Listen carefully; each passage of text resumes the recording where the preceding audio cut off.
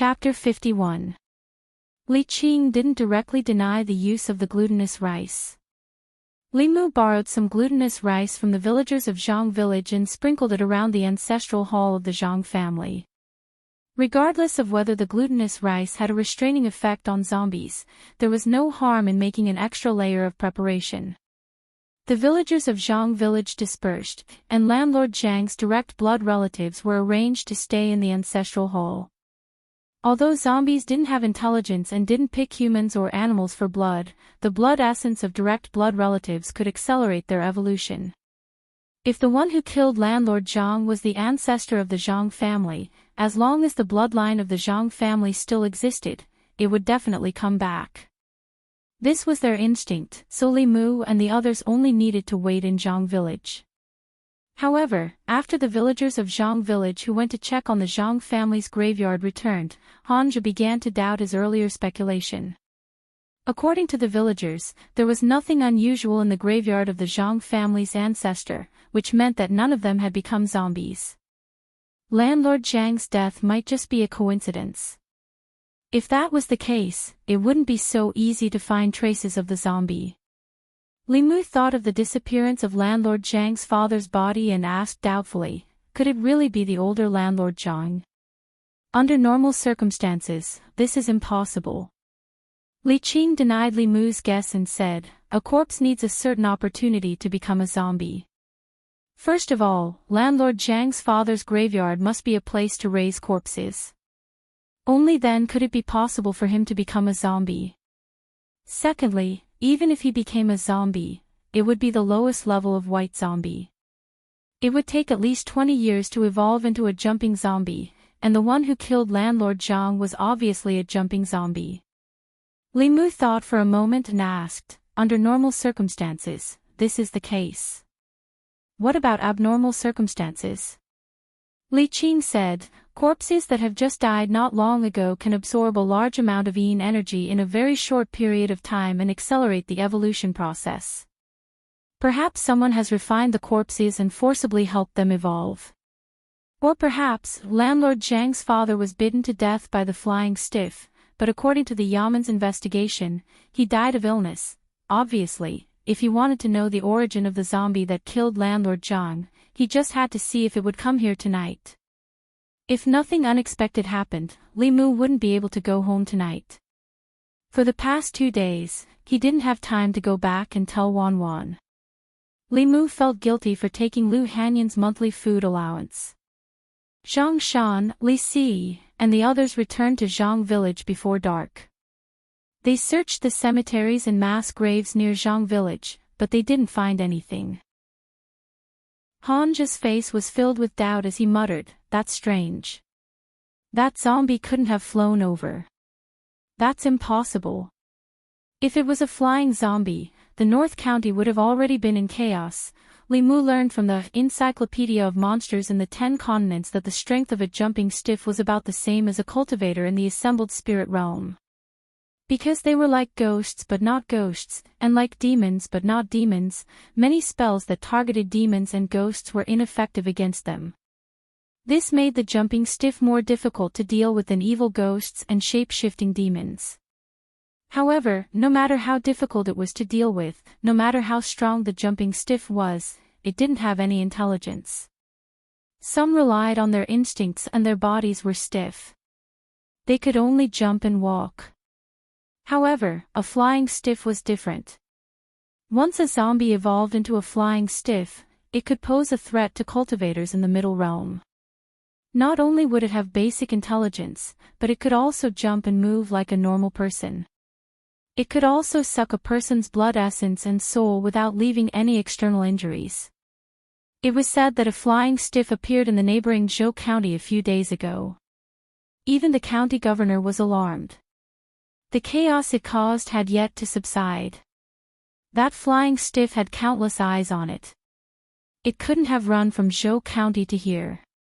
Below the flying stiff, Li Qing and Hanja were here, so it couldn't cause too much trouble. The sky gradually darkened. Zhang Shan, Li Si, and the other 4 constables held weapons smeared with rune blood and stood guard around the ancestral hall. Li Mu sat in the ancestral hall with Bai Yi in his arms, looking at the few direct descendants of the Zhang clan. Li Qing wasn't here. Although the zombie didn't have the 7 spirits, its body was extremely strong and its senses were even sharper. Li Qing was already in the assembled spirit realm. If she stayed here, the zombie might not dare to appear out of fear. Li Mu didn't know if the zombie would come. As he waited, he silently recited the Heart Sutra to cultivate. Unknowingly, it was already past the 4th hour. The Cho hour had passed. In other words, it was already past 3 in the morning. In the ancestral hall, the few direct descendants of the Zhang clan had already fallen asleep. Only 2 people were still awake. They leaned against the pillars of the ancestral hall, drowsy. Bang! Bang! Bang! Just as Li Mu was about to fall asleep, there was suddenly a hurried knock on the door of the ancestral hall. Li Mu was jolted awake. He pulled out the Bai Yi sword and walked to the courtyard outside the ancestral hall. He asked loudly, "Who is it?" "It's me." "Open the door." Zhang Shan's voice came from outside the door. Li Mu heaved a sigh of relief. He walked over and opened the door. Looking at Zhang Shan outside, he asked, "What's wrong? Did you find anything?" "I've been waiting for half the night, but I didn't find anything." Zhang Shan covered his buttocks and said anxiously, "I think I ate something bad today." "Where's the outhouse?" "I can't hold it in any longer." Li Mu pointed to a corner in the courtyard. Zhang Shan covered his buttocks and immediately ran over. Li Mu closed the door. Before he reached the ancestral hall, there was another knock on the door. Bang! Bang! Bang! This time, the knocking was even more hurried than the previous one. Li Mu was about to walk over when the 2 sturdy wooden doors collapsed with 2 muffled thuds. A tall, dark figure appeared at the door. The moonlight shone on the figure, revealing a pale face without a trace of blood. The face was full of wrinkles, and the eyes were sunken deep into their sockets. 2 fangs protruded from the corners of his mouth. He stood at the door, and a gust of yin qi came from afar. "It's here." Li Mu was shocked. He immediately took out a bamboo tube from his bosom and lit it without hesitation. A flame shot out from the bamboo tube and exploded in the night sky. Roar! The zombie made a muffled sound from its throat and pounced at Li Mu. Its knees did not bend, but it was extremely fast. It almost left an afterimage. The inch-long nails on its 10 fingers emitted a faint cold light as it stabbed at Li Mu's neck.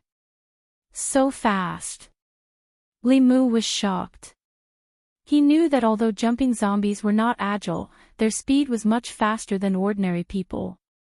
However, he did not expect them to be so fast.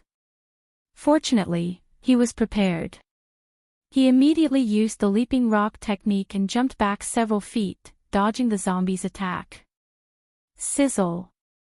The zombie jumped to the ground, but a burst of black smoke suddenly rose from its feet. Its face revealed a hideous and painful expression. It instantly jumped back and did not dare to take another step forward. Li Mu looked at the layer of glutinous rice on the ground and discovered that there was a charred footprint on it. He heaved a sigh of relief and said in his heart, "Praise Uncle Ing." Zhang Shan came out of the outhouse in the corner of the ancestral hall and asked in confusion, "Li Mu, what's burnt?" "Oh my God, what is that?" Seeing the black figure at the door, Zhang Shan's body trembled. He was so scared that his legs went soft and he fell to the ground. Sensing Zhang Shan's aura, the black figure turned around and pounced on Zhang Shan. There was no glutinous rice scattered around the outhouse. Li Mu looked at Zhang Shan and shouted from afar, "Hold your breath." Zhang Shan suddenly pinched his nose. The zombie's figure paused and stood in place. Its movements immediately slowed down. Seeing this scene, Li Mu secretly heaved a sigh of relief. The zombie could not see Zhang Shan in front of it, which meant that it could not see anything. At most, it was just a powerful jumping zombie. Li Qing and Han Zhi could easily deal with it. He reached into the cloth bag in his arms and took out a handful of glutinous rice. He sprinkled it on the zombie's body. Although the zombie couldn't see, it instinctively sensed danger and jumped away. The moment it landed on the ground, a talisman shot from the front and stuck to its forehead. His body froze on the spot, unable to move at all. Han Zhi's figure walked out from the darkness. He looked at the zombie with disdain and said, "It's just a jumping zombie. It's neither a demon nor a ghost. What can it do? Be careful." Li Mu pushed his spiritual power to the extreme and almost instantly appeared beside Han Zhi. He kicked him away, making the 10 sharp nails that stabbed at Han Zhi's neck miss. The fulu on the zombie's forehead spontaneously combusted and turned into ashes. After the attack aimed at Han Zhi missed, it changed the direction of its 10 fingers and stabbed at Li Mu's chest. Bang! His attack still didn't hit. Not only that, but after his attack missed, his entire body was sent flying. Li Qing pushed the zombie back with a palm. She stood in front of Li Mu and said, "Leave it to me. You go and protect the Zhang family. Boss, be careful." Li Mu warned her and quickly retreated to the ancestral hall's door in case the zombie suddenly attacked. After being knocked down by Li Qing, the zombie stood up in the air again. However, this time, it just stood there in the distance and was not in a hurry to attack. Although it did not have intelligence, it could feel that the woman who had just pushed it back was very powerful. Suddenly, the zombie's body rose into the air again. However, it did not attack Li Qing. Instead, it quickly retreated. After a few leaps, it disappeared into the boundless night. Chapter 52. It ran away. Li Mu didn't expect the zombie to be so cowardly. After being repelled by Li Qing, it decisively retreated and disappeared in the blink of an eye. "Han Zhi, you stay here. I'll go after it." If the zombie was allowed to escape, it would definitely harm people again. Li Qing warned Han Zhi and chased in the direction the zombie disappeared. Han Zhi had just been kicked away by Li Mu. At this moment, he crawled up from the ground with a complicated expression. He glanced at Li Mu and said, "Glutinous rice really does have a restraining effect on zombies. I was ignorant and inexperienced in the past, and my skills were not good enough." Li Mu put away his sword and said, "I'll go see if anyone is injured." Li Mu walked out of the ancestral hall and found that Li Si and the other constables were still in their original positions. It seemed that the zombie was very persistent in its target and was bent on sucking the blood essence of its own people. He gathered everyone and went back to the ancestral hall's courtyard. He used glutinous rice to form a circle outside. Han Zhi looked at Li Mu again and said, "Thank you for what you did just now." "You're welcome." Li Mu didn't care and said, "If it was someone else, I would have saved them too." Han Zhi didn't say anything else, but a young man ran out of the ancestral hall and said in horror, "It's Grandpa." The zombie just now was Grandpa. Han Zhi frowned and asked, "That zombie was the older landlord Zhang. Are you sure you didn't get it wrong?" The young man trembled and said, "I can't be wrong. It's really Grandpa. How is this possible?" Han Zhi looked doubtful and muttered, "Older landlord Zhang died not long ago. How could he become a jumping corpse? There must be a problem." Before he finished speaking, he suddenly felt a sense of danger and looked at the door. Almost at the same time, Li Mu also looked in the same direction. He saw a black shadow appear in front of the ancestral hall's courtyard again. The old landlord Zhang turned into a zombie and returned, but Li Qing didn't follow him. One of the constables panicked and shouted, "It's back. That thing is back." Han Zhi didn't expect the zombie to know how to lure the tiger away from the mountain. His face became even gloomier. He quickly said to the constables, go back to the ancestral hall and close the door. Don't come out if you hear anything. Several bailiffs dragged the young man back to the ancestral hall. Only Limu, Hanja, and the zombie were left in the courtyard. After being burned by the glutinous rice, the zombie didn't immediately charge forward. It let out a low growl and suddenly spat out a cloud of black fog. The black fog spread in the direction of Hanja and Limu. The two of them didn't dare to delay and jumped back to the entrance of the ancestral hall. The black fog didn't spread over. It only swept across the ground of the courtyard. When the glutinous rice on the ground came into contact with the black fog, it instantly turned black. Not good. Just as Hanja spoke, the zombie roared again and pounced. Without the restraint of the glutinous rice, he could set foot in any place in the courtyard. His first target was Limu.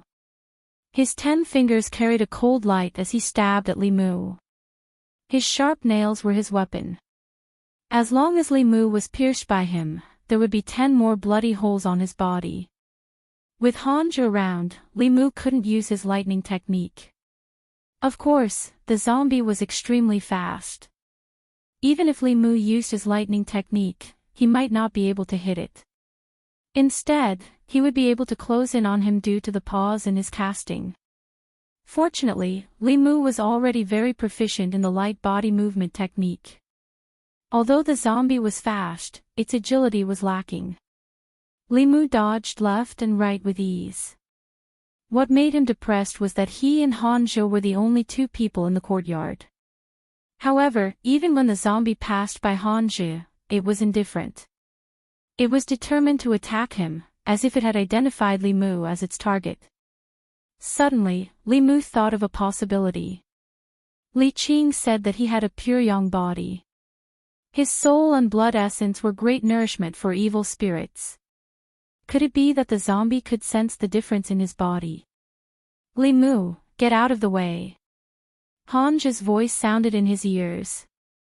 Limu rolled on the ground and circled behind a pillar in the corridor. Hanja held the wooden sword in one hand and stabbed it into the zombie's body from the front. Peachwood was the essence of the 5 wood.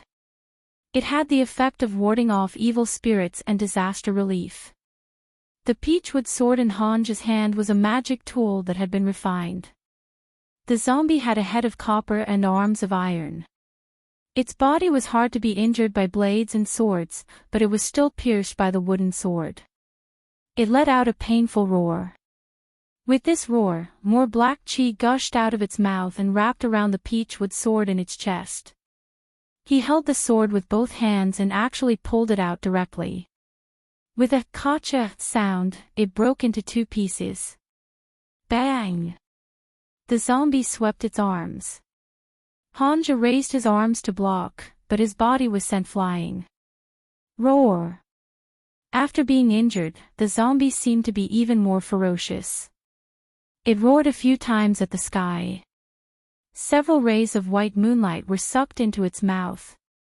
Its body swelled up and its fangs protruded from the corners of its mouth. Its fingernails turned purple and grew an inch longer than before.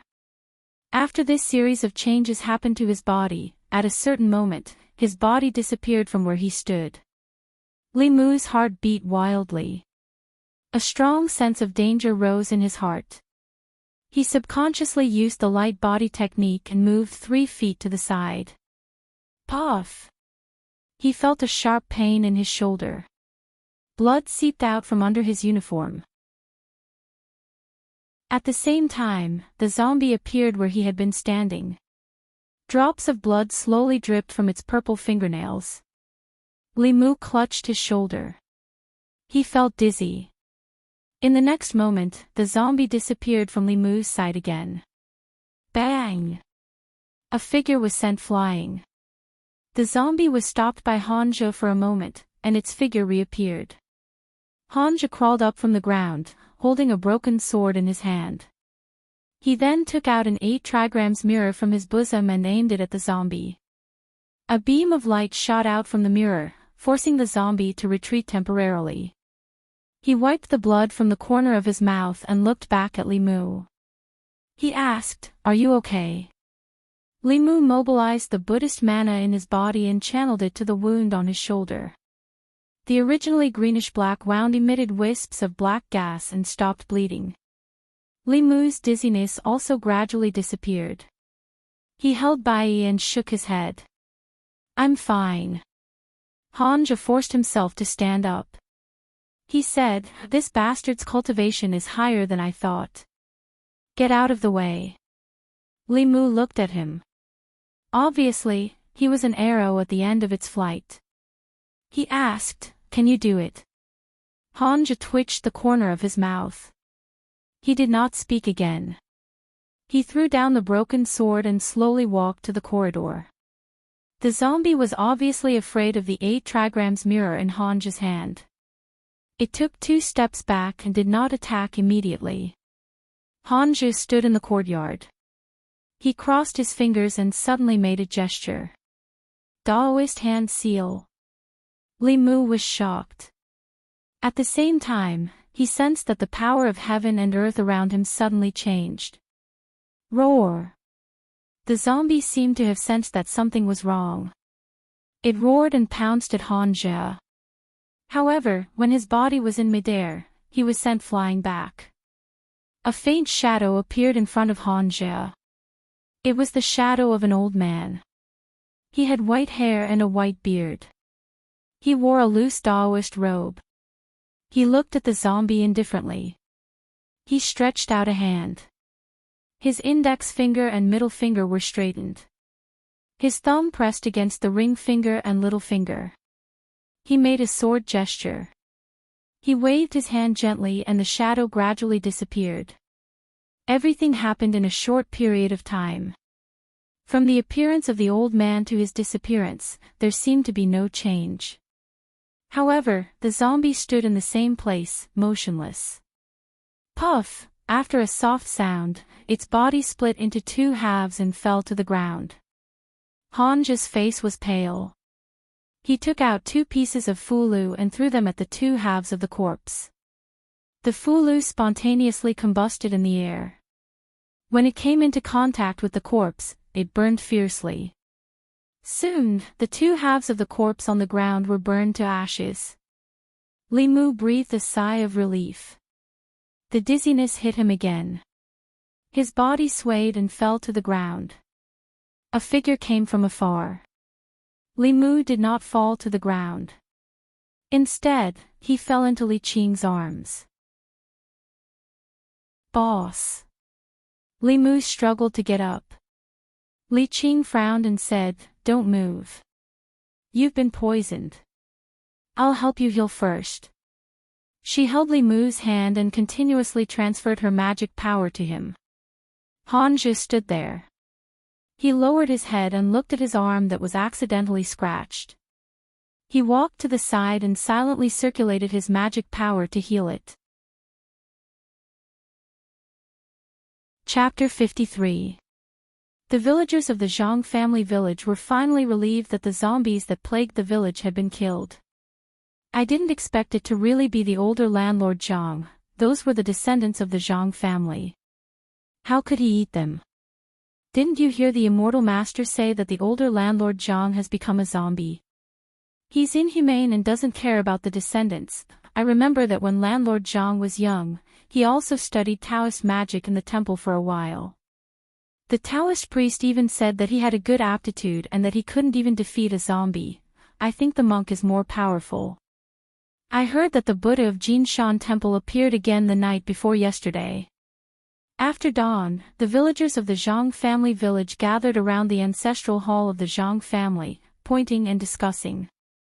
Many people didn't sleep the whole night after such a thing happened in the village.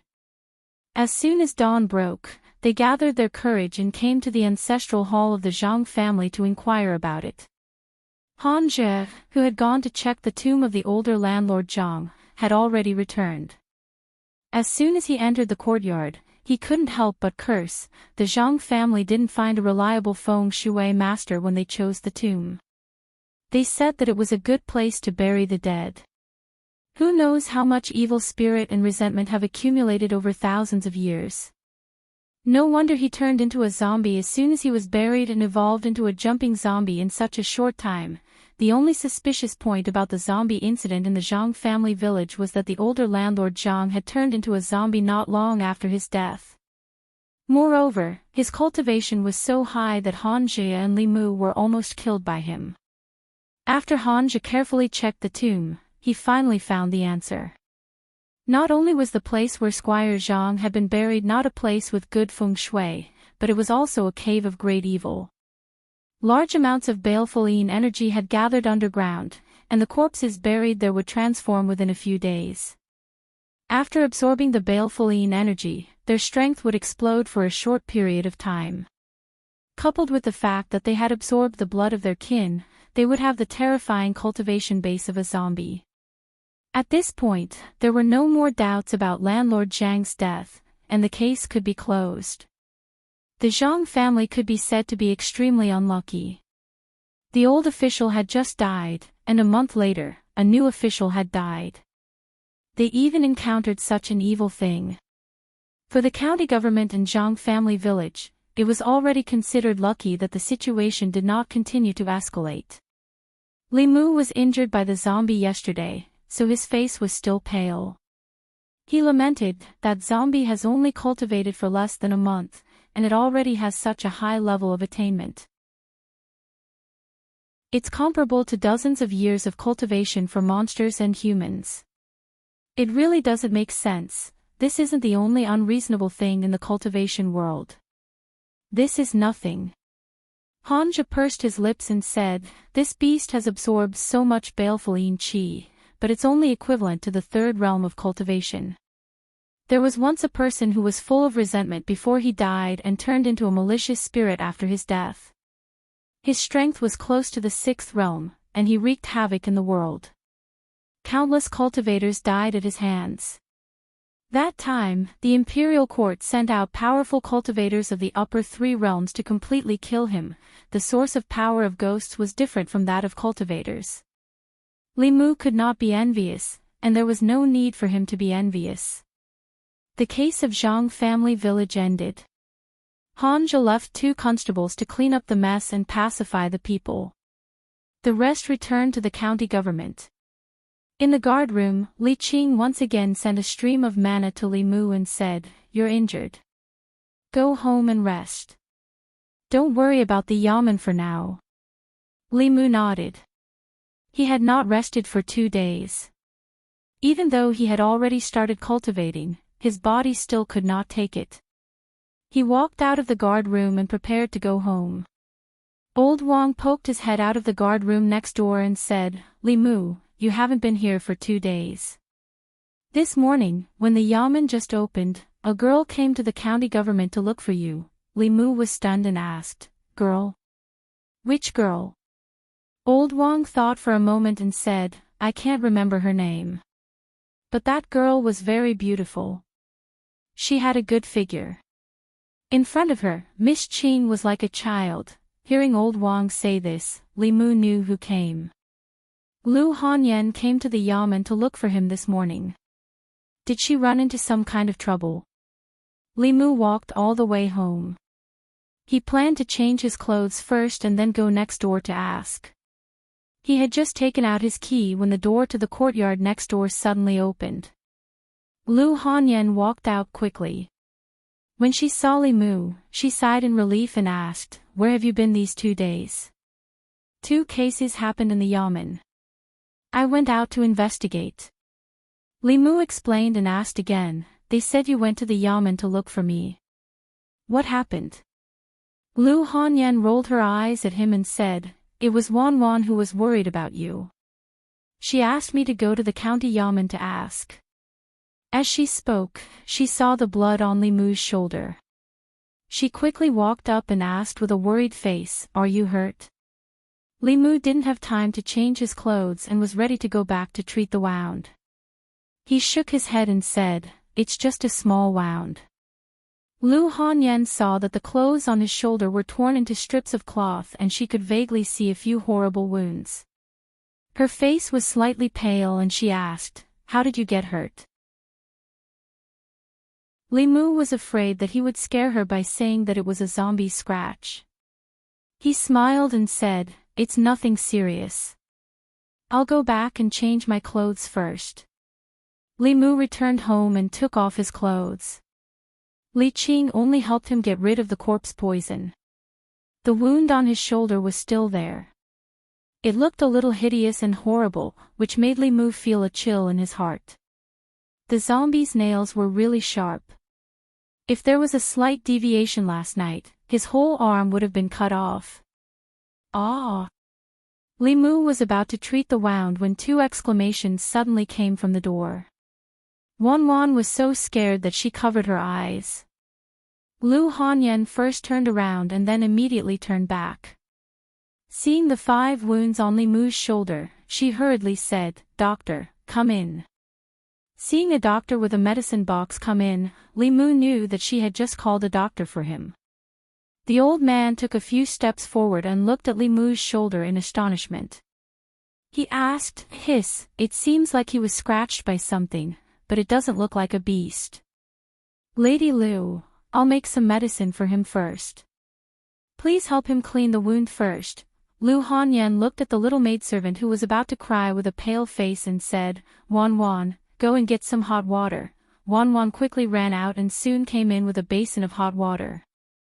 Lu Hanyan with the towel and sat in front of the bed. Li Mu quickly said, "I'll do it myself." "I can do it." Although he only exposed his shoulder at the moment, he must take off his shirt to clean the wound. Men and women should be careful. At that time, she would still be here, so it would be inappropriate. Seeing that Li Mu's other hand was not injured, Lu Hanyan handed him the towel and said, Wan, let's go out first." She walked out of the room and saw 2 figures, one fat and one thin, coming in from outside. Lu Hanyan had seen one of them and knew that he was also a bailiff of the county government. His surname seemed to be Zhang. Although she had never seen the other tall and thin one, looking at his official uniform, he should be another colleague. Li Xi's eyes swept over Lu Hanyan and no longer looked at her. Zhang Shan smiled and said warmly, "Lady Lu, you're also here. You're here to see Li Mu, right? The doctor is applying medicine for him inside." Lu Hanyan nodded slightly to the 2 of them. She changed her mind and asked, "What case did he investigate these 2 days? How did he get so seriously injured?" Li Xi did not answer, but Zhang Shan seemed to have opened up a chatterbox. He said with joy, "This case is a bit complicated. The chickens and sheep in Zhang village were sucked of blood. At first, we thought it was just 2 yellow-skinned elites, but who would have thought that there was a zombie? Last night, we fought with the zombie for 300 rounds. Li Mu was scratched by the zombie. Lu Hanyan looked at them in a daze and murmured, "Demon, zombie." Zhang Shan nodded and said, "In fact, there was a tiger demon before, but it was killed by a monk. By the way, has the doctor finished applying medicine?" "I'll go in and see." Li Xi kicked him in the leg and said, "What are you looking at?" The boss said to let Li Mu have a good rest and not disturb him. "You didn't go back last night. Why don't you go back and tell your wife?" Zhang Shan's expression changed when he heard this. He put down the fruit in his hand and immediately said, "I'll go back first. I'll come to see Li Mu later. Lady Lu, please help us take these things in." Chapter 54. The doctor helped Li Mu apply the medicine and simply bandaged his shoulder. Then, he packed up and left. After a while, Lu Hanyan and Wan walked into the room. He looked at Li Mu and moved his lips as if he wanted to say something, but stopped on second thought. Li Mu leaned against the headboard and said, "I'll give you the doctor's fee and medicine later." Lu Hanyan shook her head and said, "You're now the storyteller of the tea house. Many customers come here because of you. The tea house depends on you to make money. We can still afford to pay for the doctor's fee and medicine." Since she said so, Li Mu didn't insist. Wan trotted to the bed and looked at Li Mu with admiration. She asked, "Young master, did you really go to catch a monster?" Li Mu had just heard Zhang Shan's voice coming from outside. Presumably, the talkative Zhang Shan must have told him everything. He might even add a few more details. He smiled and said, "We didn't catch the monster, but we were almost caught by the monster." Wan squatted in front of the bed and said, "Miss has been worried about you these 2 days." Lu Hanyan glanced at her. "Who's worried? Who's been lying on the wall watching you these 2 days?" Li Mu looked up at Lu Hanyan and said, "I'm sorry. The cases in the yamen come and go all the time. I can't go home most of the time. I've made you worry." Lu Hanyan finally couldn't help but say, "It's so dangerous to be a constable, and your body. Can't you just quit being a constable? Whether it's writing or telling stories, you'll be safe. If you go on like this, you'll lose your life sooner or later." Although she knew that demons and ghosts existed in this world, it was only hearsay. She always thought that demons and zombies were things that were very far away from her. Until she met Li Mu could hear Lu Hanyan's concern. After the misunderstanding was resolved, the two of them were not only neighbors, but also friends. Her words were completely for Li Mu's sake. However, for Li Mu, being a constable could help him condense his soul. He wouldn't give it up no matter what. Moreover, there was still Li Qing in the yamen. Without her help, Li Mu probably only had less than half a year left to live. Lu Hanyan was only a normal person. The details of cultivation couldn't be explained to her. Li Mu didn't want to explain either. He only smiled and said, "Life is important, but if even a constable is so afraid of death, who will protect your safety and the safety of the common people?" He looked at Lu Hanyan and said seriously, "It's precisely because life is important that it can't be wasted. A person's life should be spent like this. When he looks back on the past, he shouldn't feel regret for wasting his time, nor should he feel shame for doing nothing. Even if I only have half a year left to live, in this half a year, I will do what I want to do, what I should do." A moment later, Lu Hanyan and Wan walked out of Li Mu's room. Wan turned her head and asked in confusion, "Miss, what does the young master mean?" Lu Hanyan was silent for a long time before she sighed and said softly, "You're still young. It's fine if you don't understand, but you have to know that there are many demons and ghosts in this world. The reason why we can live peacefully here is because there are people like him, silently protecting us in the dark." Wan nodded as if she understood and said, "I understand. The young master is secretly protecting us. He's injured now. Miss, can I stay and take care of him?" Lu Hanyan nodded and said, "I'll go boil some nourishing soup. Bring it to him in a moment." This wasn't the first time that Li Mu had seen Lu Hanyan's cooking skills, but when Wan fed Li Mu spoonful after spoonful of chicken soup, Li Mu couldn't help but have the impulse to marry Lu Hanyan. This way, he could drink this delicious soup every day. Wan moved a small stool and sat in front of the bed. She put the spoon to Li Mu's mouth and said, "Open your mouth." Li Mu opened his mouth and she slowly fed the soup to Li Mu. Li Mu originally wanted to drink it himself, but his right shoulder was injured. After applying medicine and bandaging, his entire arm couldn't move. Wan saw that it was inconvenient for him to drink the soup with his left hand, so she picked up the bowl and fed him. Ever since Li Mu was weaned, he hadn't been served like this. The little maid was really considerate. He didn't dote on her for nothing these days. Wan fed Li Mu soup and asked curiously, "Young master, can a tiger spirit talk? What do zombies look like?" The books say that zombies can suck human blood and jump when they walk. Is it true? Li Mu said leisurely, "They can talk. Not only can they talk, but they can also turn into humans. Zombies can suck the blood of humans, cows, and sheep. They don't just jump when they walk. The powerful zombies can not only walk like humans, but can also fly." When Li Qing walked into the room, she saw Li Mu lazily leaning against the bed. A pretty little maid was feeding him soup spoonful by spoonful. "Boss," Li Mu almost choked. When he was about to stand up, Li Qing waved her hand and said, "Sit down. I came to see you and give you a piece of fulu. Later, you can turn it into talisman water and drink it. After you recover, there won't be any scars left on your body." Li Mu took the fulu from Li Qing and said, "Thank you, boss." Li Qing added, "You can rest at ease and recuperate first. You don't have to go to the government office for the time being. Lord Zhang has already reported that glutinous rice can restrain zombies. It should be of help to the cultivators in Zhou County. When the disaster there is over, the county governor may reward you." Li Mu nodded and asked, "What about Huang Shu and his wife?" Li Qing said, "The Zhang County magistrates asked people to exchange some medicinal herbs for silver to compensate the villagers. The 2 demons were also released back to the mountain."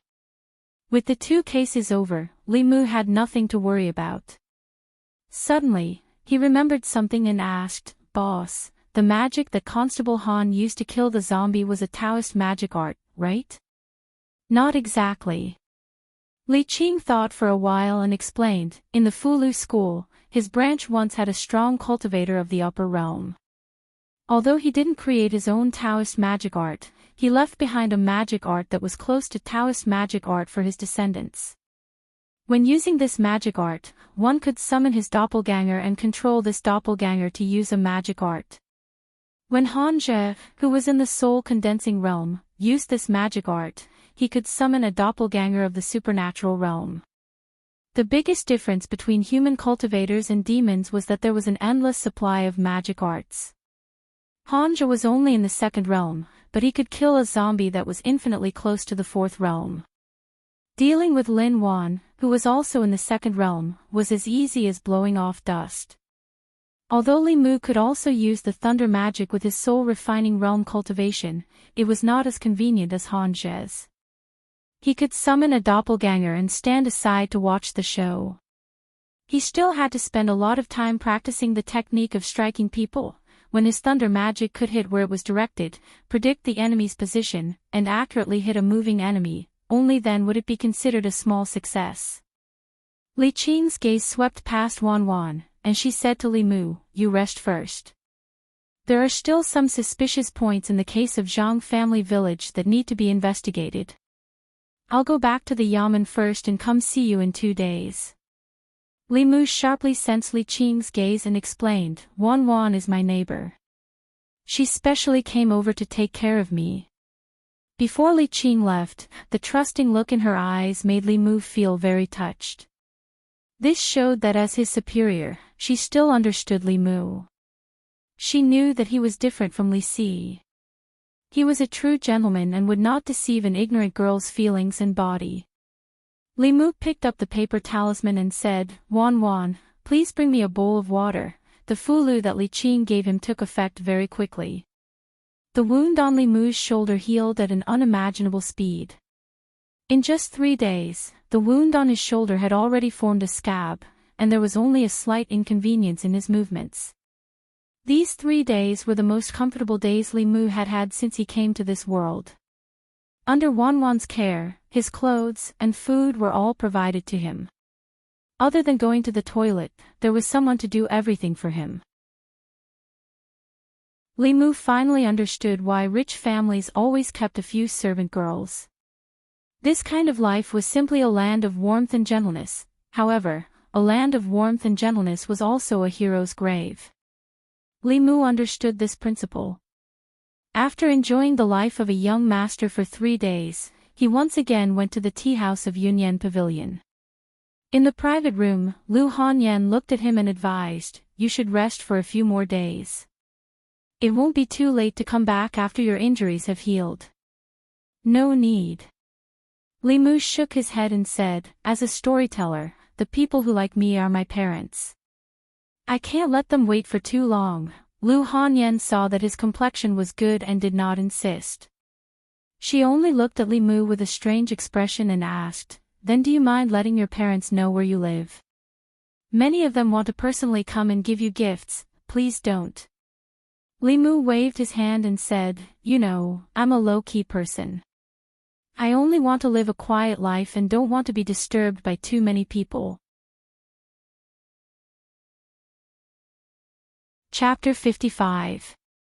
Yunyan Pavilion, Tea House. After the rooster crowed, the old man still didn't dare to go back.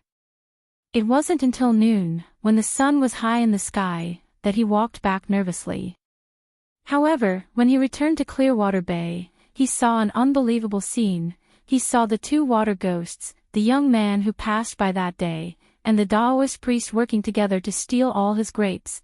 After a few days, the young storyteller finally returned. Everyone heard the ending of the story of the water ghost and the old man as they wished. Although many people were shocked by the sudden turn of events and slammed the table in anger, they had no choice but to admit that this unheard-of plot was much more exciting than listening to other storytellers. This young storyteller would tell 3 to 5 stories a day.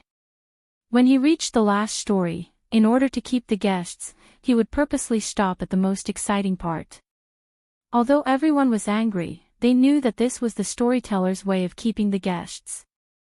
At most, they would curse a few words, but they wouldn't rush up the stage to beat the storyteller up. In Yuntai County, there was a county magistrate named Li. His family was very rich and raised 7 beautiful concubines. His treasures were piled up like a mountain. One day, County Magistrate Li suddenly died. A Taoist priest came to his house and said that he could bring him back to life. The Taoist priest gave County Magistrate Li's old servant a paper bag and warned him to look at it only when the situation was critical. After that, the Taoist priest disappeared. When the old servant returned home, he couldn't help but open the paper bag and secretly look at its contents. What was written on the paper was, if you want to know what was written on the paper, tomorrow at the same time. Be there or be square, the gripping story, the familiar. If you want to know what will happen in the future, wait for the next episode. The guests below the stage angrily shouted a few times, bastard, this again, I'll break your legs, and so on. Then, they scattered while cursing. Limu slipped out of Yunyan Pavilion through the back door. He estimated that at this speed, he would be able to gather all the anger he needed to condense the second soul in 10 days and half a month. If he had enough courage to refine the anger, he would be able to refine the second soul immediately. He did not know if the tiger demon was bold enough. If it was not, he would have to find other opportunities. Old Wang's theory of survival of the fittest was cruel, but it was a realistic law of survival. Limu would not kill demons and take their souls for the sake of cultivation, but if the evil demons were executed on the spot, he would not waste his courage. It was not that there were no shortcuts on the road of cultivation, but one had to stick to one's heart and bottom line. Limu was always using Li Qing's words to ask himself. He went to the duty room and saw Zhang Shan, Li Si, and Old Wang eating watermelon around the table. Zhang Shan looked up and asked in surprise, Limu, why did you come to the yamen instead of recuperating? Limu picked up a slice of watermelon and said, the boss gave me a fulu for treatment. I'm almost healed. Zhang Shan shook his head and said, you've just recovered and you're already here. You're really getting more and more diligent, Old Wang asked Limu while eating the watermelon. Where did you learn that glutinous rice can restrain zombies? I've looked through hundreds of books, but I couldn't find any record of it. Limu said, a Taoist priest told me when I was young. It might be his secret method. It's also possible. Old Wang threw away the watermelon peel and said, you have to write this down in the Encyclopedia of Monsters in the 10 Continents. Later on, when people encounter zombies, they will have one more way to defend themselves. He wiped his mouth and asked, by the way, did you take the zombies' courage? Limu was stunned for a moment and asked, zombies also have courage. Zombies have been dead for so long that their spirits have long been scattered. Of course not. Old Wang shook his head and said, but you don't think that zombies only suck human blood when they harm people, do you? Old Wang read a lot of books and his knowledge was much broader than Li Mu's. Li Mu looked at him and asked, "What else?" Old Wang picked up another slice of watermelon and said, "White zombies and black zombies only suck human blood. They just became zombies not long ago and can only suck human blood. But jumping zombies are different. Not only can they absorb the moonlight to cultivate, but they can also absorb the human spirit when they suck blood. A jumping zombie with decades of cultivation has accumulated a lot of people's courage in its body. It's much more useful than monsters," Li Mu said regretfully. "Why didn't you say so earlier?" Old Wang shrugged. "You didn't ask earlier." Li Mu really didn't know this. If he had known earlier, he would have asked Hanja to burn the zombie later. But on second thought, old landlord Zhang was different from those jumping zombies with decades of cultivation. He had died less than half a month ago and had only bitten one person and 2 sheep. There shouldn't be much courage left in his body. Thinking of this, he didn't feel so regretful. It's not too late to know now. Old Wang finished the watermelon quickly and said, "The zombie disaster in Zhou County hasn't been solved yet. If you go to Zhou County now, you should be able to absorb a lot of courage. Many cultivators in Beijing have gone to Zhou County. In addition to helping to quell the zombie disaster, they should also have the same idea." Although the courage of the zombies in Zhou County was very attractive to Li Mu could still weigh his own weight. A jumping zombie almost killed him. Zhou County even had flying zombies. Wasn't it better to follow Li Qing and kill a few evil monsters?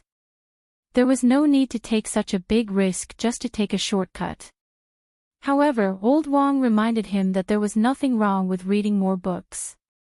If Li Mu was as knowledgeable as Old Wang, he wouldn't have wasted so many opportunities.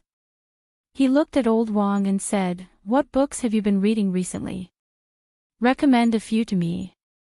Old Wang thought for a moment and said, "Picking Flowers, A Curtain of Spring Dreams, Beautiful Empress of 10,000 Demons, and Strange Stories from a Chinese Studio. It was just published yesterday. It really opened my eyes. There are people and ghosts, people and demons, people and ghosts and demons, there are female ghosts, snake demons, and even dragons. I have to admit that the person who wrote this book is really a genius." When Zhang Shan heard this, he immediately became spirited and said, "Old Wang, when you finish reading these books, lend them to me." Picking Flowers, Spring Dreams, Beautiful Empress didn't sound like a serious book. How could it be compared with Strange Stories from a Chinese Studio?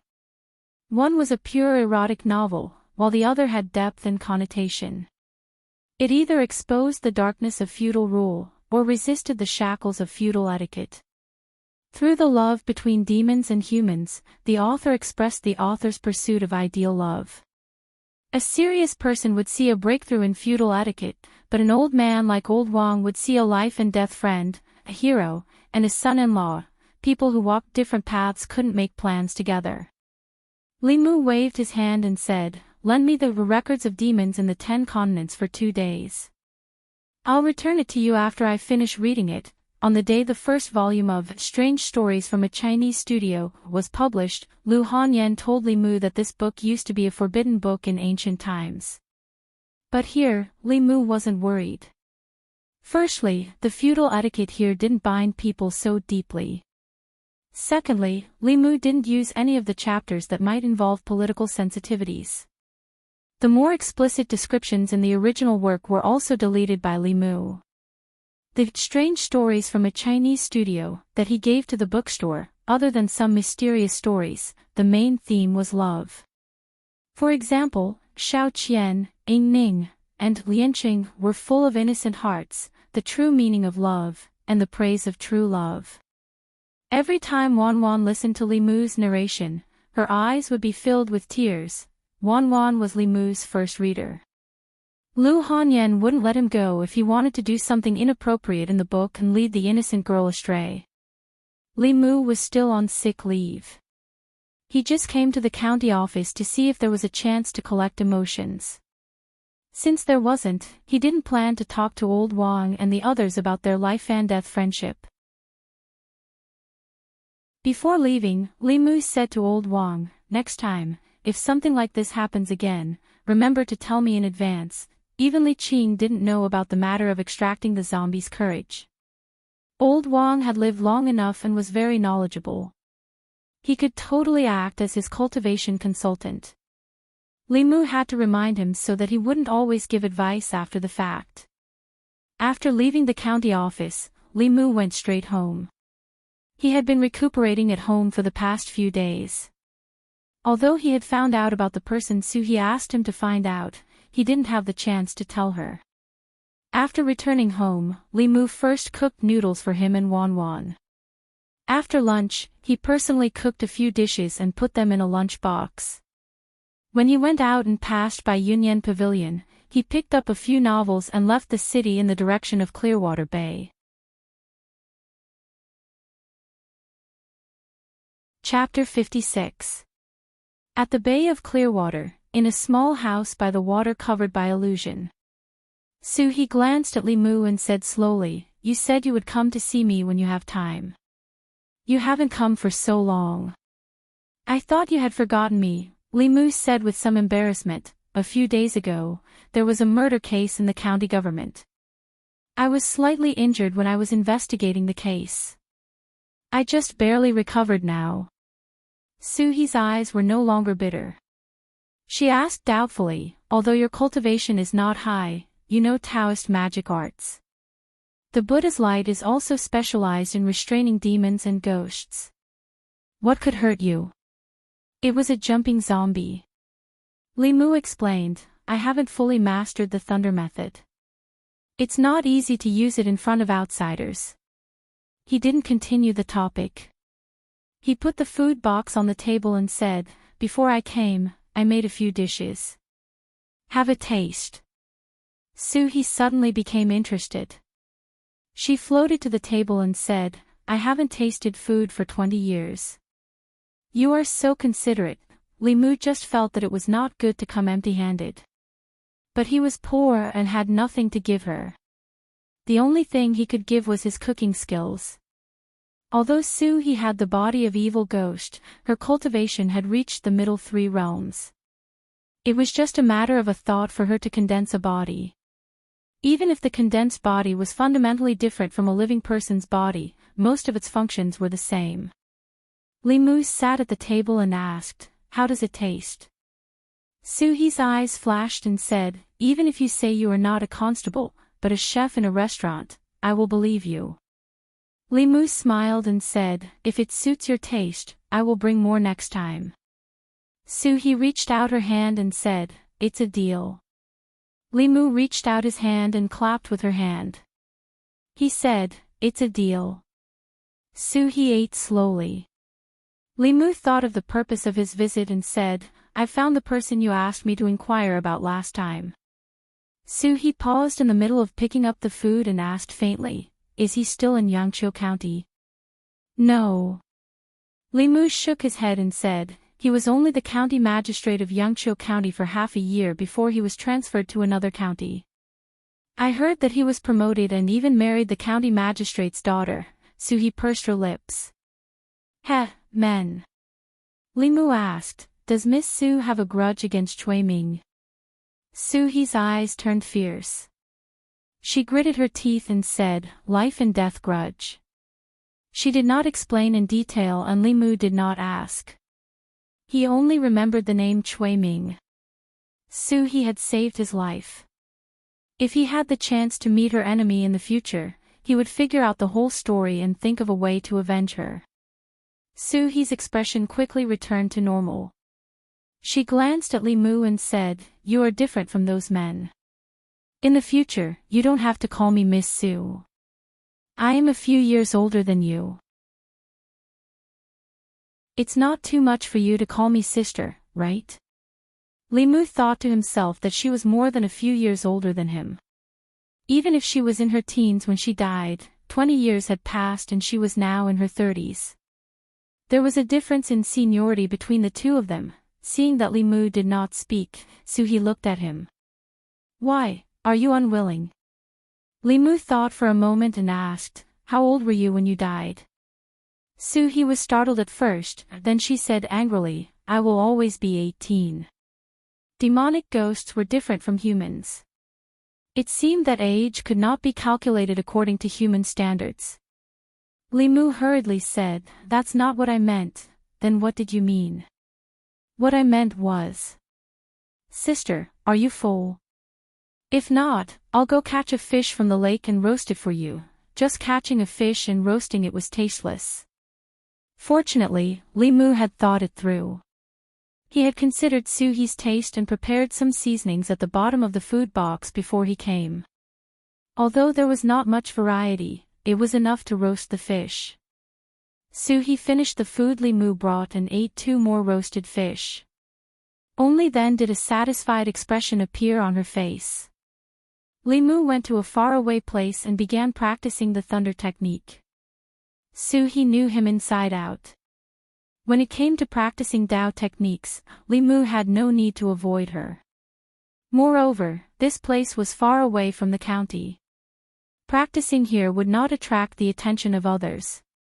Li Mu could practice without worry. Boom! A bolt of lightning fell from the sky, but it did not hit the ground. Instead, it flew towards Suhi. Li Mu was shocked. When he saw Suhi wave her sleeves, he realized that she had taken the initiative to attract the lightning. When the lightning entered Suhi's body, her body only trembled. Then she looked at Li Mu and said, this is indeed not an ordinary lightning. The Tao technique you used is also not an ordinary Tao technique. The scripture you used to save Lin Wan was also a little different. 3 years ago, there was a monk who wanted to save me. Their Buddha's light was not as powerful as yours, Li Mu sighed in his heart. His strongest attack could not hurt Suhi at all. The difference in strength between the middle realm and the lower realm was too great. This thunder technique is not ordinary. Wait until you reach the soul condensation realm before you use it. Even I would not dare to take it head on. Suhi flew over and said, wait until you are proficient in this thunder technique. Below the middle realm, there will be few who can match you. Try to continue attacking me, with Suhi as his sparring partner, occasionally giving Li Mu some pointers. He became more and more proficient in the use of the confrontation formula. In the beginning, he missed every time, but in the end, he could already predict and interrupt her attack route. Although he still could not accurately hit her, as long as Li Mu practiced diligently, it was only a matter of time. A moment later, Li Mu's Fa was exhausted and he sat on the grass to rest. Suhi lazily laid down beside him and began to flip through the novels that Li Mu brought her. The first few books, after flipping through a few pages, she threw them aside. Those scholars, after 20 years, their routines had not changed at all. Mediocre youngsters who had a fortuitous encounter, slaying demons and eliminating evil for the people. Finally, they became famous all over the world, surrounded by beauties, and walked to the peak of life. She was already tired of reading these stories 20 years ago. Only this book called Strange Stories from a Strange Story. Every story was short, but it was thought-provoking. In the story, whether it was humans, demons, or ghosts, they were all made of flesh and blood. Unknowingly, she was fascinated by it. In those novels on the market, demons and ghosts were almost all evil. They sucked people's blood essence, stole people's souls, and brought disaster to the world. The protagonists in the stories often took it as their duty to slay demons and devils. But in this Strange Stories from a Strange Story, demons and ghosts were no longer evil. They also had human emotions. They were affectionate and righteous, true to their nature. The author of a book would often express their thoughts and views in the book. From this, it could be seen that this person called Pu Songling had a fair heart towards demons and ghosts. Suhi looked at Li Mu and asked, is there more at the back? Li Mu turned his head and said, only 1 volume has been published so far. I don't know when the second volume will be published. Next time, I'll give you the manuscript at the back. Suhi was slightly stunned. She looked at him and asked, "You wrote this?" Li Mu said sorry to Pu Songling in his heart. There was no Mr. Strange Stories from a Strange Story in this world. In the eyes of Lu Hanyan and Wan Wan, Li Mu was Pu Songling. There was no need for him to deny it in front of Suhi. Otherwise, when she found out in the future, she might blame him for hiding it. He said casually, "The salary of a bailiff is not high. In my free time, I write novels to earn some royalties to support my family." It was not that Suhi did not believe in Li Mu. She was just surprised that he, as a bailiff, could write such a delicate and touching story. After accepting this fact, she closed the Strange Stories from a Strange Story in her hand and said, "These stories are beautiful, but in reality, there are not so many infatuated men." Li Mu knew that she was prejudiced against men. This kind of view could not be changed in a short time. He could only say, "In this world, there are not many infatuated men, but not all of them are heartless people." Suhi said, "Only someone with a pure heart like you can write such a story." Li Mu said, "Demons and ghosts are not all evil things that bring disaster to the world. I just wrote what I thought in my heart. What is written in the book is what you think in your heart." "Of course." Suhi nodded and said, "I have one more question." Li Mu asked, "What question?" "Why do the humans in the book always have sex with female ghosts?" Suhi looked into his eyes and asked, "Is this also what you think in your heart?"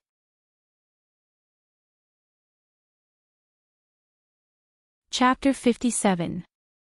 Li Mu gave Suhi Strange Stories from a Strange Story because he wanted to change her prejudice against men, not because he wanted her to worry about such a pointless question.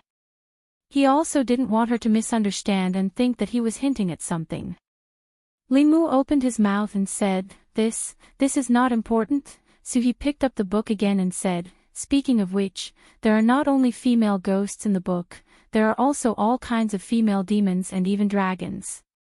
You don't have any weird fetishes, do you?" "Of course not." Li Mu said with a straight face, "I'm not married yet, and my primordial young is still there. How could I have such fetishes? What I want to express is that love has no boundaries. No matter if it's a human, demon, or ghost, they all have the right to pursue love," Suhi said indifferently. "Even if you do, it's nothing. After all, I'm still your sister. Do you want me to catch a female ghost that can only materialize and give it to you next time? I still have things to do at the yamen. Goodbye." After leaving Clearwater Bay, Li Mu let out a long sigh of relief. The first time they met, he knew that Suhi was not easy to deal with. After they got familiar with each other, she drove so fast that Li Mu could not keep up with her. A female ghost with 20 years of cultivation was indeed different from Lin Wan, who had just died. Next time, he should not give her the latter part of Strange Stories from a Strange Story, in case she thought that Li Mu was hinting at something and turned Li Mu into her own kind on a whim. This was not the first time she had such thoughts. Li Mu treated her as a friend, but she always wanted Li Mu's life. Friendship was friendship, but when it was time to guard against her, he still had to guard against her. When he returned to the county and passed by the bookstore, Li Mu glanced at it from afar. Strange Stories from a Strange Story had been officially on sale for 2 days. From the sales, it was not very high, but the bookstore would not lose money. In fact, it would make a small profit. Yunyan Pavilion was just a newly opened bookstore in Yangqiu County. Its influence was limited to Yangqiu County. It only had a limited number of readers, and there was competition from other bookstores. It was impossible to achieve financial freedom for a book to become popular. Fortunately, those who could read usually came from well-off families. Every bookstore had a fixed number of customers. The Yunyan Pavilion had just opened, so it was the time to attract customers. Although Strange Stories was also a supernatural novel, its content was all-encompassing.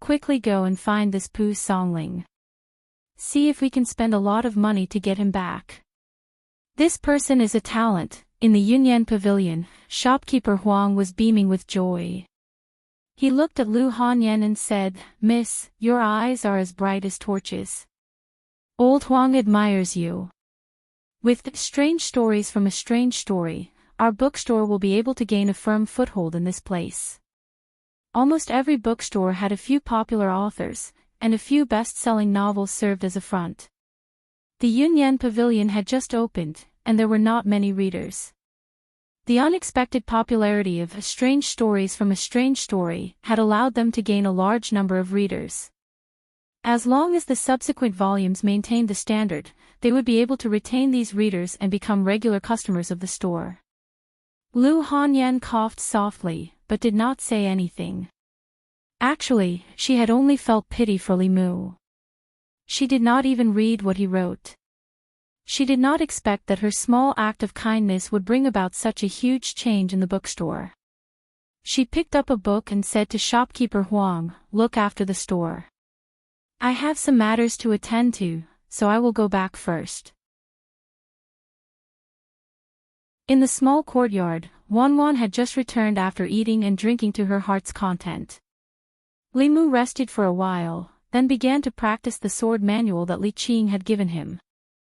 Although the Bai sword was an immortal weapon, it was the same as a normal sword. Only when it was combined with sword moves could it unleash its greatest power. When Li Qing battled with the tiger demon only relied on its brute strength and instincts to fight against wild beasts. Li Qing relied on her nimble movements and sword moves to easily suppress the tiger demon even though she did not have the advantage in terms of strength. At that time, Li Mu was determined to consolidate these basic skills. These basic skills could not be learned quickly. There were more than 10 basic sword moves. If he wanted to practice more complex sword techniques, he had to first learn these basic sword moves. Sword piercing, cloud sword, chop sword, hang sword, sweep sword, point sword. Under the scorching sun, Li Mu patiently practiced these basic sword moves over and over again in the courtyard. Only when his entire body was drenched in sweat and he could no longer raise his arms did he put down his sword. He took off his outer and inner robes, leaving only his trousers on. He poured a bucket of cold water over his head, and the cold feeling spread from the top of his head to the rest of his body. He felt indescribably comfortable. After being reborn, Li Mu was quite satisfied with his body.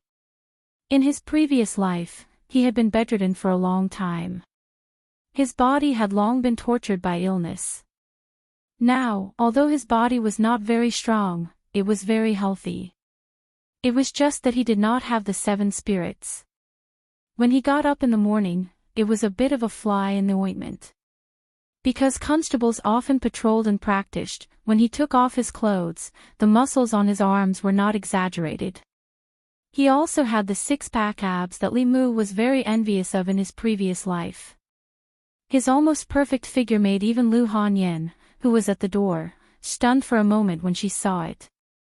The next moment, she quickly covered her eyes and exclaimed, "Why are you not wearing clothes? I just finished practicing and went to take a shower." Li Mu explained. Suddenly, he froze on the spot. Although Lu Hanyan covered her eyes, her vision still leaked through the gaps between her fingers. Not only that, at this moment, in Li Mu's eyes, her body was shining with a faint light. Yellow light. Of the 7 emotions and 7 colors, yellow was desire. Li Mu swore that from the beginning to the end, he really only treated Lu Hanyan as a friend. He never thought that when he treated her as a friend, she actually wanted to. Li Mu hurriedly guided this trace of desire over. This was the first trace of desire he had collected. Thinking that other people relied on hard work to cultivate, but he actually had to rely on his body, he could not help but feel sad. The light on Lu Hanyan's body flashed and disappeared. She said angrily, "Hurry up and put on your clothes."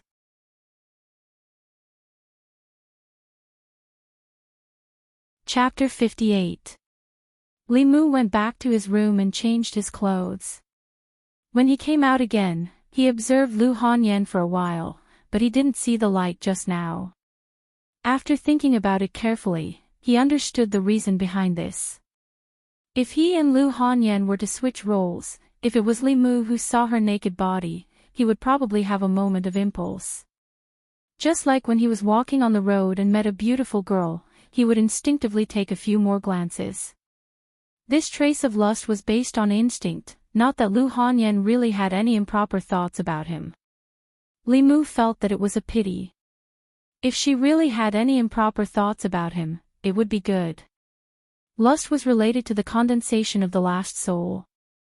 It was better to let her take a few more glances than to sell her body. Lu Hanyan looked at Li Mu with a slightly red face. She wanted to forget the scene just now, but the more she wanted to forget, the clearer the image became. She coughed softly, looked away from Li Mu, and changed the topic. "I'm here to ask you, have you finished writing the second volume of Strange Stories from a Strange Story? Li Mu nodded and said, "It's done. I'll bring it to you later." Lu Hanyan said, "There are many people who liked Strange Stories from a Strange Story. After the second volume, I suggest that you and the bookstore distribute the profits according to the profits. At that time, after excluding the printing and labor costs, you can get 50% of the total profits. Do you have any problems with this?" Li Mu understood the market. Ordinary authors could only get 30% of the profits from books. The more famous authors could get 40%. Lu Hanyan gave him 50%, which was already very considerate. Naturally, there was no problem. Lu Hanyan held a book of Strange Stories from a Strange Story, and said to Li Mu, "I have a question." Li Mu raised his eyes and looked at her. "What question?" Lu Hanyan looked at Li Mu with a strange look and asked, "Why is it that in your book, the ones who fall in love with human men are either beautiful female ghosts or shape-shifted female demons?" "Is it?" Without waiting for her to finish, Li Mu explained, "Of course it's because the readers like it. That's why they'll buy it. In order to make money, I have no other choice. I'm not interested in female ghosts or demonesses. I still prefer beautiful women. What I mean is, I still prefer human women." Lu Hanyan looked at him strangely and said, I understand. Before Lu Hanyan left, the way she looked at Li Mu made him very depressed. He just wanted to copy books to make some money. It was not worth it to be seen as a pervert who would be attracted to a female ghost and a fox. Li Mu sighed and returned to the study. He opened the Records of Monsters in the 10 Continents and started reading. Strange Stories from a Strange Story was just the imagination of a poor scholar. In reality, there was no story of a fox turning into a human and repaying him with her body. In the Records of Monsters in the 10 Continents, there was no record of a fox repaying a debt of gratitude. However, there were a few detailed accounts of a fox taking revenge. The most recent case related to this happened 30 years ago. A county magistrate of a certain county killed a nest of foxes for no reason. He skinned the foxes and made them into fox skin quilts. However, what he did not know was that one of the foxes actually escaped. 20 years later, the fox had successfully cultivated and slaughtered the county magistrate's entire family. It skinned them and pulled out their tendons. Their corpses were hung in front of the county magistrate's gate. Although the fox was killed by the imperial court in the end, it made people have a deep understanding of the fox clan's vengeful nature. Looking at the story about foxes, he wondered what happened to the little fox he saved last time. He hoped it would not fall into the hunter's trap again. Li Mu was distracted for a while and continued to flip through the pages in his hand. Outside Yangshuo County, there was a secluded valley in the mountains that was rarely visited by humans. A few foxes were jumping and playing in the mountains. An old woman walked into the valley and the group of foxes immediately rushed over. Grandma, you're back. Grandma, what good things did you bring us this time?" It's roast chicken. I smell roast chicken. Grandma, I want to eat roast chicken. The foxes that could speak human language surrounded the old woman and jumped non-stop. The old woman put down the basket she was carrying at her waist and took out a few roast chickens. She distributed them to the foxes. The foxes held the roast chickens in their mouths and ran away quickly. Only a white fox remained in the same place. It looked at her eagerly and said softly, "Grandma, Granny hasn't forgotten you." The old woman smiled and took out a thin book from her bosom. She said, "This book is the best seller in the city. Tell me, you don't like roasted chicken, but why do you like these things written by humans?" "If I had known, I wouldn't have taught you how to read." In the old woman's nagging, the little fox held the book in its mouth and ran under the tree. It put the book called Strange Stories from a Chinese Studio on the ground and used its small claws to flip open the pages and read seriously. This story called Xiao Qian made it tear up. When it saw the ending where Xiao Qian and Ning Kaichen lived happily together, its tears turned into laughter. In the story of A Fragrance of Lotus, why did the fox spirit and female ghost get together with humans? Could the fox spirit and female ghost also fall in love with humans? Then it saw Fox Couplet.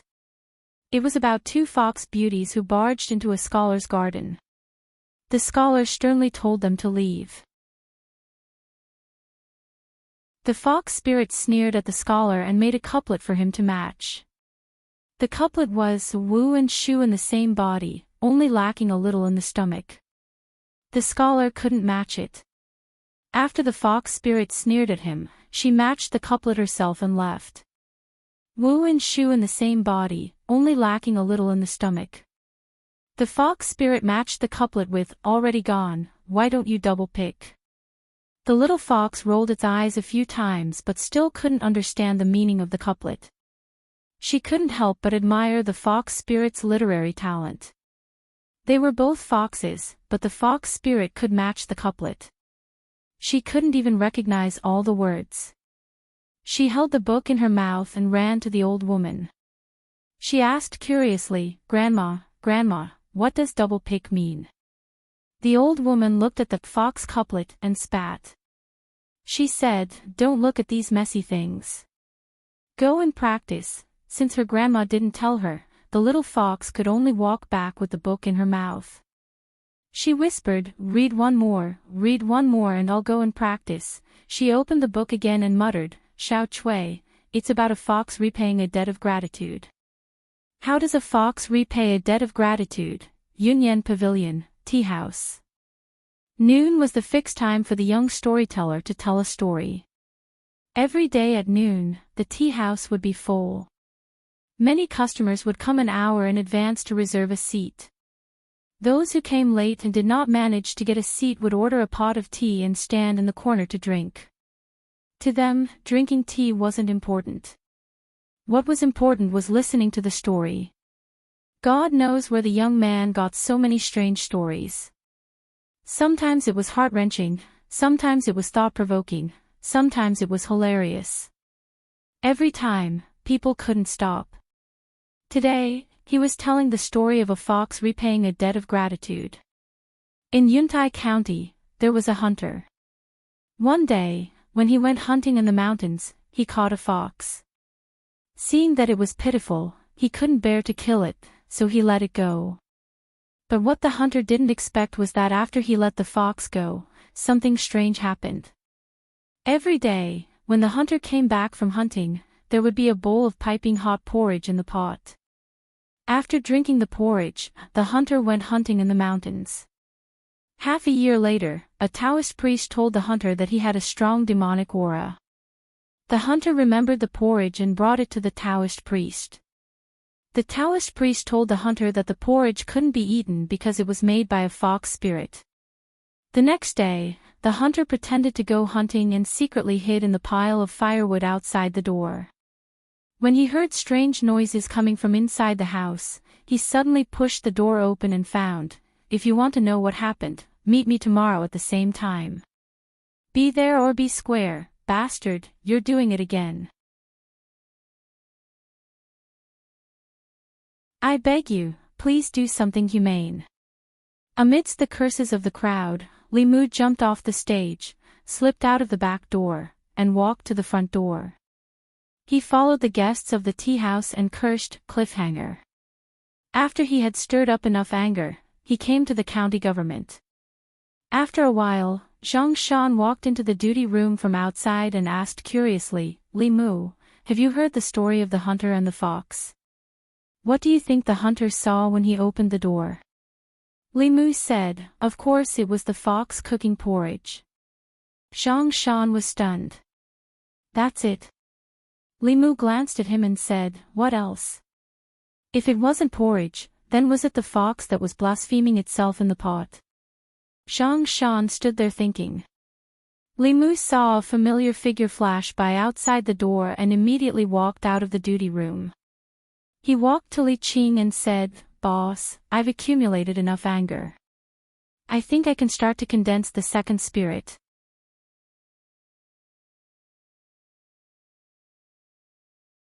Chapter 59. The courage of the tiger demon was extraordinary. Li Mu could not refine the anger in his body. When it met the pure courage of the tiger demon, it melted instantly. After the sun had set, Li Mu sat cross-legged on the bed with his 5 hearts facing the sky. He said in a low voice, the 9 cycles of plain qi, the soul controlling evil, the heavenly beast guarding the door, the delicate girl guarding the pass, the 7 souls and softness are at peace with me, do not act rashly. After a few minutes, he suddenly opened his eyes and said, concealed arrow, condense. Within Li Mu's body, the gray light that represented anger flashed. It disappeared from the surface of his body into the depths of his flesh. At the same time, Li Mu once again felt the familiar feeling when he condensed the first soul. When the second soul was condensed, the instantaneous increase in his mana was equivalent to a month of cultivation. Li Mu sighed in relief. Although he had only condensed 2 of the 7 souls, it had only taken him a month. If he could condense 2 more souls in the next 4 months, he would be able to break through the half-year limit that the Taoist priest said. After condensing the second soul, Li Mu tried to use the Tao techniques that he could not use before. He found that although his mana had increased, he could only master the first 2 words of the 9 syllables mantra. The only thing was that the casting time was longer than before. Endurance was always a good thing. What he needed to do next was to prepare for the 3rd soul of the sparrow shade. Condensing the sparrow shade required a large amount of grief. Li Mu had already found the method to collect grief. However, Lu Hanyan had not finished arranging the script of Butterfly Transformation. No matter how anxious Li Mu was, it was useless. He wanted to ask Lu Hanyan, but she did not come yesterday. However, today was the day that her youth-retaining talisman lost its effect. Li Mu finished the youth-retaining talisman and prepared to ask her when she came to collect it. However, Li Mu waited until night time, but Lu Hanyan did not appear. Li Mu lit a charcoal fire in the courtyard and placed the skewers of meat on it. Not long after, Wan ran over from next door and squatted beside Li Mu to watch. Li Mu handed her a skewer of barbecued streaky pork and asked, "Where is your miss?" Wan said while eating, "Miss is in the shop." "She hasn't come back yet." Li Mu asked, "Is the shop very busy these days?" Wan nodded and said, "The tea houses and bookstores have a lot of customers, especially the bookstores. As soon as the new books are printed, they will be sold out." A few bookstores asked about the author of strange stories from Liao Zhai, but young mistress didn't tell them. There was also a bookstore that wanted to buy strange stories from Liao Zhai, but young mistress didn't agree. Lu Hanyan was a woman, but she dared to wander around in an unfamiliar place with a servant girl. She had to resist pressure from all sides. It was indeed not easy. Li Mu had Wan bring the youth-retaining talisman back to her. Ever since his mana increased, the effectiveness of the youth-retaining talisman increased from 3 days to more than 6 days. The effectiveness of Fulu was mainly related to 2 factors. One was the quality of the materials used. Ordinary cinnabar and yellow paper could only carry a limited amount of mana. No matter how powerful the talisman writer was, he would not be able to draw a fulu that exceeded the limits of the materials. The second was the cultivation of the talisman writer.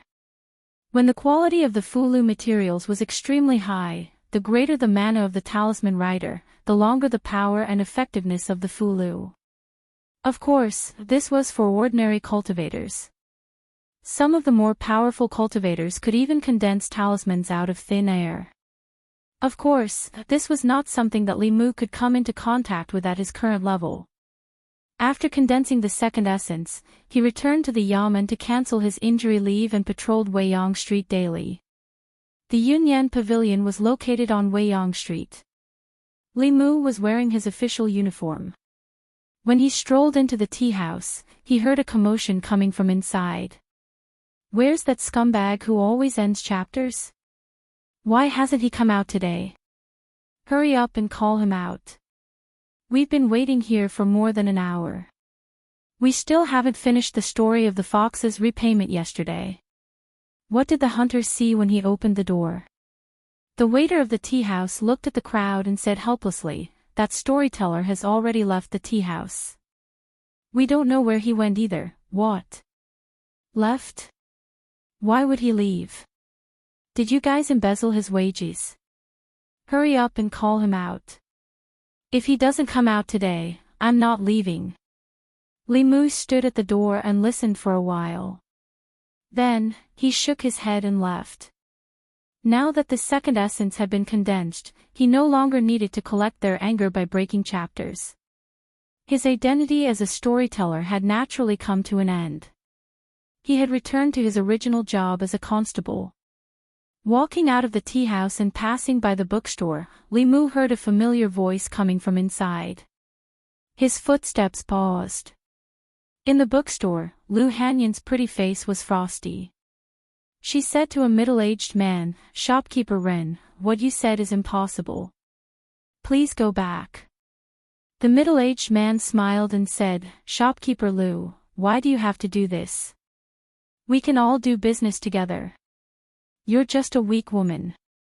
Don't you feel tired running such a big store? I'm just helping you out of kindness," Lu Hanyan said with a cold face. "Shopkeeper Ren, you don't have to worry."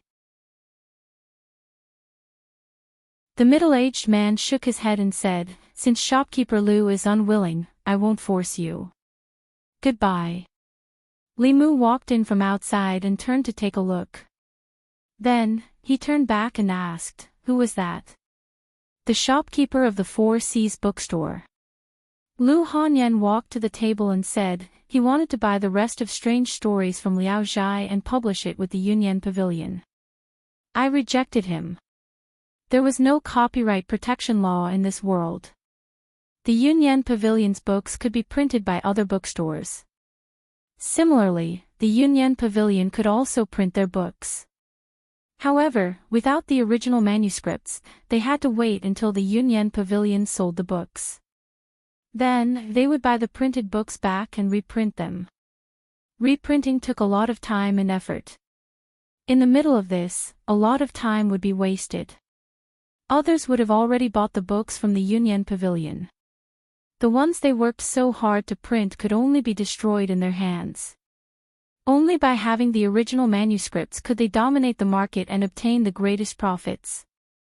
Lu Hanyan was a little angry. She said, "Strange Stories from Liao Zhai is now the Yunyan Pavilion's top book. New customers rely on it to attract them. How can we sell it to them? Moreover, the price they offered was clearly robbery. They're bullying me because I'm new here and don't have anyone above me." Li Mu glanced at her and said, "Who said you don't have anyone above you?" Lu Hanyan said, "Wanwan and I have only been here for less than 2 months. We don't have time to make arrangements. How can there be anyone above me? Don't say that a bailiff is not an official." Li Mu looked at her with dissatisfaction and said, "Don't forget, this is my jurisdiction. Everything that happens on Weiyang Street is under my jurisdiction. The person above you is me, Lu Hanyan glanced at him and asked, "Is a bailiff an official?" "No." Li Mu turned and walked outside. He said, "Since a bailiff is not an official, if you get bullied in the future, don't come looking for me." Lu Hanyan hurriedly pulled him and said, "It's fine, it's fine. Lord Li, I'm new here. I'll rely on you to take care of me in the future. Lord, please sit. I'll make tea for you." Strictly speaking, a bailiff was not an official, but an official. However, an official in Great Zhou received a salary from the state and was not just an errand boy.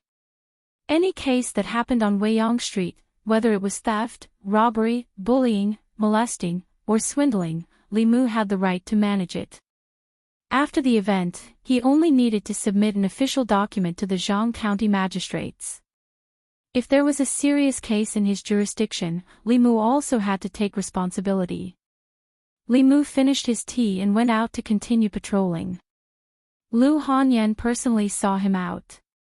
Watching the figure in official uniform disappear into the crowd, Lu Hanyan looked away. Her eyes were still a little absent-minded. When she was 7 years old, she was sold to the music house by her parents. She could only eat 1 meal a day. The rest of her time was spent practicing the zither. When her fingers were cut by the zither strings, she had to bandage them herself. When she was bullied by the older musicians, she could only endure it. She practiced with all her might and learned all the instruments in the music house. She played for more than 12 hours a day and refused the help of countless men who had ulterior motives. After she saved enough money to redeem herself, she played even harder and earned enough money to open a shop. All of this was her own hard work. When she was hungry, she would cook for herself. When her clothes were torn, she would mend them herself. Alone, she brought a servant girl and traveled thousands of miles from Zhongjuan to here. She bought 4 shops and recruited people from everywhere to open the Yunyan Pavilion. For more than 10 years, she had never relied on anyone. She also never knew what it felt like to have someone to rely on. Now, she seemed to know.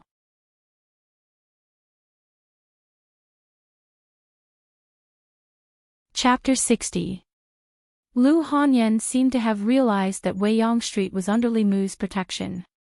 She had treated him exceptionally well these past 2 days. Not only did she personally cook for lunch, the dishes she made were all Li Mu's favorites. If not for the fact that she did not take any further action, Li Mu would have reason to suspect that she had some thoughts about him after seeing his body that day. After eating and drinking to their fill, Lu Hanyan went to work on the shop. Li Mu went to the study and took out a brush, ink, and talisman paper to practice a few of the new fulu that he had learned. Other than Daoist techniques, many of the Daoist spells and fulu techniques were open and transparent. Li Mu was not a disciple of the fulu school and could not learn the unique fulu techniques of the fulu school. However, he could obtain some of the basic fulu techniques through other means. After condensing the second essence, Li Mu asked Old Wang to search his library. He actually found a complete collection of the basic fulu techniques of Taoism.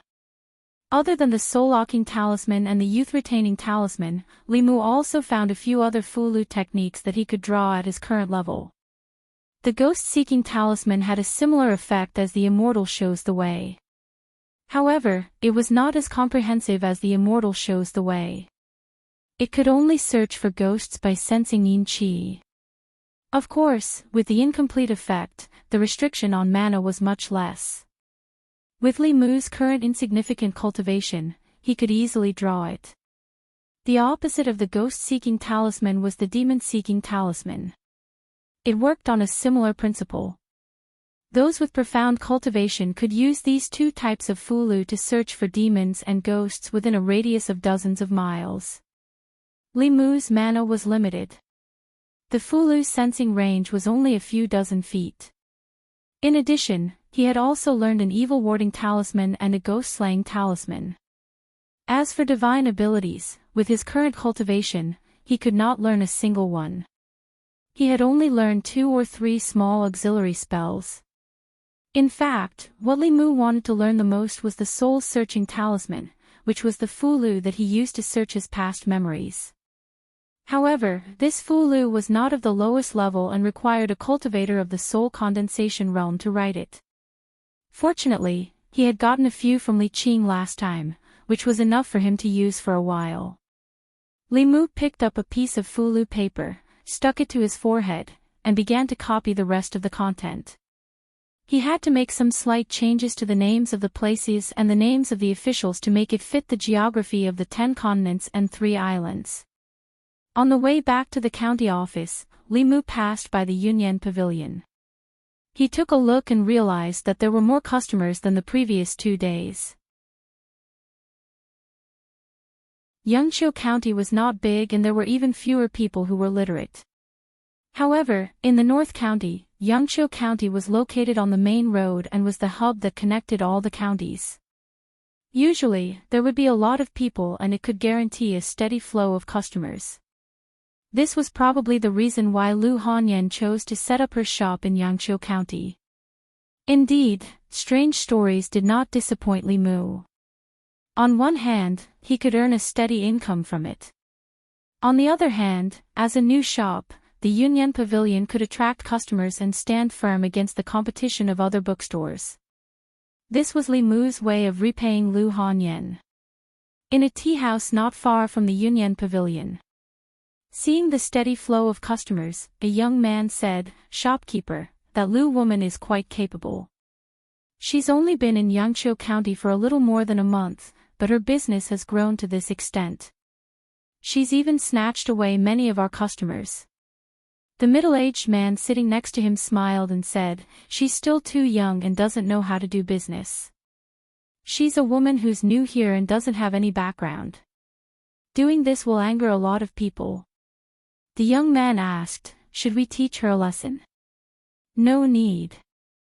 The middle-aged man waved his hand and said, "Yesterday, I saw that Ren from the Four Seas bookstore went to the Yunyan Pavilion. He seemed to want to discuss some terms with shopkeeper Lu. In the end, it didn't seem like they came to an agreement. Ren isn't a good person." The young man hesitated and said, "But if we don't do anything now, the Four Seas bookstore will take all the benefits. What's the hurry?" The middle-aged man said, "Let's wait and see.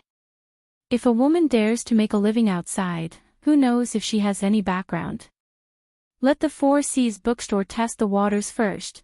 The young man thought for a while and saluted the middle-aged man with admiration. "Shopkeeper, you're really thoughtful." While eating with Wan Wan, Li Mu suddenly remembered that he hadn't seen Lu Hanyan for 2 or 3 days. The Yunyan Pavilion had 4 shops in Yangqiu County. Among them, the bookstore's business was the best. After Li Mu left, the tea house's business declined. Lu Hanyan discussed with Li Mu and asked him to go to the tea house as a storyteller once every 7 days. Li Mu agreed without hesitation. He had a lot of stories and didn't have to worry about finishing them. Once every 7 days wasn't a lot. There was no harm in collecting more stories of the 7 emotions. A Chinese strange stories from a strange story allowed the bookstore to gain a foothold in Yangqiu County. As for the music and opera house, they were just getting started. Coincidentally, the music and opera for Transforming into Butterflies were being arranged. Lu Hanyan was busy with these and had been resting in the shop for the past 2 days. After Wan Wan finished eating, she looked at Li Mu pitifully and asked, "Can you cook another bowl of noodles?" "I'll send it to Miss later." Li Mu nodded and said, "I'll be going to the county office later. I'll send it to her on the way." He looked at Wan Wan and asked, "How old is your miss this year?" The young girl thought for a while and said, 21. Lu Hanyan was 3 years older than Li Mu. Women in Great Zhou didn't get married so early. However, when they were 18 or 19 years old, they usually considered getting married. It was rare for them to not get married at 21 years old. Li Mu asked in a gossipy manner, "Hasn't she thought about getting married?" Wan Wan was puzzled and asked, "Why would she want to get married?"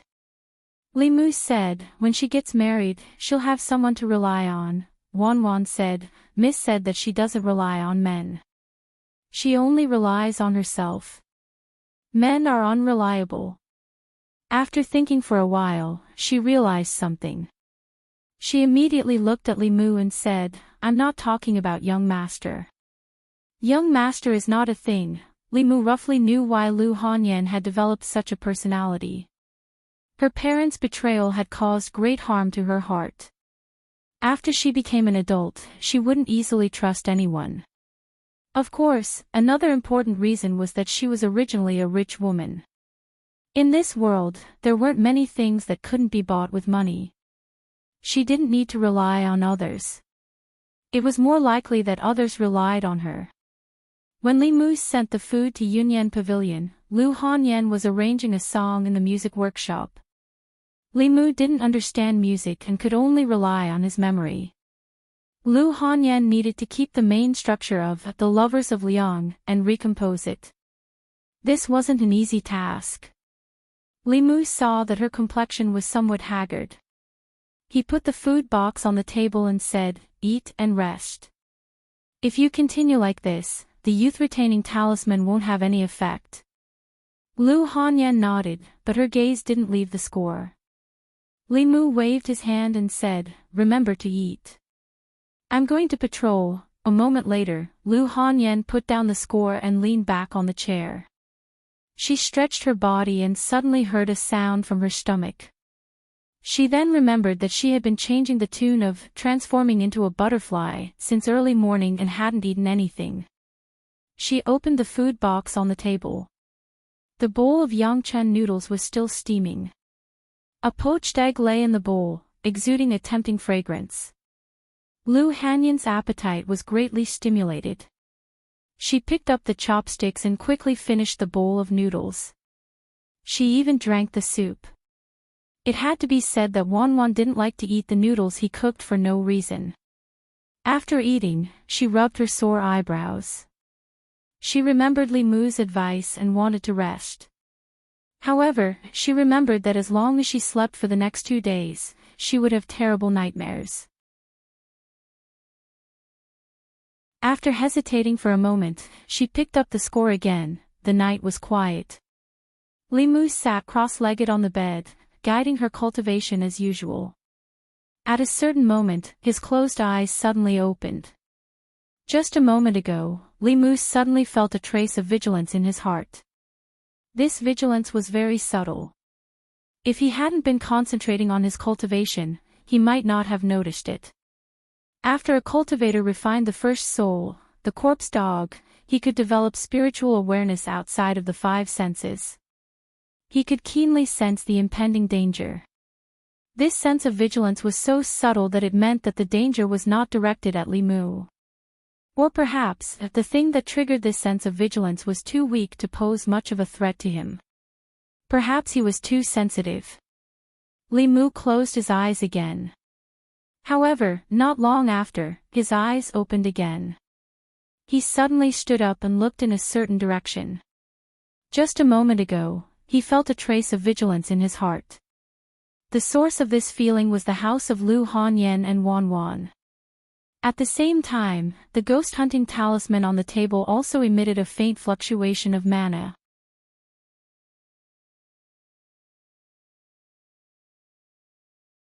Chapter 61. Li Mu walked out of the room and came to the courtyard wall. With a light leap, his whole body flew up and landed in the courtyard next door. It was already late at night.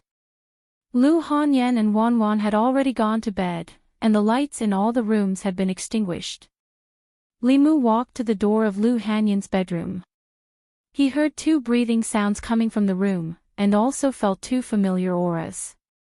One belonged to Lu Hanyan, and the other belonged to Wan Wan. There was also another aura, full of yin qi, which did not belong to a human. The door was closed, but the window was opened a small crack. Lu Hanyan must have opened it to ventilate the night. Li Mu opened the window and jumped in. He used his heavenly eye and looked in the direction of the bed. Lu Hanyan and Wan Wan were sleeping on the bed. An illusory shadow floated above them. Traces of yin qi spread out from the illusory shadow and wrapped around Lu Hanyan's body. In her sleep, Lu Hanyan seemed to have dreamed of something terrible. Her beautiful eyebrows were tightly knitted, and her body was curled up, trembling slightly. Suddenly, a figure appeared in the room. The resentful spirit also turned her head and looked over. She did not know why this person broke into the boudoir of two women in the middle of the night. The figure slowly floated over and floated in front of Li Mu, tilting her head to look at him. The female ghost's hair was disheveled, and her face was pale and bloodless. There were only the whites of her eyes in her dead fish eyes. There were no pupils, but her lips were strangely red. If Li Mu had encountered this ghost a month ago, he would have been frightened.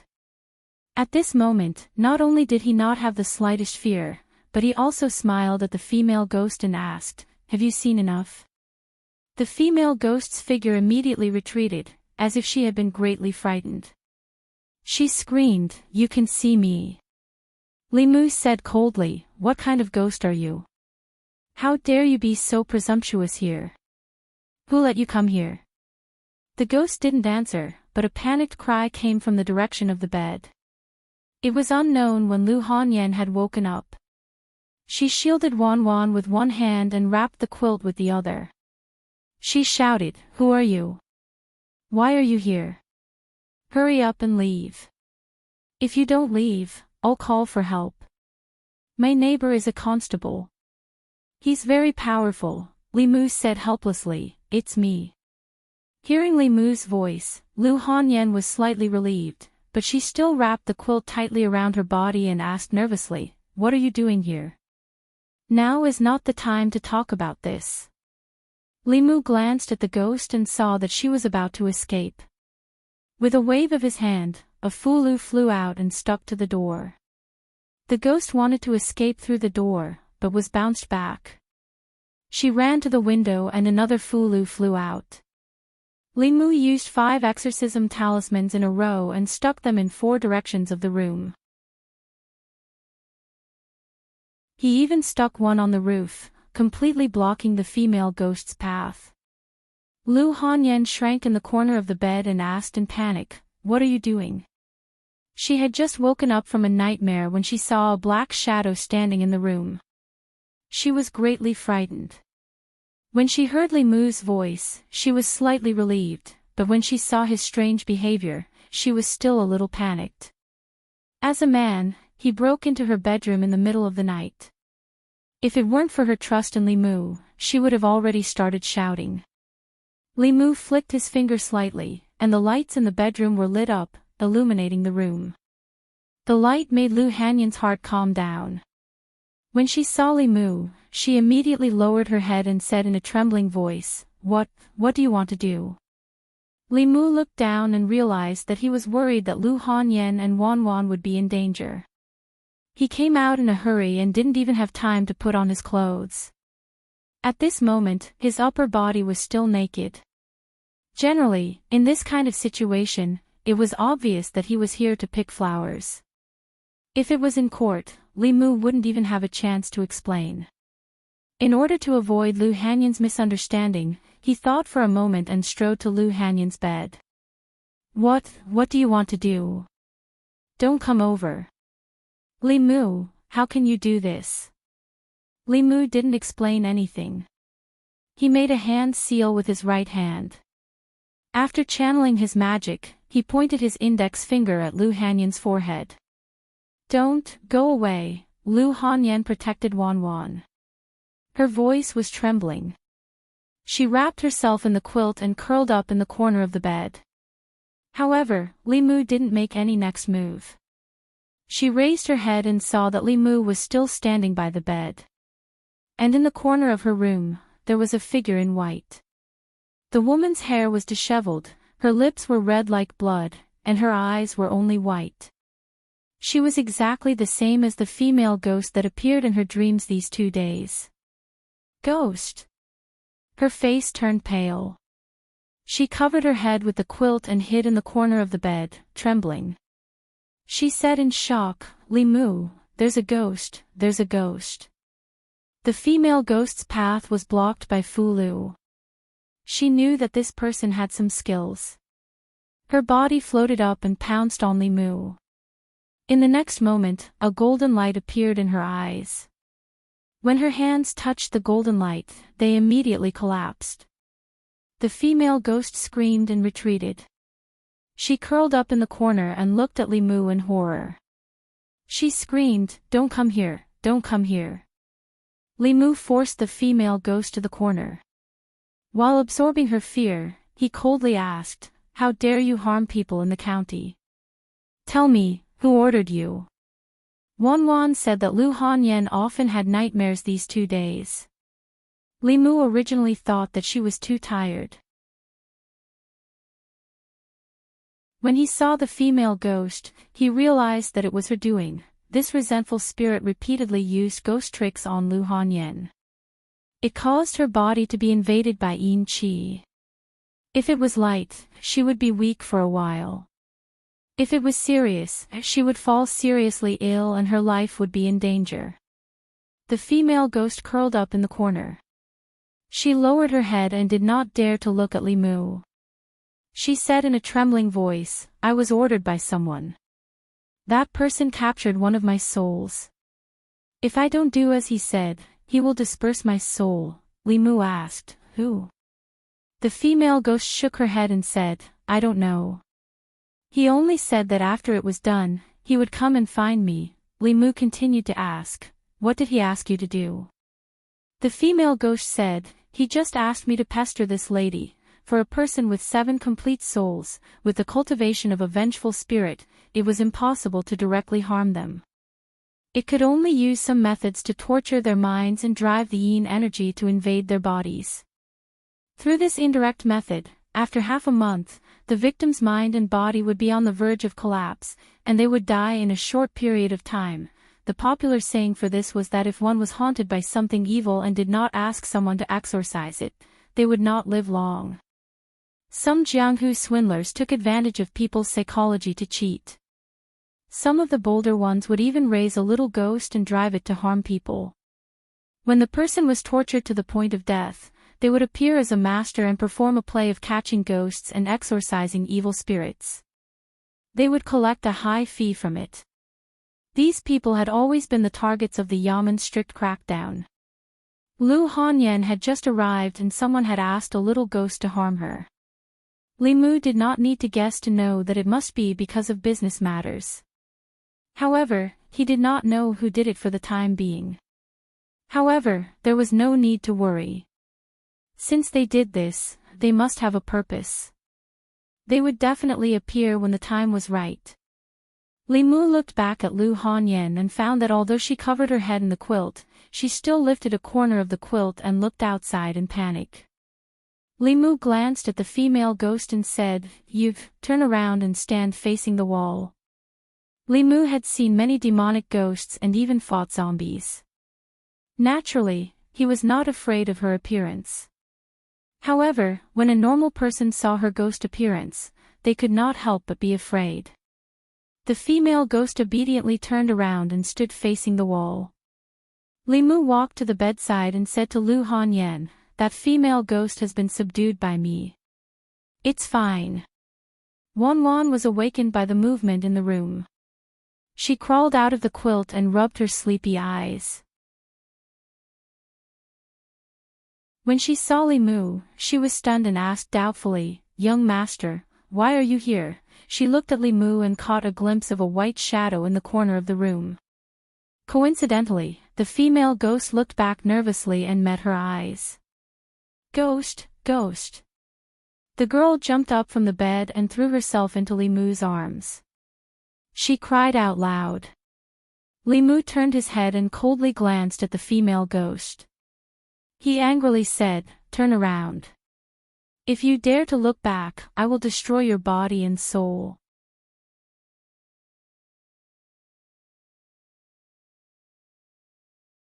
Chapter 62.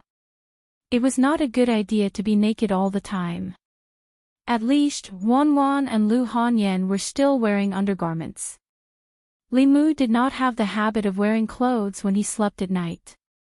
He comforted Wan Wan, put away the talisman, and drove the female ghost to his yard. Then, he put her in the soul-recovering bag he picked up from the lizard spirit last time. After getting dressed, he went to the next door again.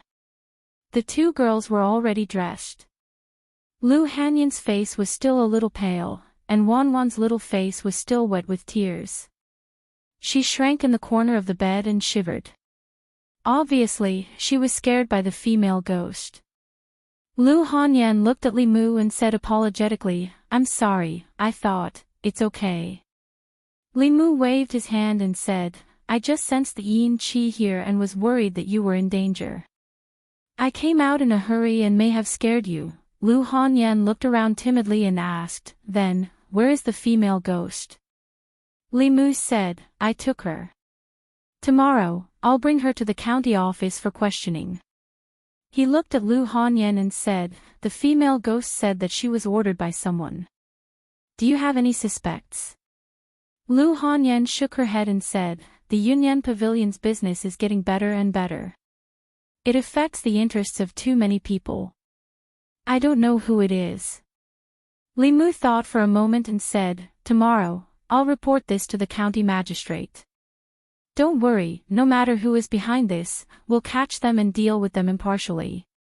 The female ghost had been subdued. It was already late at night. Li Mu didn't want to stay here any longer.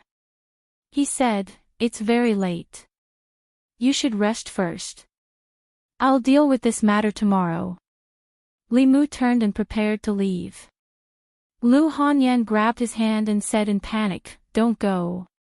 At this moment, she only had the weakness of a woman. She no longer had the aura of a female shopkeeper. Wan Wan quickly ran over and hugged Li Mu's arm. She sobbed, "Young master, I'm scared." In the middle of the night, a man and a woman were alone in a room.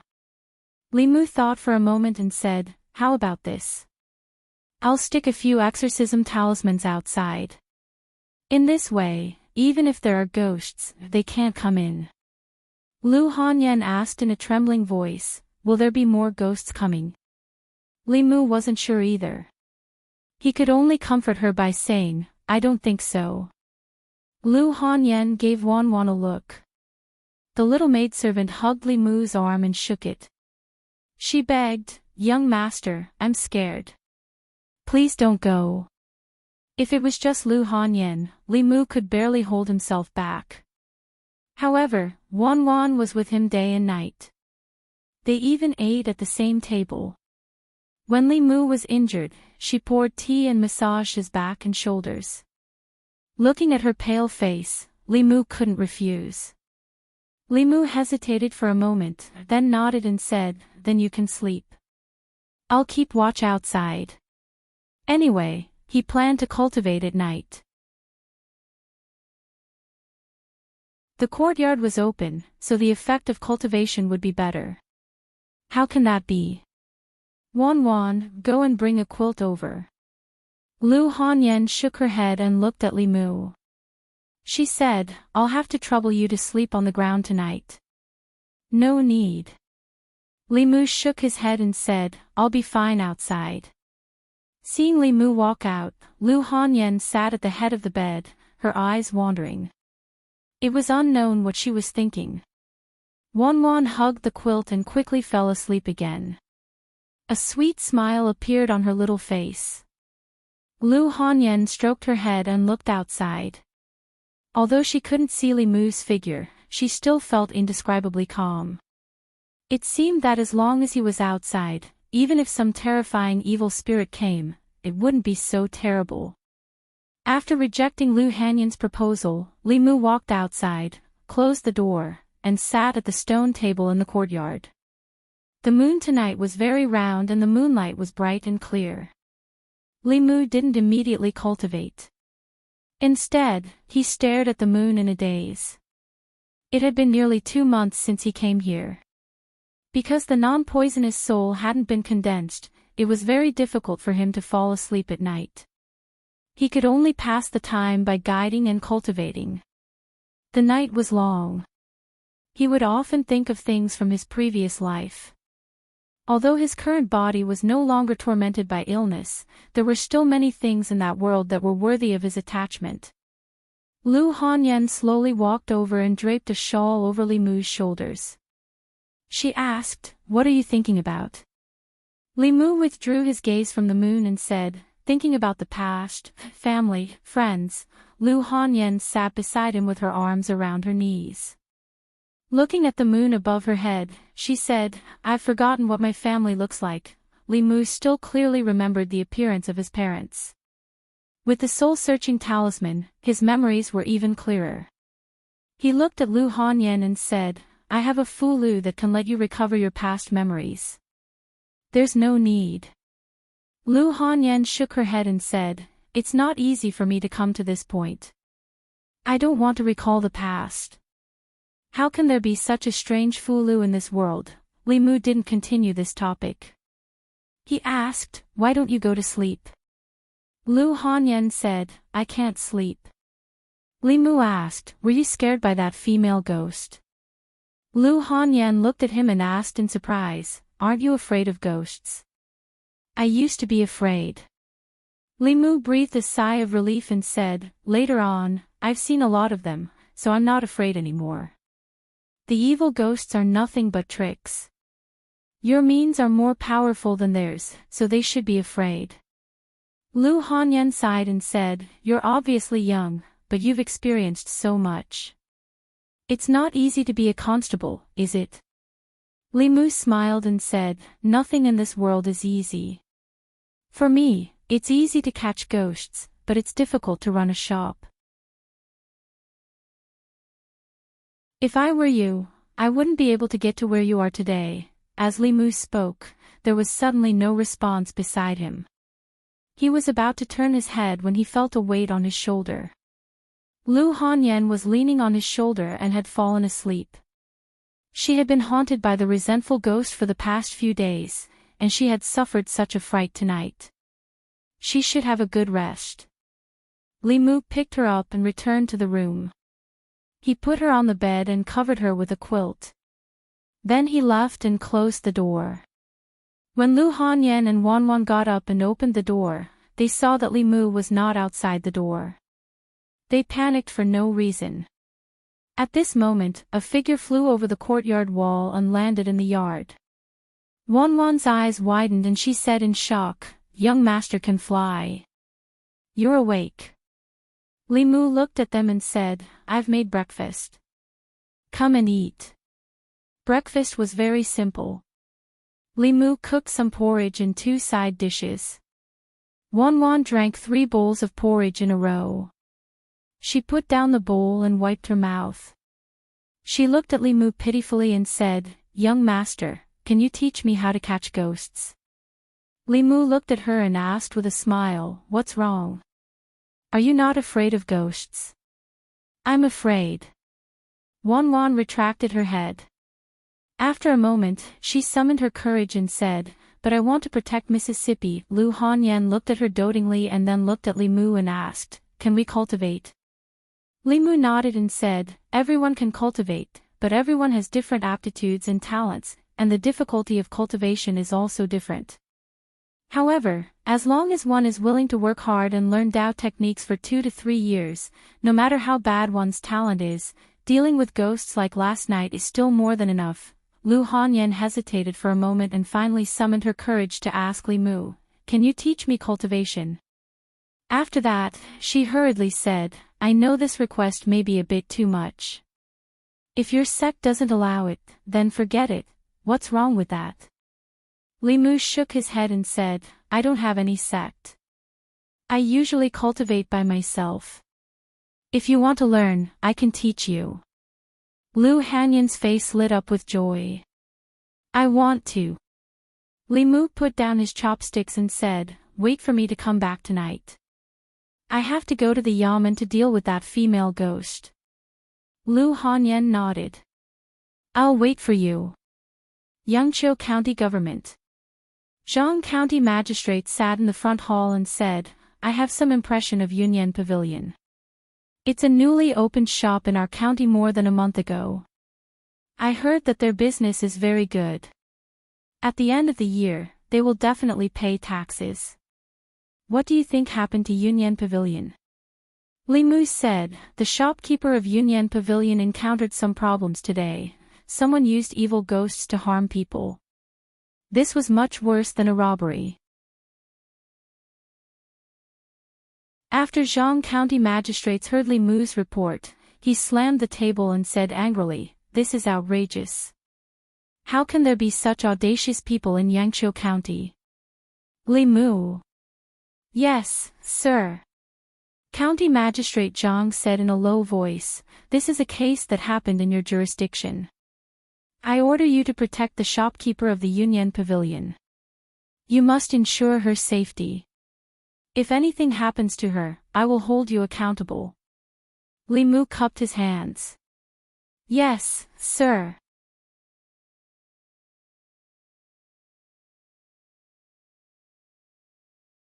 Chapter 63. In Great Zhou, public security and tax collection were important criteria for local officials. Lu Hanyan was the shopkeeper of Yunyan Pavilion. Yunyan Pavilion had 4 shops and was a major taxpayer in Yangqiu County. Therefore, Zhang County magistrates attached great importance to this case and ordered Limu to protect her closely. Fortunately, she was his neighbor. After Limu returned to the county office to report, he received orders from Zhang County magistrates and returned home. Lu Hanyan and Wanwan hadn't left yet. After what happened yesterday, they didn't dare to return to their courtyard. One was washing dishes in the kitchen, and the other was helping Limu tidy up his room. Lu Hanyan made Limu's bed. She turned around and saw him enter the room. She was surprised and asked, "Why are you back so soon?" Limu said, "The county magistrate attached great importance to this case and asked me to protect you closely. I will be by your side for the next 2 days." "That's great." Lu Hanyan smiled and said eagerly, "Then teach me how to cultivate first." Limu knew 2 cultivation methods. One was Haotian Taoism, and the other was Buddhism. The Haotian Taoism cultivation method was taught to him by Li Qing. Later on, the half of the Taoist book that Su He gave him had detailed records. The Buddhism cultivation method originated from the scripture Xuandu gave him. That was only an introductory scripture with no follow-up. It wasn't suitable to teach Lu Hanyan.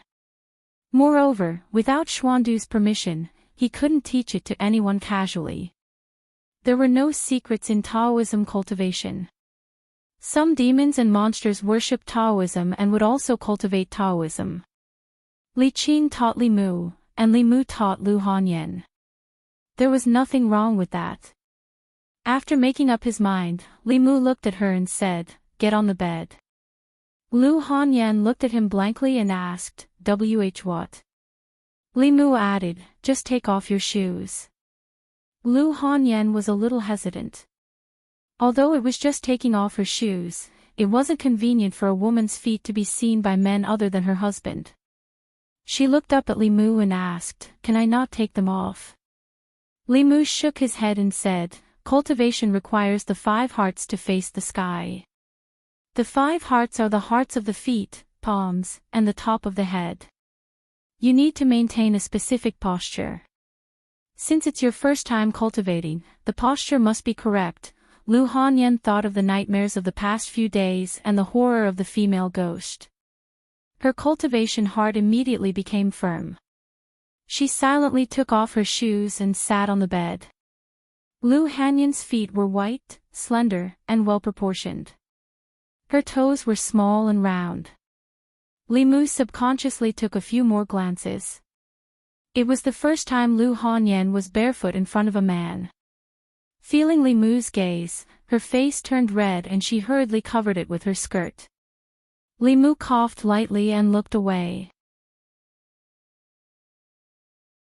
He said, "Lift your left foot to the base of your right thigh. Place your right foot on the base of your left thigh. Make the hearts of your feet face the sky and the palms face the sky. Place them on your legs. Draw qi into your nose and slowly into your abdomen. keep going down. When you feel stuffy, slowly exhale from your mouth. Li Mu's path of cultivation had been introduced by Li Qing. He had long been familiar with the process of guiding others to enter the sect. While Lu Hanyan was trying to breathe, Li Mu stretched out his index finger and gently touched her forehead. He sent a weak trace of mana into her body. He looked at Lu Hanyan and asked, "Do you feel a warm current?" Lu Hanyan nodded and said in surprise, "It seems like something has entered my body." Li Mu controlled the flow of mana in her body as he said, "Focus your attention and guard your mind. Remember the circulation path of this trace of mana in your body. Try to use your mind to guide it." In order to help her remember the circulation path of her dermic powers, Li Mu let this trace of dermic powers circulate in her body for a quarter of an hour before slowly retracting his finger from Lu Hanyan's forehead. With a pale face, he said, "I left a trace of dermic powers in your body. You just have to circulate it according to the path just now when you're guiding it. When you've cultivated your own dermic powers, I'll teach you how to refine your soul. This trace of mana will not stay in Lu Hanyan's body for too long. If her talent is average or if she is lazy, by the time this trace of mana dissipates, she will still not have cultivated her own mana. If it is still the same after a few times, it means that she has no fate with cultivation. Li Mu will also not be able to help her." Lu Hanyan took out a handkerchief and wiped the sweat on Li Mu's forehead. She said gratefully, "Thank you." "It's nothing." Li Mu waved his hand and said, "I will rest for a while first, then I will go help Wan Wan." After teaching Lu Hanyan how to guide the mana, Li Mu went outside. Looking at Wan Wan sitting on the swing under the tree, he thought of what happened last night and asked in confusion, "Wan Wan, how did you see the female ghost last night?" Last night, the vengeful spirit did not take the initiative to show itself. If Li Mu did not open Lu Hanyan's eyes, she would not have been able to see it. But Li Mu did not do anything to Wan Wan, so how did she see it? Speaking of the female ghost last night, Wan Wan's small face could not help but turn pale. She jumped down from the swing and tugged on Li Mu's sleeve. She shook her head and said, I also do not know." Li Mu could not figure it out for a moment, so he planned to ask old Wang when he returned to the government office. He stopped thinking about it for the time being and said, "Come to my room with me. I will teach you cultivation." When your cultivation is successful, you can catch ghosts by yourself in the future. Hearing that Li Mu wanted to teach her cultivation, Wan Wan followed him to the room eagerly. Li Mu walked to the bed and said, "Take off your shoes and get on the bed." Wan Wan was not as shy as Lu Hanyan. She quickly took off her shoes and socks and climbed onto the bed. Li Mu stood in front of the bed and said, "Bend your left foot to the base of your right thigh, then bend your right foot to the base of your left thigh." Wan Wan picked up her fat foot. After trying for a while, she said in distress, "I can't bend it over." The movement of the 5 hearts facing the sky required a certain flexibility of the body. It was not easy for the average person to do it. Wan Wan's short legs were not as slender as Lu Hanyan's legs. After trying for a long time, she was still unable to cross her legs. Her legs were under her skirt. Li Mu could not help her, so he could only turn around and say, "Try to use more strength. This is a fixed position for cultivation. You must do it." Wan Wan hugged her small foot and tried to bend it. She cried, "It hurts." Li Mu comforted her, "Bear with it. It won't hurt in a while." After a while, the little maid said with a sobbing voice, "It still hurts." In this short period of time, Lu Hanyan poked her head outside the door 3 times. Li Mu could not stand it anymore. He walked to the door and said, "Come and help her." After less than an hour, Li Mu walked into the courtyard and let out a long sigh. Teaching them cultivation was more tiring than fighting with demons and ghosts. However, he finally passed a trace of transcendence energy into the master and servant's bodies. Next, they would have to rely on themselves. Teaching Lu Hanyan and Wan Wan to cultivate was a piece of cake for Li Mu. Whether they could succeed or not depended on their talent and hard work. Even if they only had a little talent for cultivation, after cultivating for a few days, they would be able to improve their cultivation and have more ability to protect themselves. Li Mu could not always be by their side. Two weak women, alone outside, if they did not have any tricks up their sleeves, it would be too dangerous. The female ghost that was pestering Lu Hanyan was temporarily guarded by Li Mu in the soul-recovering bag. It had a one-way connection with the person behind the case. At this time, the other party had no idea that the female ghost had fallen into Li Mu's hands. After lunch, in order to not arouse the suspicion of the person behind the scenes, Li Mu first let Lu Hanyan go to the shop before he left the house.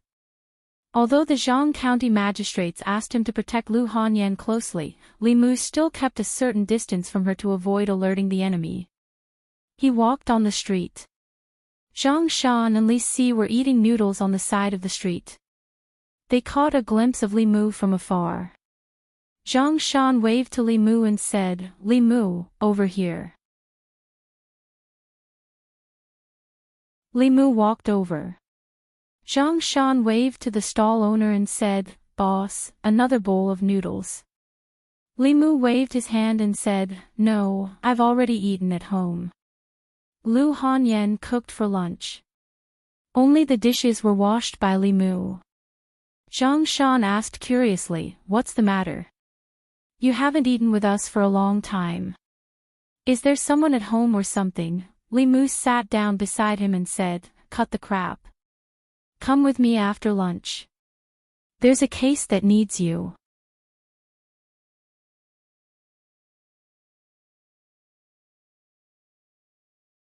Chapter 64. Yunyan Pavilion. Not long after Lu Hanyan returned to the shop, shopkeeper Huang came up and said, "Miss, shopkeeper Ren of the Four Seas bookstore is here." The Four Seas bookstore wanted to collaborate with Yunyan Pavilion to publish strange stories from a Chinese studio, but was rejected by Lu Hanyan. Lu Hanyan stood up and said, "Let him in." A moment later, a middle-aged man came up and looked at Lu Hanyan. He pretended to be surprised and said, "It's only been a few days." "Shopkeeper Lu, why do you look so haggard?" Lu Hanyan smiled and said, "There are many things I need to do in the shop. Maybe it's because I've been too busy these days and haven't had a good rest." The middle-aged man shook his head and said, "It's not that I want to say this, but shopkeeper Lu is still young. Although business is important, it's not as important as your health. You can do less business, but you can't let your health deteriorate." Lu Hanyan looked at him and said, "Shopkeeper Ren is right."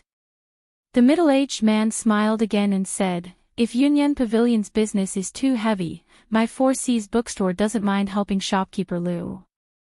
Lu Hanyan shook her head and said, "This is my Yunyan Pavilion's business. There's no need for shopkeeper Ren to worry." Shopkeeper Ren sighed and said, "I'm just afraid that if shopkeeper Lu continues like this, your body won't be able to take it. If a person is too tired, it's easy for them to have nightmares at night. They dream of evil spirits coming for their lives." Lu Hanyan suddenly looked at him and asked, "You did it?" Shopkeeper Ren shook his head and said, "What do you mean by I did it? I didn't do anything."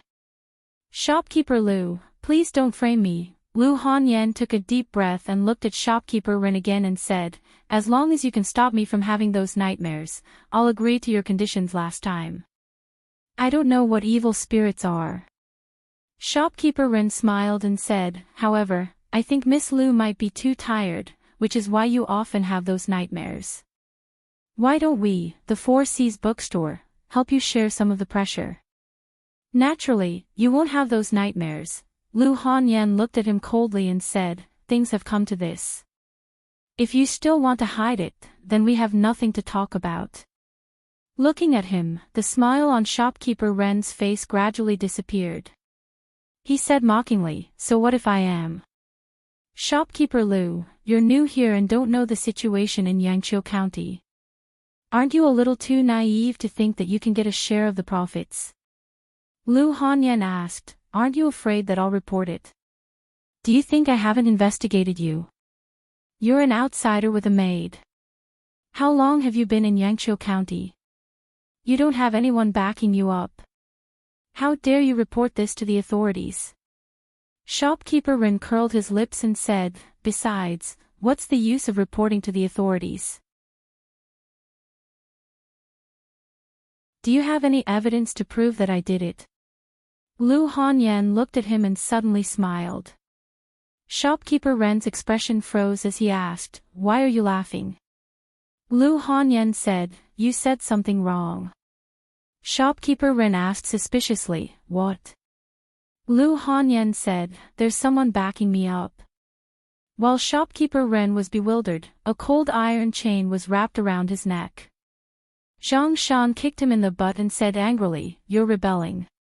What's the use of reporting to the authorities? Do you think the yamen is run by your family? Li Mu held the iron chain and looked at the extremely flustered Shopkeeper Ren. He said calmly, take him away. The Four Seas bookstore and Yunyan Pavilion were competitors, so they had a motive to commit the crime. When Shopkeeper Ren admitted that he was involved, Li Mu, Zhang Shan, and Li Si were all present. There were also witnesses. However, this person quibbled on the way there. When he arrived at the court, he flatly denied it.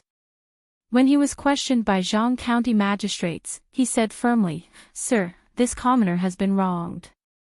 This commoner has always been fair and law-abiding. How could I do such a thing? Zhang County magistrates was expressionless. He said, raise your head and look at me.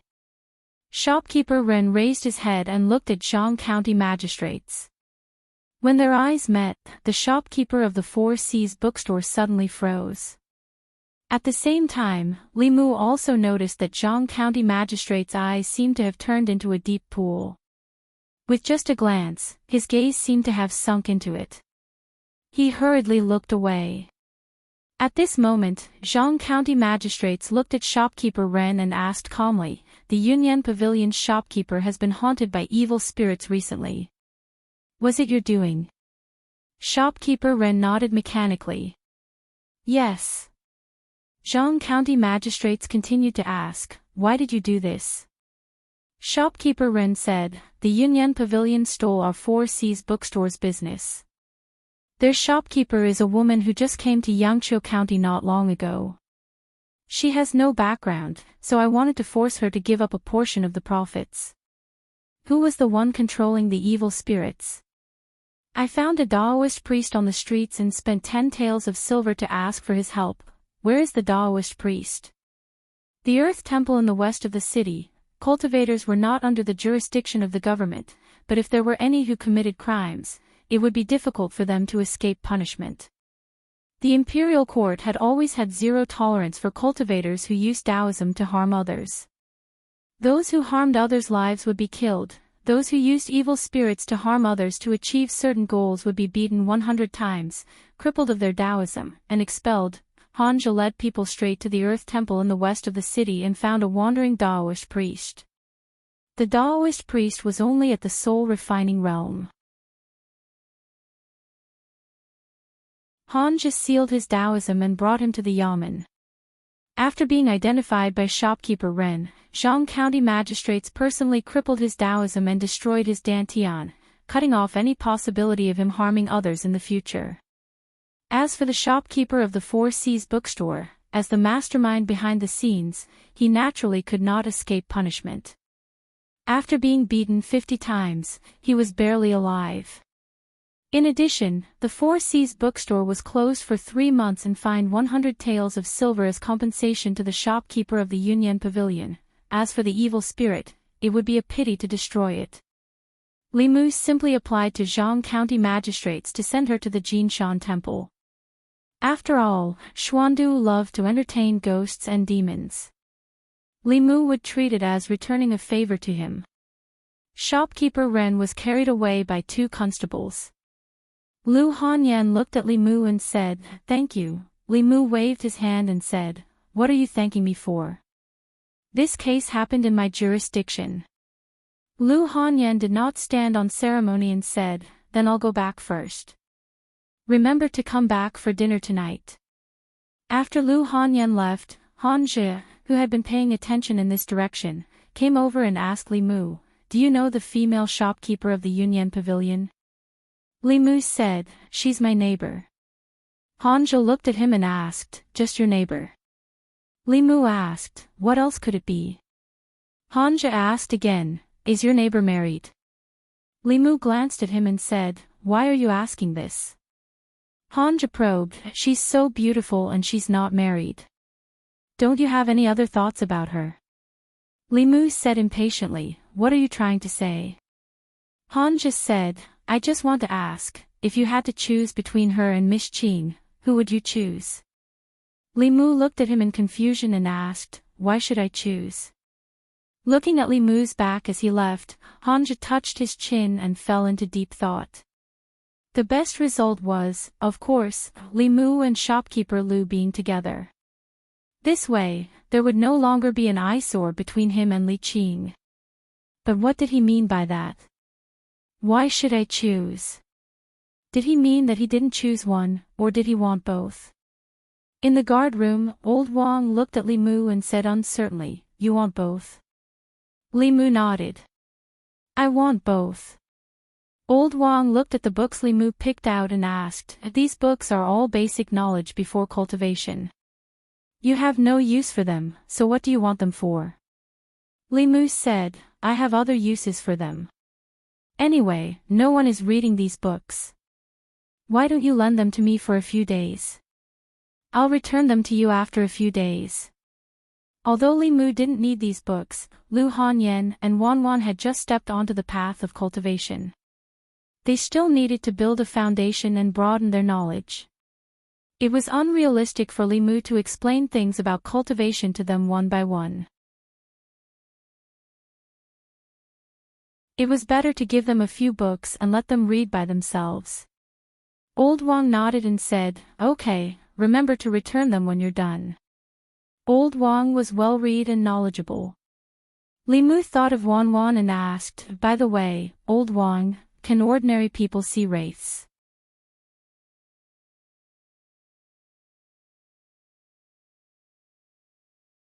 Chapter 65. Nope. Lao Wang shook his head and said, "Unless the wraith shows itself, or a cultivator opens the third eye for them." Li Mu added, "If the wraith doesn't show itself, then no cultivator opens the third eye for her." Lao Wang looked at him and said, "Then there's only one possibility." Li Mu asked, "What is it?" Lao Wang said, "This person is born with spiritual eyes." Li Mu was stunned. What is born with spiritual eyes? You can understand it as some kind of talent. Lao Wang explained, but this kind of talent is more common in the demon clan. For example, bad demons are born with the ability to attack using sound waves, and those monsters transformed from poisonous insects are very good at using poison. The dragon clan is born with the strength of the middle realm. These can all be attributed to talent.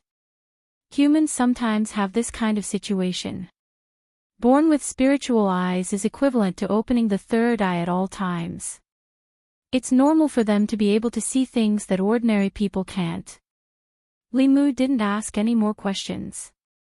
He thought about the possibility of Wanwan's natural spiritual eyes.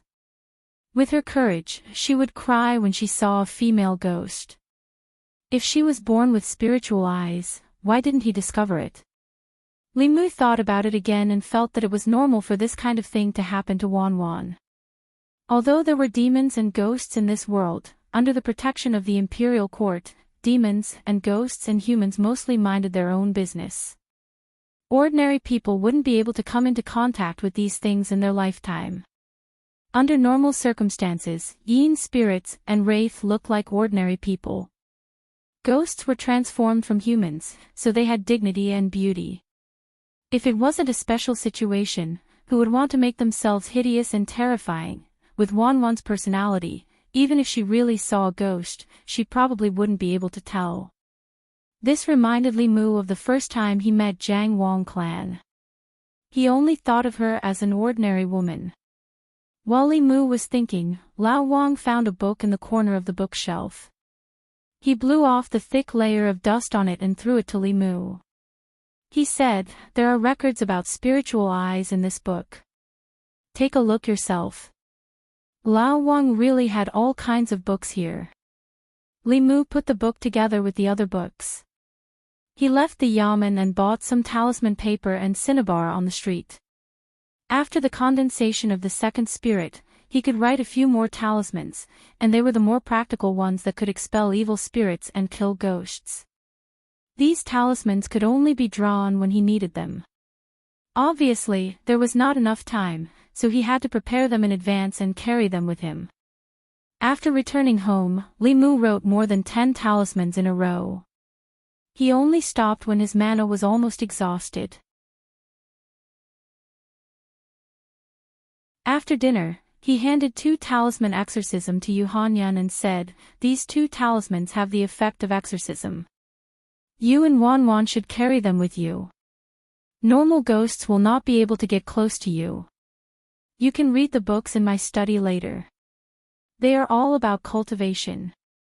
You can understand them."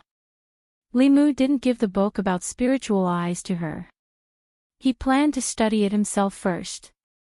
Yu Hanyan accepted the talisman. Li Mu asked again, "Is the bit of mana I sent into your body still there?" Yu Hanyan nodded and said, "It's still there." People with average talent often needed several months of guidance to produce the first bit of mana in their body. If they had the help of other cultivators to help them familiarize themselves with the flow of mana, this time could be greatly shortened. Even so, those who were slightly talented still needed the help of other cultivators several times before they could condense their mana. Li Mu had a pure yang body and was extremely talented. So he easily retained the mana that Li Qing sent into his body. Li Mu just checked Wanwan's body and found that the mana he sent into her body in the morning had already dissipated. He thought that Yu Hanyan would be the same and would need to try a few more times. He didn't expect that the mana in her body had not dissipated yet. Li Mu looked at her and said in surprise, "Give me your hand." Yu Hanyan stretched out her hand. Li Mu held her hand. Yu Hanyan blushed slightly, but she still allowed him to hold her hand. Li Mu sent a trace of her dermic powers into Lu Hanyan's body. After a cycle, she was surprised to find that not only did the dermic powers she had left in Lu Hanyan's body in the morning did not disappear, but instead increased a little. Although it was only a negligible increase, it showed that her talent for cultivation was not inferior to Li Mu's. Yu Hanyan saw his strange expression and asked nervously, "What's wrong?" Li Mu seemed to have thought of something. He looked at her and asked, "What are your birth characters?" Other than marriage discussions, Yu Hanyan couldn't think of any other time to ask about her birth characters. She asked in confusion, "Why are you asking this?" Li Mu said, "Tell me first. This is very important." Yu Hanyan thought for a moment and said, "Cho, Xinc, Ding Mao, Gui Mao." Li Mu calculated with his fingers and looked at Yu Hanyan in shock. Li Mu was born in the year of the dragon. His birth characters were Wu Qin, Gung Wu, Bing Wu, Ren Qin. The 4 pillars were pure yang. Yu Hanyan was born in the year of the ox. She was 3 years older than him. Her birth characters were Icho, Xinc, Ding Mao, Gui Mao. She was the opposite of Li Mu. The 4 pillars were pure yin. Pure yang, pure yin, body of the 5 elements. The soul and the body were great supplements that even demons and heretical cultivation would covet. It was also an excellent body for cultivation. Li Mu used to think that since he had a pure yang body, his cultivation speed would be as fast as cheating. However, he recently realized that although his cultivation speed was not slow, it was far from the description of a pure yang body in the books. The reason why he could condense 2 souls in such a short time was because he collected the 7 emotions very quickly. His cultivation path was different from others. Li Mu had thought about this question before and quickly found the answer.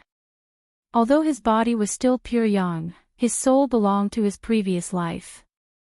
Because of this, his cultivation speed was greatly reduced compared to people whose souls and bodies were pure yang. However, Yu Hanyan was different. She had a complete purine body. In terms of normal cultivation speed, even Li Mu could not compare to her. Li Mu looked at Yu Hanyan in a daze.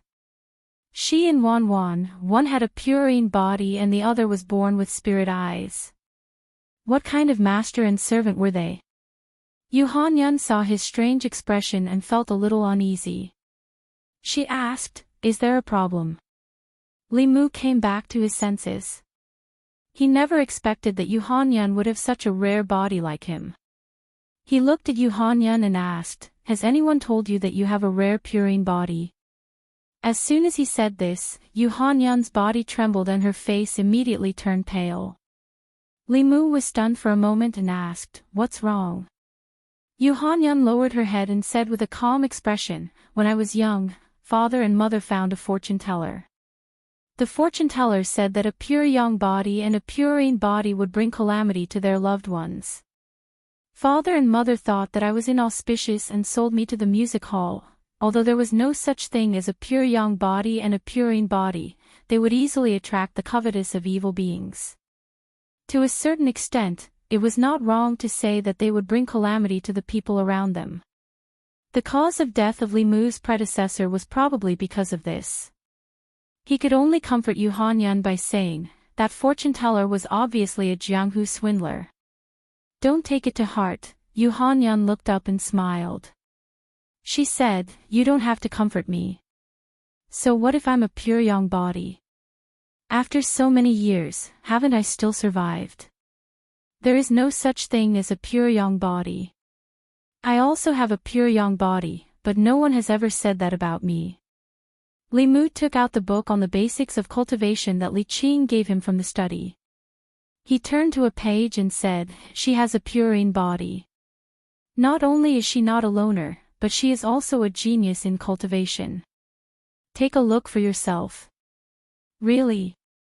Yu Hanyan took the book and looked at it expectantly.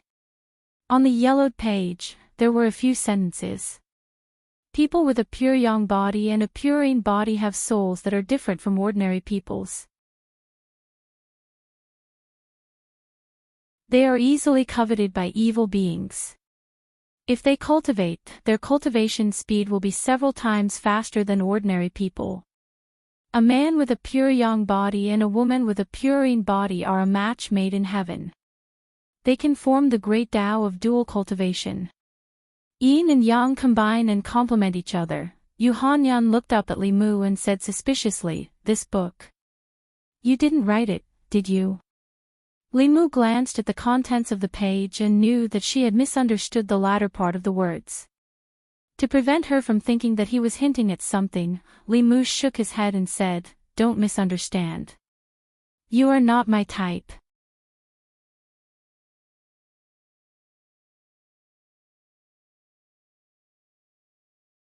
Chapter 66.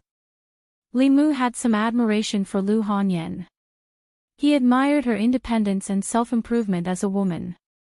She had traveled thousands of miles from Zhongjun with a servant girl, and in such a short period of time, she had expanded the Yunyan Pavilion to its current scale. Other than admiration, he also craved for her. Of course, it wasn't her body, but her cooking skills. Li Mu didn't deny that Lu Hanyan was a very outstanding woman in every aspect. Appearance, figure, cooking skills, wealth, personality. There were probably countless men who dreamed of marrying her. However, to Li Mu, this kind of person was fine as a friend. As a wife, he liked the kind of gentle, considerate, cute, obedient girls who knew how to act coquettishly and take care of others. He didn't like overly strong girls. As a man, he preferred to protect his woman, not be protected by a woman or be kept by a woman. Even if Lu Hanyan had a purine body and was a natural match for him, feelings were more important than one's constitution. "No, I'm not your type." Even if Lu Hanyan had never thought of developing a relationship with Li Mu, Hearing this answer from his mouth was still a blow. As a woman, she had a figure, looks, cooking skills, and money. What reason did he have to not like her? She glanced at Li Mu and asked unhappily, "Then what kind of woman do you like?" In order to reassure Lu Hanyan, Li Mu spoke the truth: cute, obedient, well-behaved, and knows how to take care of others. As for age, it's best if she's younger than me, cute, obedient, well-behaved, and knows how to take care of others. Lu Hanyan felt that she fit this description very well. It was just that she was older than him by 3 years, but so what if she was older by 3 years? As the saying goes, a woman 3 years older than him would have a gold bar. Moreover, if he had her, it wouldn't be just a gold bar, but a pile of gold bars. It would be enough for him to live a carefree life for the rest of his life. Was he looking down on her age? This caused her to be instantly enraged. It wasn't that she liked Li Mu. It was just that she was a woman who had absolute confidence in her looks, figure, and other conditions. Yet, she was ignored and disdained by a man, which made it difficult for her to accept. She opened her mouth and was about to refute when she suddenly thought of something. She looked at Wan Wan, who was swinging under the tree in the yard. Cute, obedient, well-behaved, and knows how to take care of people. She's a little younger than you. She suddenly looked at Li Mu and said warily, "Are you thinking about Wan Wan?" If Lu Hanyan hadn't mentioned it, Li Mu wouldn't have thought about it. After her reminder, Li Mu suddenly realized that if Wan Wan was 2 years older, wouldn't she be his ideal type? No wonder he liked Wan Wan so much and always treated her well. He put away these thoughts and shook his head at Lu Hanyan, saying, "If I'm unlucky, I only have a few months left to live. How would I have the time to think about these things?" Li Mu successfully changed Lu Hanyan's mind. She asked, "Aren't you a cultivator? Don't tell me you can't treat your illness." To be exact, what I'm suffering from is not an illness. Since Lu Hanyan had also stepped onto the path of cultivation, the things that were inconvenient to talk to her in detail before could be explained now. Deciding to be honest with her, Li Mu continued, "I stepped onto the path of cultivation in order to survive. Humans have 3 spiritual and 7 physical souls. 2 months ago, my 7 physical souls were taken away by a demon. Only by condensing 4 physical souls within half a year can I have a chance to survive." Lu Hanyan listened carefully and asked, "Then how many physical souls have you condensed now?" Li Mu answered, 2 physical souls. Lu Hanyan hurriedly said, "Then hurry up and condense the other 2 physical souls. Condensing the physical souls is not that simple." Li Mu took the opportunity to teach Lu Hanyan about the path of cultivation. He slowly said, "Humans are born with the 7 physical souls. The 7 physical souls are born from the 7 emotions of happiness, anger, sorrow, fear, love, evil, and desire. If you want to condense the 7 physical souls again, you have to accumulate a large amount of the 7 emotions. These 7 emotions need to be generated by others. This is easier said than done, accumulating the 7 emotions." Lu Hanyan thought for a moment and said in realization, "I understand now. The reason why you told stories in the tea house and stopped at the most interesting part every time was to collect the anger of the customers." Li Mu nodded. Lu Hanyan continued to ask, "Then the reason why you deliberately barbecued meat in the courtyard last time was actually to make me angry and then take away my anger?" Li Mu smiled awkwardly and explained, "I also wanted to survive. You should understand this, right?" Lu Hanyan glared at him but did not pursue the matter. She thought of something else and asked, "You wanted to play Liang Shanbua because you wanted to absorb the sadness of the customers, right?" Li Mu nodded and said, "Yes." Lu Hanyan looked at him with a resentful gaze and said, "You even said that it was your dream." "A man's mouth is a liar," Li Mu said embarrassedly. "I had no choice at the time." Lu Hanyan thought for a moment and continued to ask, "Happiness, anger, sorrow, and fear are easy to obtain. What about love and desire?" This was also Li Mu's headache. He said helplessly, let's first condense the first 4 physical souls and live for half a year. Lu Hanyan nodded and said, I will personally go to the theater and ask them to change the script as soon as possible. Li Mu cupped his hands and said, thank you. Lu Hanyan waved her hand. What are you thanking me for? I haven't thanked you for teaching me cultivation yet. Speaking of cultivation, Li Mu thought of something and his expression became serious. He said, there is something you must be careful about. Seeing his serious expression, Lu Hanyan also became serious. She asked, what is it? Li Mu said, the bodies of pure yin and pure yang are indeed suitable for cultivation, but our souls and bodies are also great nourishment for demonic ghosts and evil creatures. Not only are they easy to attract demonic ghosts and evil creatures, they will also attract the covetous eyes of heretical cultivation.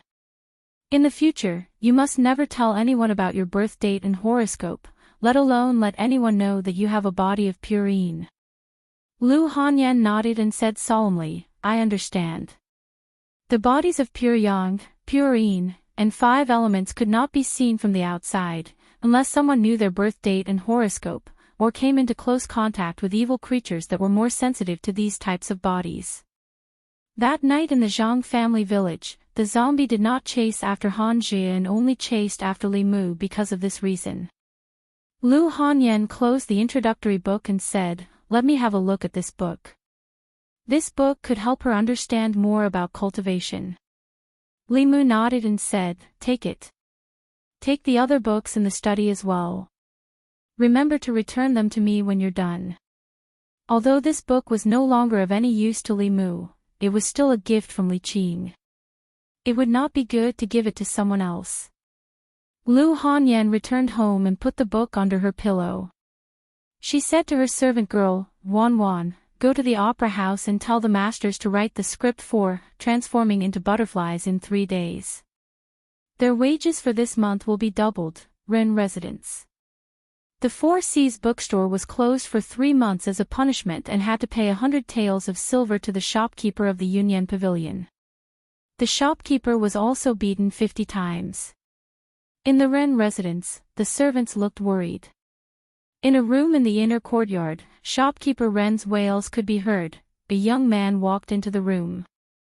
When shopkeeper Ren saw him, he immediately said, Yuan, you have to avenge father. The young man's face darkened.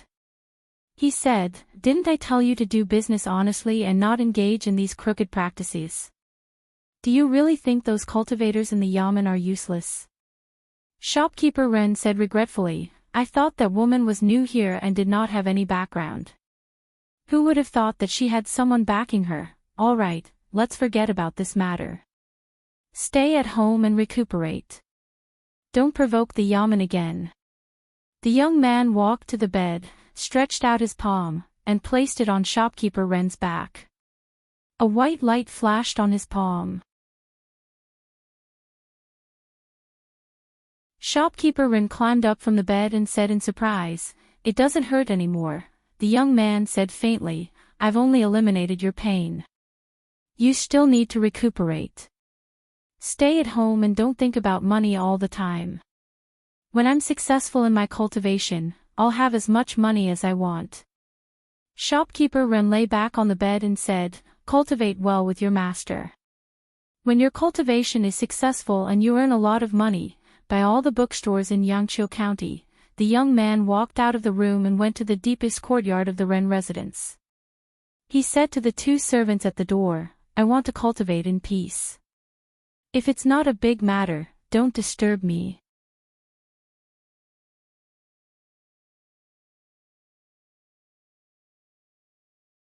Chapter 67. Li Mu was practicing his swordsmanship in the yard. Lu Hanyan put a thin book on the stone table in the yard and said, this is the script of Transforming into Butterflies. Take some time to read it and memorize the lines as soon as possible. Li Mu put down his sword and said in surprise, so fast. Wan Wan stood aside and said, of course it's fast. In order to urge them to finish the script, Miss didn't sleep for 2 nights in a row. Li Mu looked up and saw that Lu Hanyan's originally delicate face was a little haggard at the moment. Her slumbering was more obvious than 2 days ago. He was a little touched. He held his sword with both hands and said, "I can't thank you enough. I will repay you in the future if I have the chance." Lu Hanyan rolled her eyes at him and said, "Don't talk about the future. Teach me how to draw talismans now. After I learn how to draw talismans, I can draw youthful talismans by myself." At this time, only 2 days had passed since Li Mu taught Lu Hanyan how to cultivate. Last night, with the help of Li Mu, she successfully refined the first soul. In order to condense the soul, Li Mu had worked hard to do good deeds like lay Feng. He helped the old lady cross the road, cut Zhang Shan's leaks, and helped Lin Wan get justice. He collected joy everywhere and finally condensed the first soul. Lu Hanyan only took 2 days to do what Li Mu could do in a month.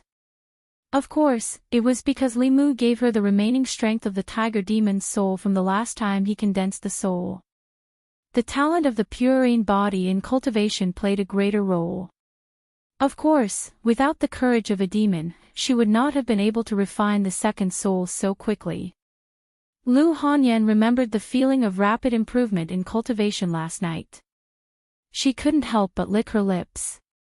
She looked at Li Mu and asked, "Did you put anything into my body last night?" "No, not a drop." Li Mu looked at her and said seriously, "You have to be down to earth when you cultivate. Don't always think about taking shortcuts. Otherwise, in the end, if you don't harm others, you will harm yourself." In terms of cultivation, Lu Hanyan only obeyed Li Mu. After being reprimanded by him, she lowered her head and whispered, "I understand." After refining the first soul, Lu Hanyan's mana could already write the 2 most basic Fu-Lu talismans. One was the soul-locking talisman, and the other was the youth-retaining talisman. Li Mu first let her copy the runes of the 2 talismans. Being able to draw the runes in one go was the first step to writing talismans. Lu Hanyan was proficient in many musical instruments and had a pair of skillful hands. Painting and calligraphy were not difficult for her. The difficulty of writing talismans was that she had to eliminate all distracting thoughts and pour her mana into the runes. For beginners, it was impossible to successfully write talismans without a long period of practice. Even for those with a little talent, it would take 10 days to half a month to master it. For those with mediocre talent, it was common for them to practice for several months before they could master it. Lu Hanyan had already failed several times. Her mana was overdrawn and her face was pale, but she was still persevering. Li Mu could see the stubbornness in her personality from the matter of writing talismans. Once she set her mind on something, she would definitely not turn back even if she hit a wall. Li Mu looked at her and comforted, "Why don't you try again tomorrow?" Lu Hanyan's expression was firm and said, "I can definitely do it." "I'm so close." Li Mu was worried that she would be exhausted if she continued to persevere, so he took the brush from her hand and said, "Recite with me. Your heart is as clear as ice. Even if the sky collapses, you won't be alarmed." After teaching Lu Hanyan, Li Mu reminded her again, "Just remember this technique. Don't tell anyone else." The art of tranquility did not belong to the category of Daoist techniques, but it was very effective in situations where one needed to calm down and concentrate. After learning the art of tranquility, Lu Hanyan only failed once before she successfully drew a face-retaining talisman. In this world, the art of tranquility was a secret technique that only Li Mu knew. It was different from the art of leading yin. If it wasn't for the fact that Lu Hanyan stayed up late to help him write the script, Li Mu wouldn't be so generous as to teach her. Using sincerity to exchange for sincerity, this was what Li Si taught Li Mu. Although Li Si said that it was to pick up girls, it could be used in other situations as well. Speaking of which, he couldn't favor one and discriminate against the other. Since he taught it to Lu Hanyan, he should find a chance to teach it to Li Qing as well. Although Lu Hanyan was also kind to him, it wasn't 10 to 20% of Li Qing's kindness to him. And from Li Qing, Li Mu had never asked for anything in return.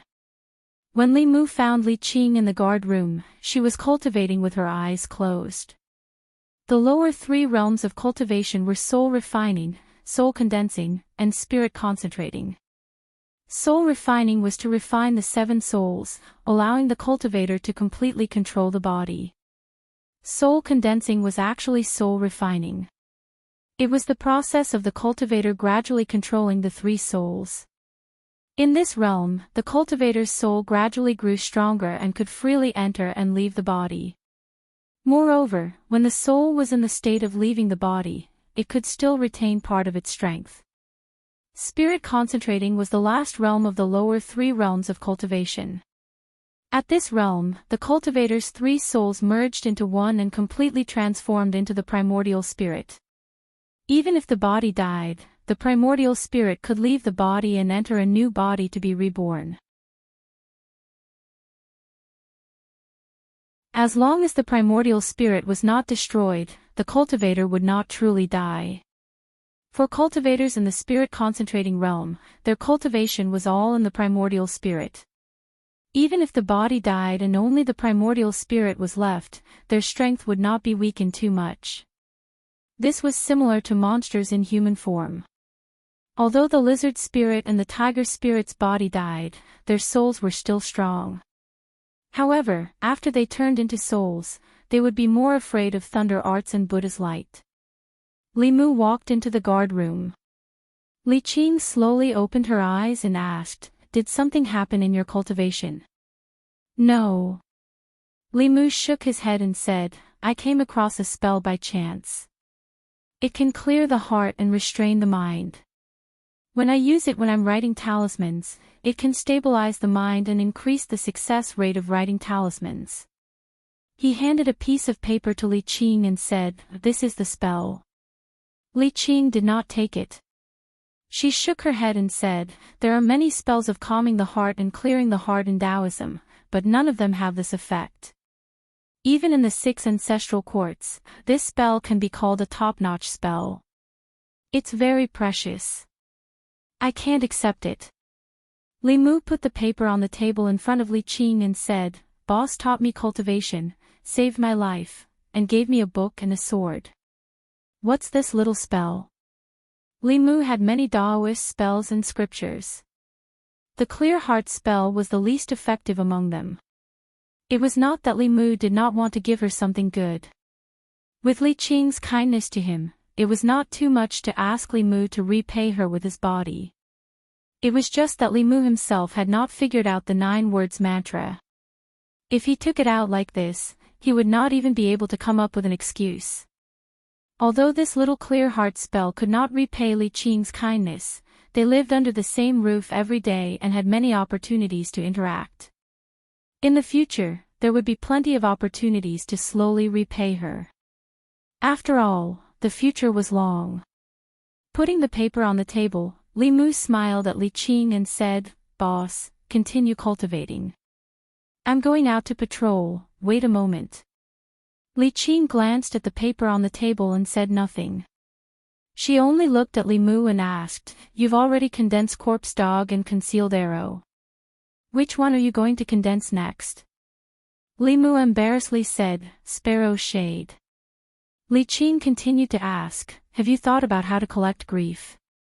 Li Mu nodded and told her his idea. "That's actually a good idea. Only you could think of it." Li Qing smiled and said, "Go. I'll leave the matters of the yamen to Zhang Shan and Li Si. You just need to focus on condensing the soul." Li Mu stood at the door and did not immediately walk out. Li Qing looked at Li Mu standing at the door and asked, "Is there something else?" Li Mu smiled and said, "Boss, you look really good when you smile. You should smile more often." Li Qing froze for a moment. Then her gaze wandered for a moment and she said, "Go on patrol." Zhang Shan, who had just returned from his patrol and was preparing to rest in the duty room, stood outside the door, his eyes wide open. A moment later, on the Weiyang Street, he wrapped his arm around Li Mu's shoulder and said in shock, "Li Mu, are you crazy? You even dare to tease the boss. Aren't you afraid that the boss will get angry?" Li Si walked by his side and said, "A woman will never get angry because you praise her beauty." Zhang Shan asked in return, "Is the boss an ordinary woman?" Li Si looked at him and said, "Immortals are also women." Li Si spoke of great principles, but Li Mu had no choice but to accept it. Just now, he had blurted out what was on his mind on a whim. He did not know if she would get angry. When they reached the door of the Yunyan Pavilion, Li Mu temporarily put aside his thoughts about Li Qing and focused on condensing the sparrow shade. For him, what he needed to condense was not just the third soul. There was also the dignity of a man.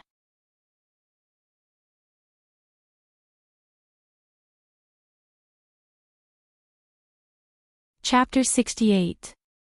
Li Mu had already memorized the script of transforming into a butterfly with the help of the clear mind technique. Lu Hanyan asked him to come to the theater to rehearse when he was free. 1 minute on stage was 10 years of practice off stage. Before officially going on stage, everyone had to memorize the script thoroughly and rehearse it in advance without any mistakes. Only then could they walk from behind the scenes to the front of the stage. When shopkeeper Huang saw Li Mu, he ran over eagerly and said, "Young master, you're here. Please change into your costume first. We'll start rehearsing in a while." Li Mu needed the audience to feel sad for him. Naturally, the more miserable the character he played, the better. Who else could he choose to play Liang Shanbo?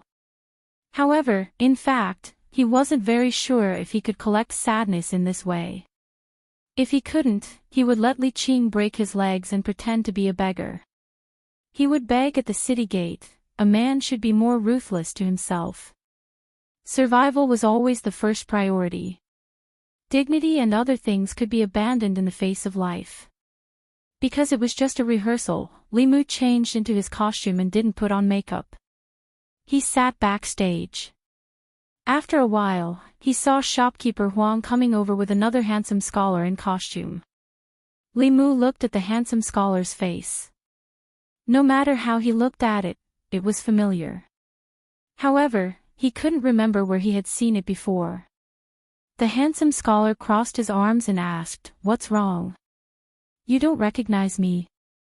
Li Mu looked at Lu Hanyan and said in surprise, "Why are you dressed like this?" "Because I'm acting in a heroic stage." Lu Hanyan looked at him proudly and asked, "How is it? Do I look like you?" Needless to say, Lu Hanyan was beautiful. After dressing up as a man, she immediately became a heroic young man. If she walked on the street, she would probably attract a lot of ignorant girls. "That sounds like it," Li Mu nodded, then he thought of something and asked, "Wait, do you know how to act?" As the female lead of Liangzhu, Zhu Yingtai had a lot of scenes and lines in the drama. If she screwed up, she would just lose a few customers. However, to Li Mu, he would lose a bunch of leaks. No, he would lose the hope of condensing the sparrow shade and becoming a real man. This was not something for her to play with. Lu Hanyan glanced at him and said, "If you don't believe me, I can arrange for someone else to act in Yingtai." Although Auntie Wang is in her 50s, her basic skills are solid. Acting as a young woman in her 20s shouldn't be a problem. Li Mu said without hesitation, "Of course I believe you." Liangzhu was a couple in the drama. Although there weren't any restricted scenes, it was inevitable for them to hold hands and hug. If he had to choose between Auntie Wang and Lu Hanyan, Li Mu would still choose her. The only thing he was worried about was that Zhu Yingtai was going to dress up as a man. If he let Li Qing act, she wouldn't need any props and would just wear a loose costume. No one would be able to tell. However, Lu Hanyan was different. Unless the audience was blind, they would be able to tell at a glance. Li Mu subconsciously looked at her and noticed that her originally bulging chest had become flat. After being stunned for a moment, he couldn't help but ask, "Don't you feel uncomfortable from being strangled?" Lu Hanyan lowered her head and said in embarrassment, "It's none of your business." Li Mu was also worried that she would hurt herself. It wouldn't be good if she hurt her body in order to satisfy her desire for acting. However, since Lu Hanyan didn't care, he couldn't say anything more. He said, "Since you're ready, let's start rehearsing." While the two were rehearsing, on the other side of the theater, several actors gathered there and looked at the two figures not far away. One of them was puzzled and said, "Transforming into butterflies is such a good script. Why did you find a newcomer to act as the lead? Isn't this messing around?" The person next to him looked at him and said, "Yeah, I thought you would act as Liang Shanbua. This is a rare opportunity to show your face." "I don't know what you're thinking." That person listened to Li Mu's clumsy lines inside. He said, "I'm really not convinced. How am I not better than him?" Lu Hanyan was a professional. Not only was she proficient in musical instruments, but she was also good at singing. Li Mu was completely a layman. After the two of them rehearsed their lines, Lu Hanyan shook her head and said, "You can't go on stage directly like this. A real actor knows how to arouse the emotions of the guests. When they act as the bad guys, they can make the guests hate them so much that they even forget that this is acting and rush to the stage to curse. When they act as the good guys, they can gain the sympathy of the guests and make the guests cry for them. Your acting is too stiff. Even if you act as Liang Shanbua, you can't move the guests and get their grief." Grief was a very important thing. Li Mu also became serious and said, "I'll think about it carefully." Lu Hanyan shook her head and said, "A good actor takes 10 years to become a beginner, 20 years to become an actor, and 30 to 50 years to become a master. In this line, without the guidance of a master, it's difficult to understand anything." Li Mu asked, "Is there any quick way?" "There's no quick way to improve your acting skills. You can only practice hard." Lu Hanyan thought for a moment and said, "Come to my room tonight. We'll rehearse our lines as many times as possible." On the other side of the theater building, the young man just now lowered his head and said, "I'm convinced." Li Mu thought that he could gain the grief of the guests by acting as Liang Shanbua. After he really understood the line of actors, he found that he was too naive. Outstanding actors and excellent performances could indeed move the hearts of the guests and control their emotions. However, all of these people had more than 10 years of acting experience. Acting was not a matter of wearing a costume and reciting lines at all, not to mention the expression and movements. Just the foundation of the lines was a hurdle that Li Mu could not cross in a short time. It was late at night. Li Mu leaned against Lu Hanyan's bed and sighed, "It's so difficult." Lu Hanyan covered her mouth and yawned. She said, "Every line is not easy. It's impossible to reach the level of the masters without 10 years of hard work. I'm sorry for making you practice with me so late." Li Mu stood up and said, "You should rest early. I'm going back."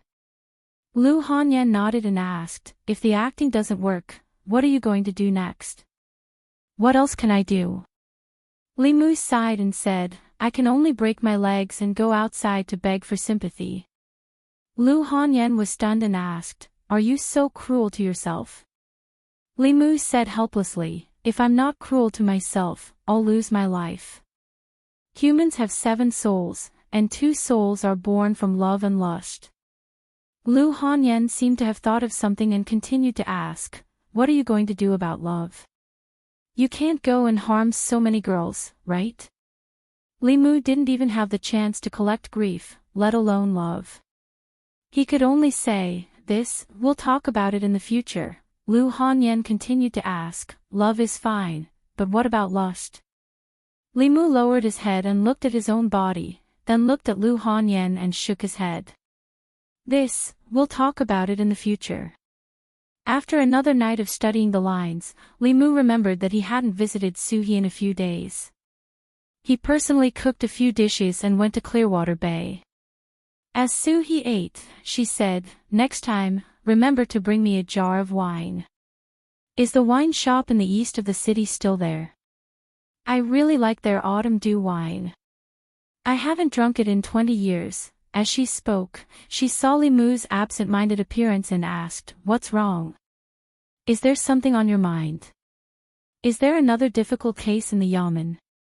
Li Mu shook his head and told her about the problems he'd encountered in the past 2 days. Suhi glanced at him and smiled. "That's normal. It's the same no matter what line of work you do. You don't want to use your 3 to 5 days of interest to compete with someone who's been eating for decades, do you?"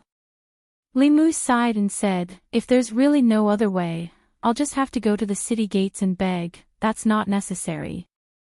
Suhi put down her chopsticks and said, "A good actor can act like a character in a play, but in the end, it's just acting. They can't act out the full charm. If you're a character in a play, why do you need to act?" Li Mu was confused. "I'm a character in a play. What do you mean?" You can hypnotize yourself to forget Li Mu, forget your identity as a bailiff, and think that you're a character in a play. Once you've really deceived yourself, you'll really be a character in a play, Suhi explained. She looked at Li Mu and asked, "This is a type of illusion technique. Do you want to learn it?" Li Mu swallowed his saliva and said, "Yes." Suhi crossed her arms in front of her chest. "Call me sister and I'll teach you." It was just calling her sister. As long as he could gather grief and condense the sparrow-een, Li Mu would agree without hesitation even if he called her wife, let alone sister. He was secretly delighted. Looking at Suhi, he blurted out, "Wife."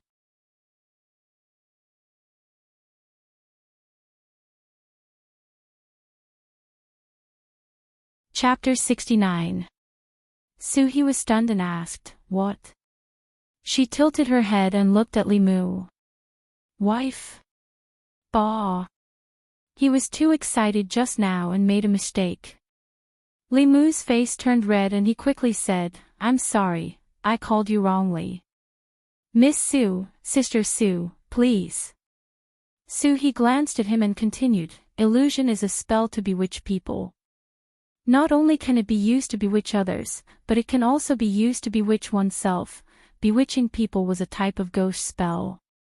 In the ghost stories on the market, there were often scenes of scholars being bewitched by female ghosts and sucked dry their yang energy and blood essence. The difference was that Li Mu was bewitching himself. He knew the story of Liang Zhu.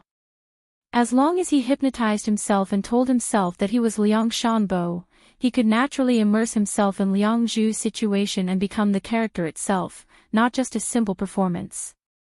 Li Mu used the method Suhi taught him. After failing several times, he finally found the trick and could easily enter the plot. "Thank you, Sister Su." Li Mu clasped his fist and said, "When I condense the third soul, I will thank you properly." Bah.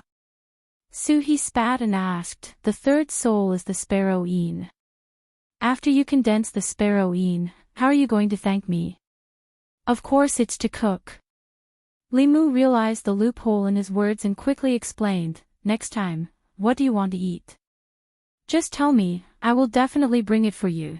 Suhi rolled her eyes at him and said with some regret, "I really want to see how you act on the stage." Unfortunately what?" Li Mu said in surprise, "You can go and watch.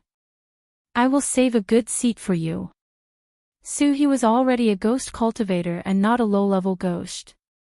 Even if she wandered in the human world, as long as she didn't take the initiative to harm people, the government wouldn't provoke her. "I won't go." Suhi faintly smiled and gave her a meaningful look.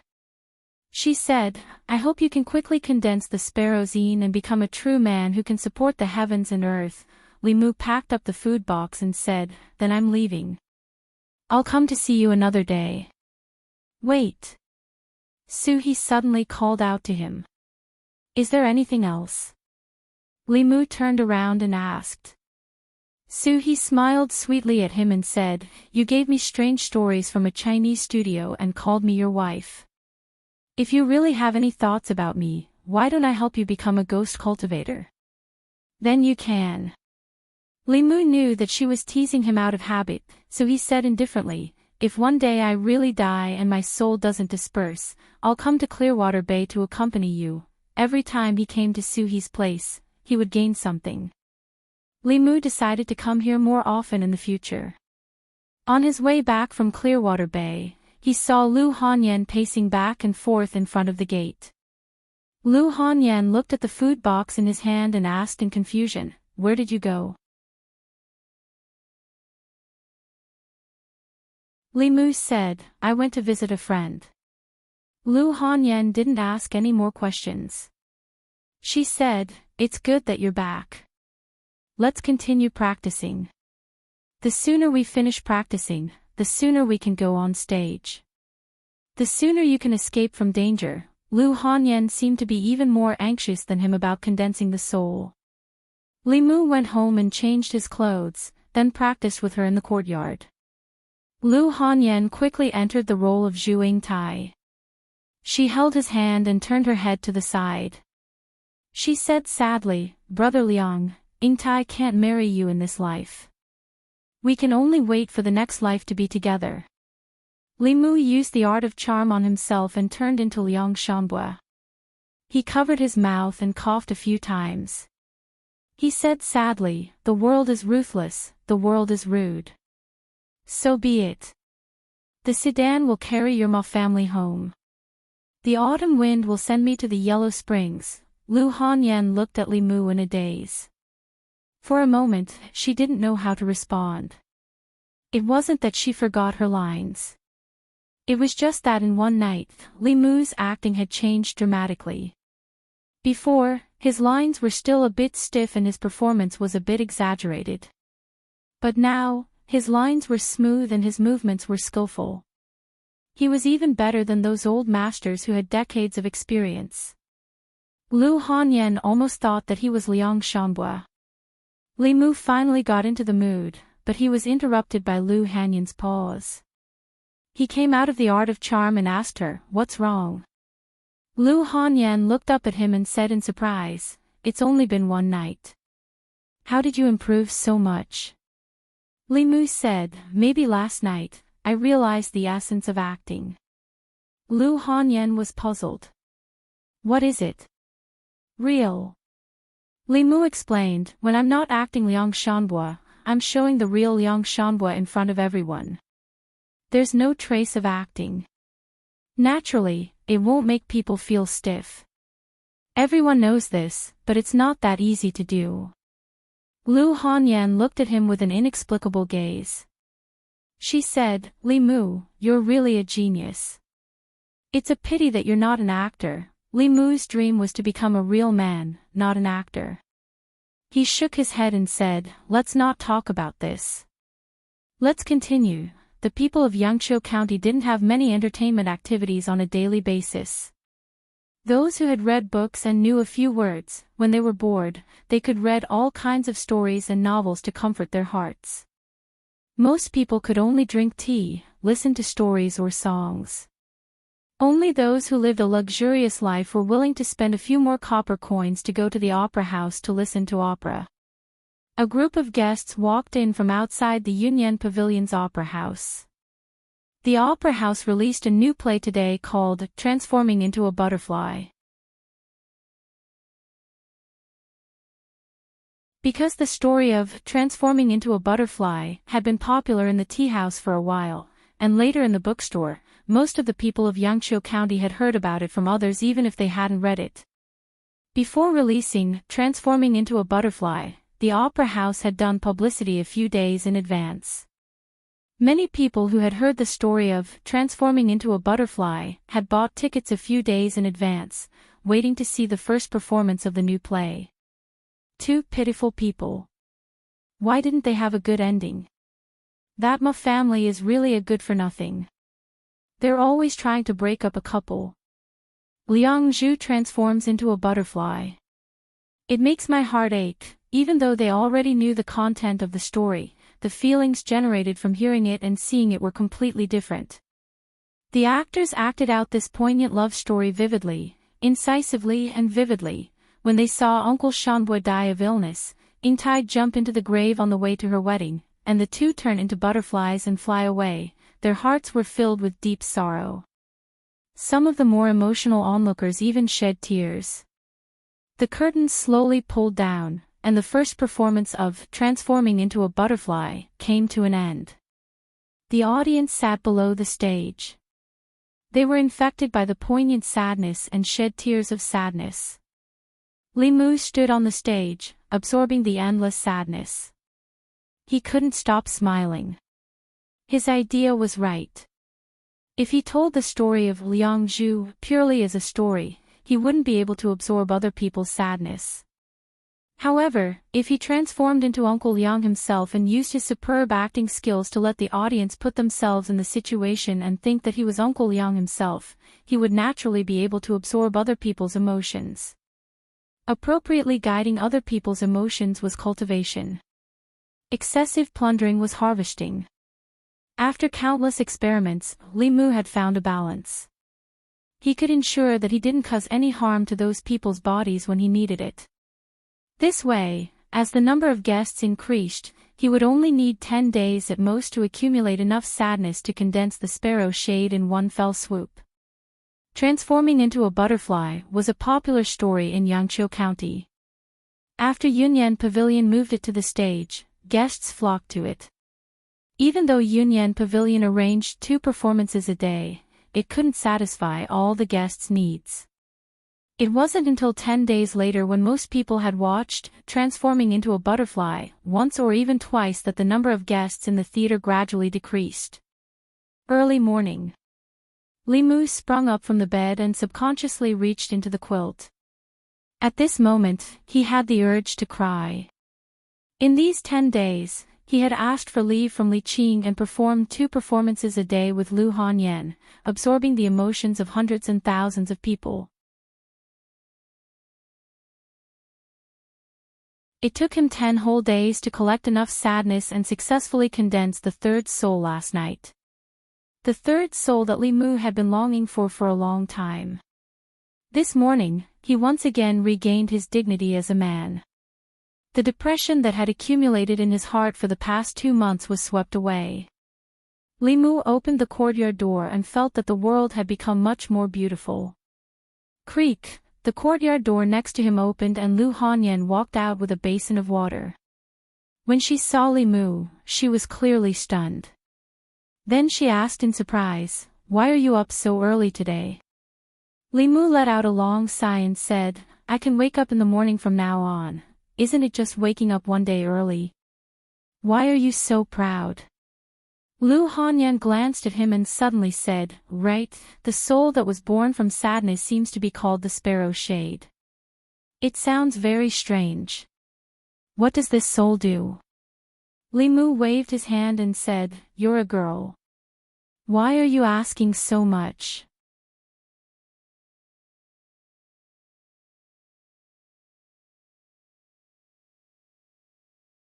Chapter 70. In less than 3 months, Li Mu had already condensed 3 spirits. 4 of the 7 spirits, within half a year, he would not die because of the decay of the body. Now Li Mu was 1 spirit away, and he would be able to completely break away from the Taoist priest's half-a-year prophecy. The first 3 spirits had already been condensed, the last 4 spirits were related to fear, love, evil, and lust. Li Mu carefully thought about it, and first eliminated love and lust. Condensing a spirit required a huge amount of emotions, at least hundreds or even thousands of people. Even if Li Mu was confident in his face, it was impossible to make so many women fall in love with him at the same time. Reducing the quantity and increasing the quality was a good idea. If there was an assembled gods practitioner who loved him to death, and was willing to take the initiative to offer love, then with just 1 person, within 3 to 5 days, Li Mu could successfully condense a spirit. But a female assembled gods practitioner was not so easy to find. Li Mu knew a woman with this level of cultivation, Li Qing, and she was wholeheartedly focused on cultivation, with a pure heart and few desires. It was impossible for her to have such feelings for him. Moreover, love cannot be forced. This path was basically impossible. As for lust, it gave Li Mu an even bigger headache. Until now, he had only seen it on Lu Hanyan, and it was only that one time. He could not be naked in front of her every day. Thinking of this, Li Mu's mind suddenly flashed. Since he could not directly capture the heart of a female assembled gods practitioner, why not cultivate one himself? Lu Hanyan had a purine body, her cultivation speed was astonishing. If he could make her fall in love with him early, when she reached assembled gods, wouldn't he be able to harvest both love and lust? Sitting opposite Li Mu eating breakfast, Lu Hanyan suddenly sensed something, raised her head to look at Li Mu, and asked, "Why are you looking at me like that?" Li Mu forgot that Lu Hanyan had already condensed her first soul. Her perception was amazing. He immediately looked away and focused on eating. At the same time, he also dispelled his previous thoughts. Raising someone was too shameful. If Lu Hanyan knew what he was thinking, the first thing she would do after concentrating would be to fight Li Mu to the death. For the time being, there was no way to harvest fear in large quantities. Li Mu once thought that since he could collect sadness through acting, he could also collect evil feelings if he played a character full of evil and hateful. However, by using the art of seduction to immerse himself in the role, Li Mu was experiencing Liang Shanbua's life over and over again. The audience was sad, but Li Mu was even sadder. After each performance, Li Mu needed to use the clear heart art to adjust for a long time before he could recover from that state. If it weren't for his determination to condense the sparrow shade, he probably wouldn't have been able to last 10 days. Another important point was that when he was acting, he always told himself that he was Liang Shanbua, that Zhu Yingtai was the woman he liked, and that Lu Hanyan was Zhu Yingtai in the play. After doing this many times, Li Mu would occasionally have some kind of impulse when he was with Lu Hanyan outside the play. If he used this method to play someone else, Li Mu was worried that he would really have schizophrenia and be unable to distinguish between the play and the play. At that time, although the 7 souls would be condensed, he would also go crazy. After breakfast, Li Mu slowly walked to the county government. In the past 10 days, in order to collect sadness, he had been at the theater and hadn't gone to the government office even once. If he didn't go now, he was afraid that he wouldn't be able to suppress Li Qing. In the government office, Constable Zhou first helped Li Mu cancel his leave and said, "I heard from Miss Qing that you're sick. How are you? Are you feeling better?" "Much better." Li Mu smiled and didn't say much. He asked, "Where's the boss?" "Miss Qing and the others just left the government office. You should be able to catch up with them now." Constable Zhou shook his head and said, "Recently, Yangqiu County is really not peaceful. First, there were zombies. Yesterday, there was a strange murder outside the city. Miss Qing and Hanja brought people to investigate the case. Li Qing, Zhang Shan, and Li Si were not there." Li Mu was bored to be on duty alone. He asked Constable Zhou about the direction they left in and then used the light body skill to chase after them. Li Mu chased all the way out of the county, but he didn't catch up with Li Qing and Han Jia. Instead, he caught up with Zhang Shan, Li Si, and 2 other constables first. Zhang Shan was in the midst of jogging, panting heavily. Hearing the commotion behind him, he turned around and asked, "Li Mu, what have you been up to these past few days?" Li Mu asked, "Where's the boss?" Zhang Shan pointed ahead and said, "In front." They walked too fast. "We couldn't catch up." Li Mu didn't go with Zhang Shan and the others. His figure flashed a few times and disappeared from their sight. Zhang Shan sighed and said, "Ever since Li Mu followed the boss to cultivate, he's become more and more powerful. The gap between us and him is getting bigger and bigger." Li Si looked ahead and said, "Don't you feel that Li Mu has changed a lot recently?" Zhang Sha nodded and said, he has changed a lot. He has become bolder. In the past, he was even more timid than me. Now, he dares to fight zombies. Do you think that after a person dies once, they really get over it? Li Si glanced at him and said, I haven't died before. How would I know? Li Mu ran for a while and saw two figures in front of him from afar. Li Qing and Han Zhi stood on the mountain path. Two corpses were placed on the side of the mountain path. Han Zhi glanced at Li Mu and looked away. Li Qing bent down and checked the two corpses. She said, judging from the wounds, it should be done by demons. Li Mu walked forward and found that the two corpses were male. One was about 40 years old, and the other looked only 20 years old. Their necks were bitten off by something and their blood was sucked dry. At first glance, it was obvious that it was done by demons. Li Qing stood up and asked, have you investigated the identity of the deceased? Han Zhi said, it's been investigated clearly. They are the father and son of a hunter in this mountain. 2 days ago, they went hunting in the mountain. This morning, their bodies were found by a woodcutter who immediately came to the county office to report the case. Li Qing thought for a moment and asked, has the woodcutter investigated it? Han Zhi nodded and said, I checked with a magic item. There is no problem. He turned to look at the two corpses on the ground and said, there is no trace of the demon at the scene. How should we investigate it? When the county government investigated a case, there must be clues. For example, in the case of the weasel, it could be easily tracked down with a fulu based on the hair it left at the scene. In the case of the zombie in Zhang village, as long as one knew the habits of the zombie, they could also wait for the zombie to walk into the trap. There was no clue to investigate such a case without any clues. We can only start by investigating the nearby demons. Li Qing took out a demon-seeking talisman and threw it into the air. The fulu floated in the air, swaying left and right. After a while, it floated down again. Han just shook his head and said, there is no response from the demon-seeking talisman. There is no demon within a radius of 5 kilometers. It seems that the demon has already run away. Taoism had many magical spells that could be used in the process of investigating a case. For example, the shopkeeper of the Four Seas bookstore. Even if he had denied it before, after being checked by the Zhang County magistrates, he still told the truth. According to the clues left at the scene of the crime, using the fulu or magic to find the murderer was a common method to solve a case. Even so, the county government still couldn't solve most of the cases every year. Li Mu's gaze swept past the two corpses. Soon, he shifted his gaze back with a doubtful look on his face. His heavenly eye could see through the 7 spirits of people.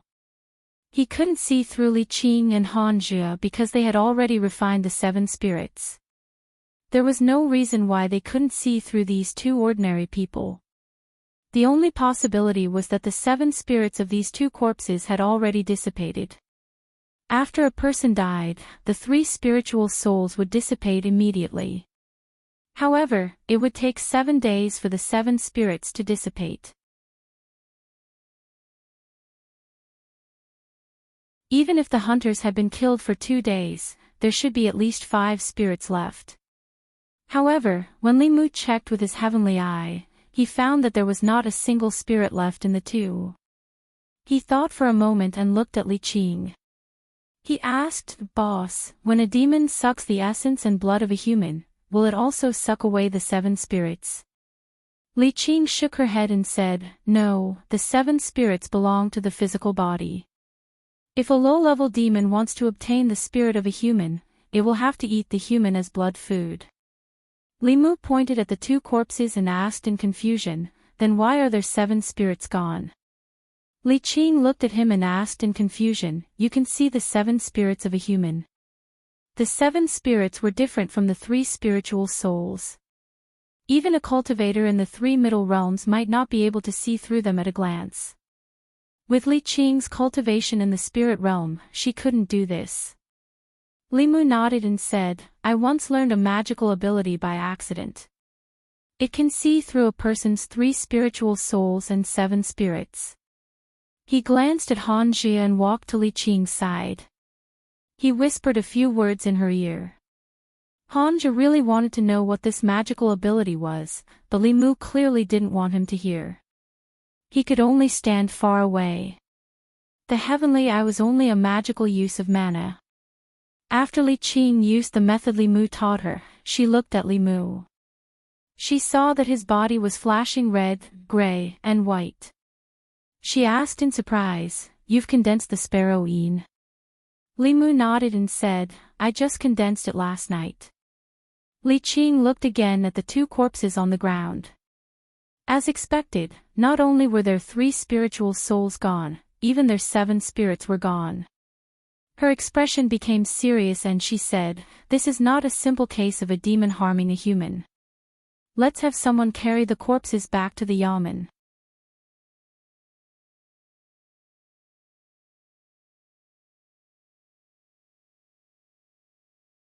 Chapter 71. In the Yangqiu County Government. Zhang County magistrates were not in the government office today. Constable Zhou paced around and said, It's normal for the 3 souls to dissipate after death, but there must be something strange about the 7 souls dissipating so quickly. Is there such a possibility? Han Jie thought for a moment and said, The monster first killed the father and son, and then someone took their 7 souls. Constable Zhou shook his head and said, Although we can't rule out such a possibility, I think it's more likely that the deaths of these 2 people were man-made. As for the wounds on their bodies, they were done later to mislead us into thinking that they were killed by the monster. This is a common method of heretical cultivation. Han Zhou looked at him and asked, Constable Zhou, do you suspect that it was done by heretical cultivation? Constable Zhou nodded and said, Have you tried to find their souls? Li Qing said, I have, but the immortal guiding talisman didn't respond. If it was really done by heretical cultivation, I'm afraid that their souls have been refined, and the traces of their existence have completely disappeared. Constable Zhou frowned and said, He's in the light, and we're in the dark. Unless he makes a move next time, we can't grasp his movements at all. This case is troublesome, not necessarily. A voice came from the door. Old Wang leaned against the door frame and said, A person's soul doesn't dissipate so quickly. Even if it has been refined, it can still be sensed by the Fulu after a short time. However, at this time, we can't use the ordinary Fulu. Constable Zhou asked doubtfully, Then what kind of Fulu should we use?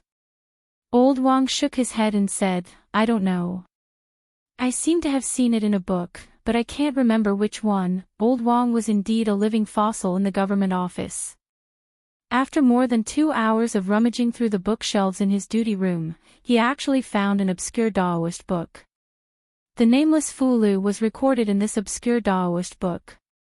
Unlike the immortal guiding talisman, this Fulu didn't need a living soul to guide it. As long as there was a trace of the deceased soul, the Fulu would be able to sense it. Of course, the prerequisite was that the trace of soul was within the Fulu's sensing range. In addition, the Fulu was a mid-level Fulu, and it required cultivation above the realm to complete the talisman. Constable Zhou looked at Li Qing and said, In the government office, only you and Lord Zhang are at the 3rd realm. Lord Zhang isn't here, so I'll have to trouble Miss Qing with the talisman. Han Zhou looked at the Fulu and frowned. The Fulu's talisman is too complicated. Without a few days of effort, it's impossible to learn it. By that time, their remaining soul would have dissipated long ago. Li Qing didn't say much. She nodded and said, Take a few strands of their hair and prepare the talisman materials. I'll try. Han Jie and Constable Zhou didn't have much hope. Only Li Mu had full confidence in Li Qing. The more complex the Fulu's talisman was, the harder it was to inscribe. Due to the need to imbue the talisman with transcendence energy, the difficulty of completing the talisman would increase exponentially. However, with the heart-calming mantra, this level of Fulu was nothing at all. Li Qing carefully studied the Fulu's talisman. After a while, she put down the book. She picked up the brush and dipped it in cinnabar. She closed her eyes for a moment and slowly opened them. Li Mu saw the tip of the brush dancing on the talisman paper like flowing water. In a flash, a Fulu was formed in Li Qing's hands. Li Qing put down the brush and said, "It's done." "So fast." "You succeeded." Constable Zhou's face was full of disbelief. Han Zhe even opened his eyes wide. As a disciple of the Fulu school, he knew better than anyone how difficult it was to draw the Fulu just now. How could someone succeed in one try? He pursed his lips and looked at Li Qing and asked, "Miss Qing, have you learned this Fulu before?" "No." Li Qing didn't explain too much. She drew another Fulu with no name. She folded the two Fulu into the shape of a paper crane and threw it into the air. The two paper cranes floated in the air and danced above everyone's heads. Seeing that the paper cranes didn't have any intention of leaving, Constable Zhou sighed and shook his head, saying, "It seems," before his voice fell, the two paper cranes drew an arc and suddenly flew out of the county office. "It really works." A trace of joy appeared on Constable Zhou's face. He said, "You guys follow it quickly." Constable Zhou stayed in the county office. Li Mu, Li Qing, and Han Zhe followed the paper cranes out of the county office. Generally speaking, those who took people's souls for cultivation were heretical cultivation in the soul refining or soul condensing realm. Only cultivators in these two realms had such a great desire for other people's souls and boldness. Although the souls of mortals were also useful for high-level cultivators, except for those with pure yang or pure yin physiques like Li Mu or Lu Hanyan, ordinary souls needed to reach a large number to be helpful to their cultivation. Those who chose ordinary people alone were generally not very strong. The paper cranes flew out of the county office and traveled through the county at an extremely fast speed. The paper cranes didn't have life and naturally didn't have spiritual intelligence. They only knew how to fly in a straight line in the air. If Li Mu's light body technique hadn't reached a small success and could walk on the roof, he might not have been able to keep up with Li Qing and Han Zhe's footsteps. The paper cranes flew for a quarter of an hour and then disappeared into a courtyard with a tall gate. Li Mu landed in front of the courtyard. He looked up and saw the plaque in front of the gate with the words, "Ren Mansion" written in gold. Great Zhou's laws stipulated that officials couldn't easily break into private residences. Han Zhe went forward and knocked on the door. Very quickly, a servant of the Ren Mansion poked his head out and said impatiently, "What are you doing?" Han Zhe looked at him coldly and said, "We suspect that your mansion is harboring important criminals. Immediately open the door for a search." When the servant saw that the people outside were officials, he hurriedly ran back. Han Zhe pushed the door open and entered. Li Qing and Li Mu followed behind him and walked out. Just as they entered the Ren residence, someone ran out from the back of the residence and said in a panic, "My lord, I was in the wrong the previous time. But you have beaten me and punished me. My 4C's bookstore has even closed down. Why are you still here?" Li Mu was also a little surprised to see the shopkeeper of the 4C's bookstore. "Shopkeeper Ren." Han Zhe obviously recognized him and asked, "Is this your home?" "It's this commoner's residence." Shopkeeper Ren nodded his head repeatedly and asked with a bitter face, "My lords, what is the matter this time? This commoner has been obediently staying at home these days and hasn't even left the house." Li Qing looked ahead and said, "Inside. A serious criminal escaped here. Wait for us to search first." Han Zhe said to shopkeeper Ren and strode inside. A serious criminal. When shopkeeper Ren heard this, his expression changed and he immediately said, "My lord, you must search carefully. Don't miss anything.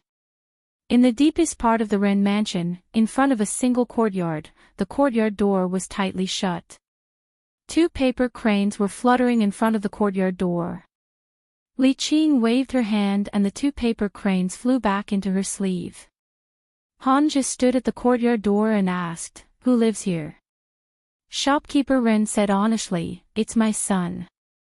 He just became the disciple of an immortal master a few days ago and has been cultivating at home. The criminal shouldn't have run here." Hanja walked forward and said, "Let's go in and take a look." Creak, the courtyard door was pushed open from the inside and a young man walked out of the courtyard.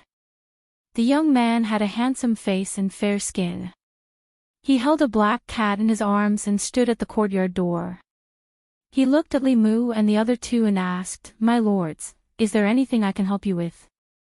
The next moment, 2 paper cranes flew out from Li Qing's sleeve and kept circling above the young man's head. Fu Lu had a reaction, which meant that this young man was the heretical cultivation who refined the souls of the 2 victims. Hanja pulled out his knife and said angrily, "So it's you." The young man's expression changed for the first time. He threw down the black cat in his arms and retreated into the courtyard. The courtyard door was suddenly closed. "Be careful."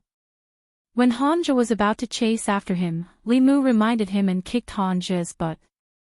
Hanja staggered and fell to the side. Meow. A black shadow flashed in front of his eyes. Hanja only felt pain on his face. He reached out and touched his face. A few bloody marks immediately appeared on his fingers. After the black cat was thrown to the ground by the young man, it suddenly bounced up. If not for Li Mu's kick, Hanja's eyes would have been scratched out. The black cat's claws missed and it turned to attack Li Mu. Whoosh! A sword light flashed in front of Li Mu's eyes. The black cat screamed and its body was cut into 2 pieces. The 2 pieces of the cat's body fell to the ground. Li Qing simply put away her sword. The 3 of them walked into the courtyard. The young man stood in the middle of the courtyard and made a hand seal. Li Mu suddenly blacked out and couldn't see anything. Array!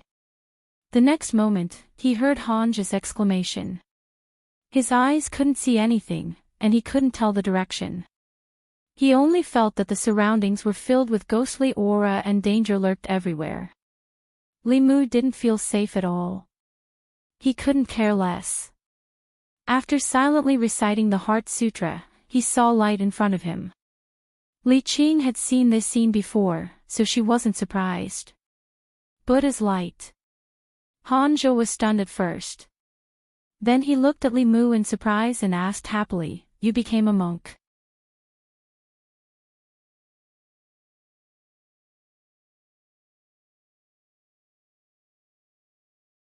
Chapter 72. When did you become a monk? Which temple did you go to? Why didn't you shave your head? When did you shave your head? Are monks not allowed to marry? When Hanja saw the Buddhist light emanating from Li Mu's body, his face lit up with excitement as he asked a series of questions. "You're thinking about the peach." At this time, Hanja was still concerned about whether he became a monk or not. Li Mu was too lazy to explain. The golden light on his body became even brighter, completely illuminating a small area around the 3 of them. Beyond the golden light, there was still darkness. Hanja asked curiously, "What peach?" Seeing Li Mu ignoring him, he said, "This is a formation. Everyone is connected by holding hands. Stay where you are and don't move around casually. If you get separated, you may not be able to meet again." Hanja explained and then extended his hand to Li Qing. Li Mu took the opportunity to hold Hanja's hand and gave his hand to Li Qing. This way, Hanja was on the left, Li Qing was on the right, and Li Mu was in the middle, holding 2 people. Hanja glared at him but didn't say anything. He took out a talisman and threw it into the air. Li Mu raised his head and saw that in the darkness outside the golden light, lightning flashed and crackled. Countless lightning bolts exploded and formed a lightning net. Lightning magic is a powerful magic that only cultivators in the Middle Realm can come into contact with. However, the Fugu school's specialty is to use the talisman to release magic that is far beyond the cultivator's current level. However, Hanja's lightning magic released through the talisman was not as powerful as his confrontation formula. After the lightning net exploded, Li Mu heard a muffled groan from outside the formation. Even the surrounding darkness became thinner, but the formation was still not broken. Formations are also an important branch of Taoism's magic. The Spirit Array sect and the Fugu school are both part of the 6 Taoism sects. Whether it is the talisman or the formation, it is a way for cultivators to use external forces to increase their own strength. A powerful talisman or formation can easily bridge the gap between realms. Just like a child, under normal circumstances, could not defeat an adult. However, if the adult was unarmed and the child had an AK in his hand, the outcome of the battle would be different. Normal formations rely on auxiliary items such as formation flags. It is very simple to trap an enemy with a higher cultivation than oneself. It even need not be controlled from the outside. Hanja's thunder charm didn't have much effect. Li Qing closed her eyes for a moment and then opened them again. She pointed in a certain direction and said, "The eye of the formation is there. Attack together." Li Mu loosened his grip, held Bai, and channeled his mana. The long saber in Hanja's hand also began to flicker with white light. Whoosh! Whoosh whoosh!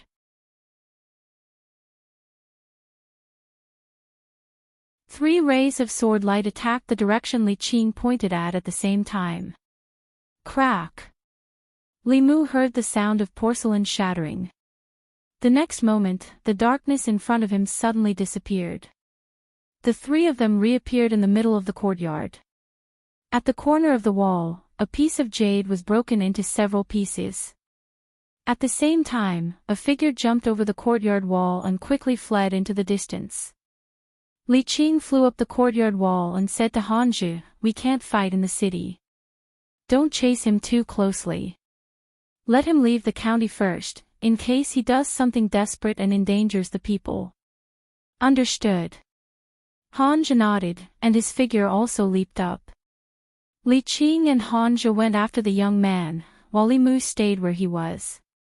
The young man's cultivation was higher than his, and his speed was extremely fast. It was impossible for Li Mu to catch up with him as he ran for his life. Shopkeeper Ren walked in with a blank face and muttered, What happened?" Li Mu stayed behind to understand the situation. He looked at Shopkeeper Ren and asked, "When did your son start cultivating?" Shopkeeper Ren seemed to have realized something at this moment. He said with a trembling voice, Two months ago." Li Mu frowned and asked, "He has never cultivated before?"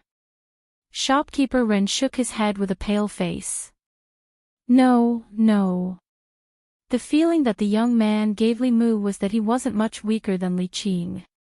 In just 2 months, he had gone from an ordinary person to the 3rd level. No matter how talented he was, it was impossible for him to achieve such a feat unless he had been taking shortcuts in the first 2 realms of spirit refining and spirit consolidating. The fastest shortcut in these 2 realms was to steal other people's souls to cultivate. In recent months, there had not been a large number of murders in Yangqiu County. However, it was certain that for this person to cultivate to such a realm, many people must have died in his hands. In 2 months, with the help of Li Qing and Yu Hanyun, Li Mu tried his best to condense 3 souls. This was already considered an extremely fast cultivation speed. As for Shopkeeper Ren's son, even if he had a large amount of soul power and courage, it was impossible for him to break through 2 realms in 3 months. There must be someone guiding him from behind. Li Mu looked at Shopkeeper Ren and asked in a deep voice, "This case is very important. How did he start cultivating?" "Tell me in detail." Shopkeeper Ren swallowed a mouthful of saliva and said nervously, "One day 2 months ago, Yuan went out to play and met an immortal master. He said that the immortal master said that he had a wood elemental body and was very talented in cultivation. He asked Yuan if he was willing to cultivate with him.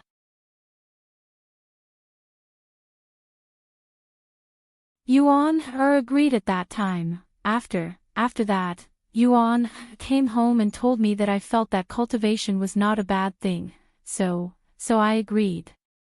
Shopkeeper Ren looked at Li Mu in panic and asked, My lord, what happened? Li Mu looked at him and said, Your son killed many innocent people for his own cultivation. That's impossible.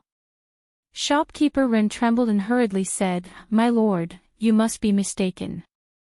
Yuan has been timid since he was young. He didn't even dare to kill a chicken. How could he kill people? A timid person would not treat a cat demon in the embryonic transformation realm as a pet.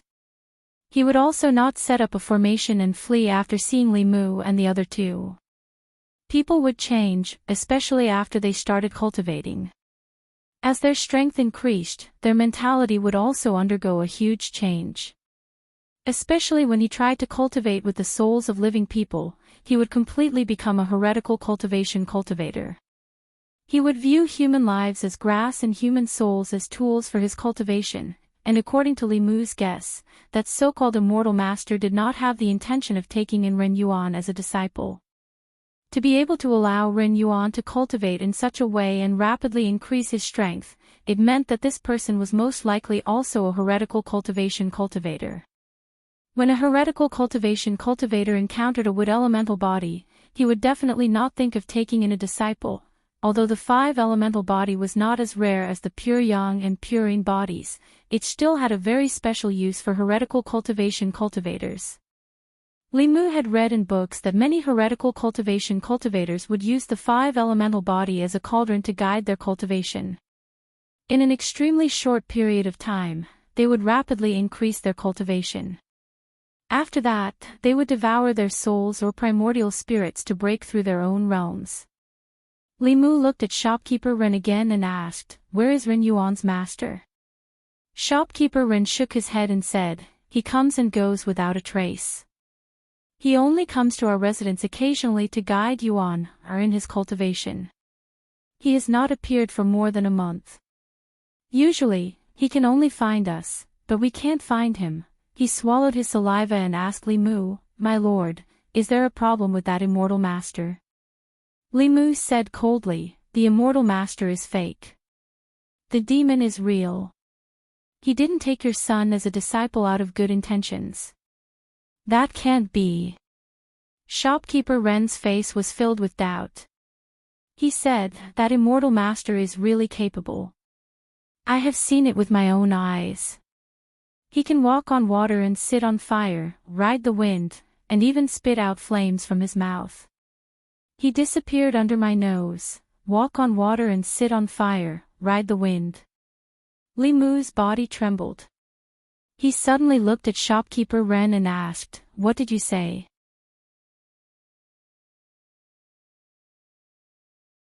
Walk on water, sit on fire, ride the wind, spit out flames, invisibility.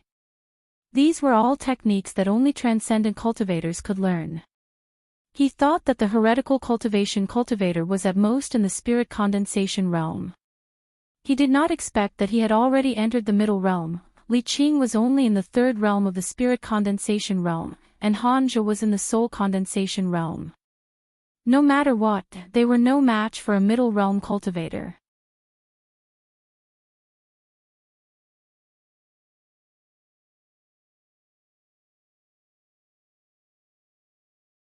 Chapter 73.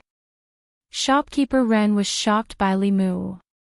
He nodded his head in a daze and said, Not only me, when the immortal master demonstrated these supernatural powers, many servants were also there. If you don't believe me, you can ask them. Li Mu didn't have time to confirm. He picked up the paper crane on the ground and disappeared on the spot. He chased after Li Qing and Han Jie. Ren Yuan had a supernatural realm master who had already entered the middle 3 realms. He was a master who could practice dozens of high-level supernatural powers. Even if they didn't meet Ren Yuan's master, Ren Yuan wouldn't be able to handle some of the things a cultivator in the middle three realms casually gave him. He had to remind them to be careful, outside Yangqiu County, in the wilderness. After running for a long time, Ren Yuan stopped. He turned around and looked at Li Qing and Han Zhe who were chasing after him. He said coldly, "How long do you plan to chase me?" Han Zhe breathed heavily. He bent down and pointed at him. He said loudly, "Everyone has the right to kill evil spirits and demons. Even if you run to the ends of the earth, you won't be able to escape." Ren Yuan's face darkened. He secretly crushed a jade stone in his hand. A white light flew out from the jade stone and disappeared into the distance in an instant. After doing this, he took out a black flag and threw it into the air. The flag exploded into a cloud of black fog and shrouded Han Zhe and Li Qing. It instantly enveloped the two of them. Han Zhe's hands formed a seal and he quickly chanted, "Wind comes out of Gen Horn, earthly soldier deployment, Sun Fang's road ahead, evil ferocious wind, urgent as the law command." A gust of wind suddenly appeared beside him. However, the black fog wasn't like ordinary fog. The wind made their clothes flutter, but it couldn't blow away the black fog. Han Zhe was helpless. He could only throw out another guiding thunder talisman. Lightning flashed in the black fog. This fog was obviously of the yin attribute. Under the lightning, it kept rolling and shrinking until it completely disappeared. Ren Yuan touched his bosom and threw out two more command flags. They turned into black fog and enveloped the two people once again. "He's stalling for time." In the black fog, Li Qing said in a low voice, "Although this person is in the assembled god stage, he doesn't seem to know much about Tao. Let's not waste any more time." Lightning flashed within the black fog once again, and Han Zhe's angry roars could be heard from time to time. A moment later, the black fog dispersed, revealing Han Zhe sitting cross-legged with black fog swirling around his face. Ren Yuan's complexion changed. He reached his hand into his bosom, but didn't take out the command flag. Li Qing looked at Ren Yuan and slowly walked towards him. Suddenly, she stopped and her pupils shrank. A figure shrouded in a black robe appeared out of nowhere and stood quietly behind Ren Yuan.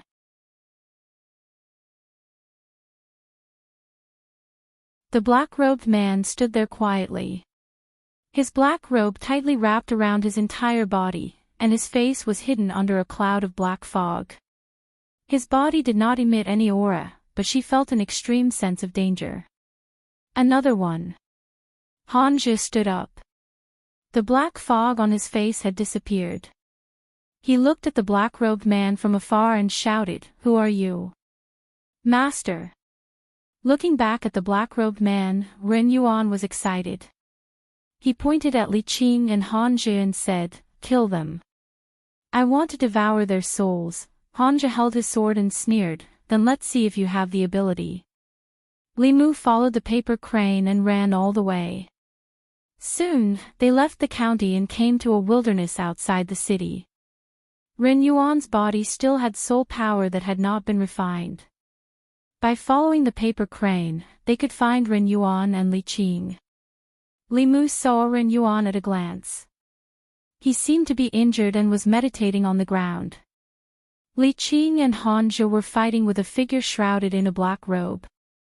Although it was called a battle, it was more like a game. Under Li Qing and Han Zhe's all-out attacks, the black-robed man only dodged. The swords in their hands could not even touch the corner of his clothes. Han Zhe retreated to the side, panting. After a short exchange, he already knew that they were far from being a match for this person. A trace of ruthlessness appeared in his eyes. He crossed his fingers and formed a hand seal. After doing all this, the magic power in his body was exhausted, and he collapsed to the ground. The power of heaven and earth fluctuated, and the image of an old man appeared in front of Han Zhe. The old man had white hair and a white beard. He wore a loose Taoist robe. After forming a sword seal with one hand, he waved his hand at the black-robed man, and an invisible sword chi slashed out. Clang! The black-robed man crossed his arms and resisted the invisible sword chi. His body retreated more than 10 feet before stopping. His sleeves were torn apart, and a faint bloodstain appeared on his withered arms, which were exposed to the air, but it quickly disappeared. The black-robed man stood where he was and said in a hoarse voice, "The Fulu School's foundation is indeed deep. This abhijna has already touched the edge of Daoist techniques." Hanja's expression was ugly. His heart had already sunk. This abhijna was his strongest killing move. It was enough to kill a third-realm demonic ghost. However, the heretical cultivation in front of him had already reached the fourth realm. The gap in magic power could not be bridged even by Daoist techniques. Seeing that Hanja's abhijna had no effect, Li Qing made a prompt decision. She grabbed Hanja's clothes by the back of his neck and retreated in an instant. When she reached Li Mu's side, she threw him a divine travel talisman and said quickly, "Let's go." Li Mu did not hesitate to stick the divine travel talisman on his body.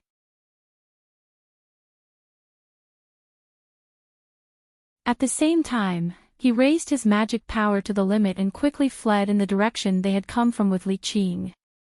If it was a soul condensation or spirit condensation heretical cultivation, Li Mu could catch him off guard and give him a taste of thunder. However, the other's cultivation had already reached the middle realm. There was no other way but to run. Under normal circumstances, even if these heretical cultivation cultivators were full of evil, they would not easily kill cultivators of the Yamen. Whether it was the sects behind them or the imperial court, they were not people that these loose cultivators could offend. Li Mu stuck the divine travel talisman on his body. As he ran, he looked back. This glance made his heart skip a beat. His heart, which had just calmed down, was raised again. He saw that the black-robed man carrying Ren Yuan was actually chasing closely behind them. His speed was even faster than when they were using the divine travel talisman. At this speed, they would probably be caught before they could run back to the city. Li Mu made a prompt decision and said in a low voice, "This won't do. Split up and run." With his back to Li Qing, he formed a seal with his hand. With a boom, a bolt of thunder fell from the sky and struck the black-robed man in front of him. Although this attack did not hit him, it did stop his body. In this short pause, the three people in front of him had already fled in two different directions. The black-robed man did not think for long and chose a direction to pursue. Li Qing felt that the black-robed man's aura had disappeared. Her expression changed. She threw down Hanja and said, "Go back to the Yamen first." After saying this, she turned around and chased in the direction that Li Mu disappeared. Li Mu, who was running at high speed, felt the aura behind him quickly approaching. He used all of his Fa to increase his speed. After deciding to split up, he did not give Li Qing a chance to choose. He turned around and ran in a direction far away from the city.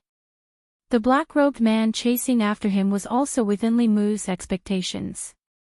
Even a transcendent realm heretical cultivation would not dare to be presumptuous in the city. Li Qing and the others fled into the city, but Li Mu was far away from the city. As long as this heretical cultivation was not stupid, he should know who to chase. Of course, the current Li Mu was still not a match for a transcendent realm heretical cultivation cultivator. Therefore, he chose to run in the direction of the Gulf of Clearwater. This place was not far away from the Gulf of Clearwater. Li Mu was confident that he could reach Suhi before the black-robed man caught up to him. On the other side of the Gulf of Clearwater was a cliff. Ren Yuan, who was being carried by the black-robed man, looked at Li Mu who was about to reach the bottom of the cliff and said mockingly, "There's no road ahead. Where can you run to?"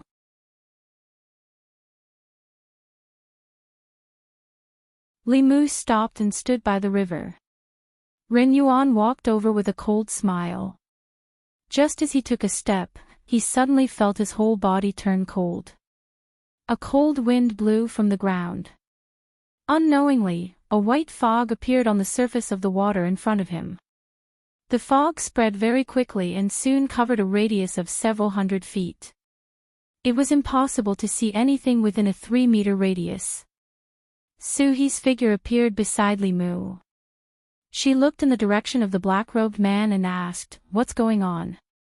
"We ran into a transcendent realm heretical cultivation cultivator. It wasn't easy for us to escape here." Li Mu explained and asked directly, "A transcendent realm cultivator. Can you beat him?" As soon as he finished speaking, Suhi's figure disappeared.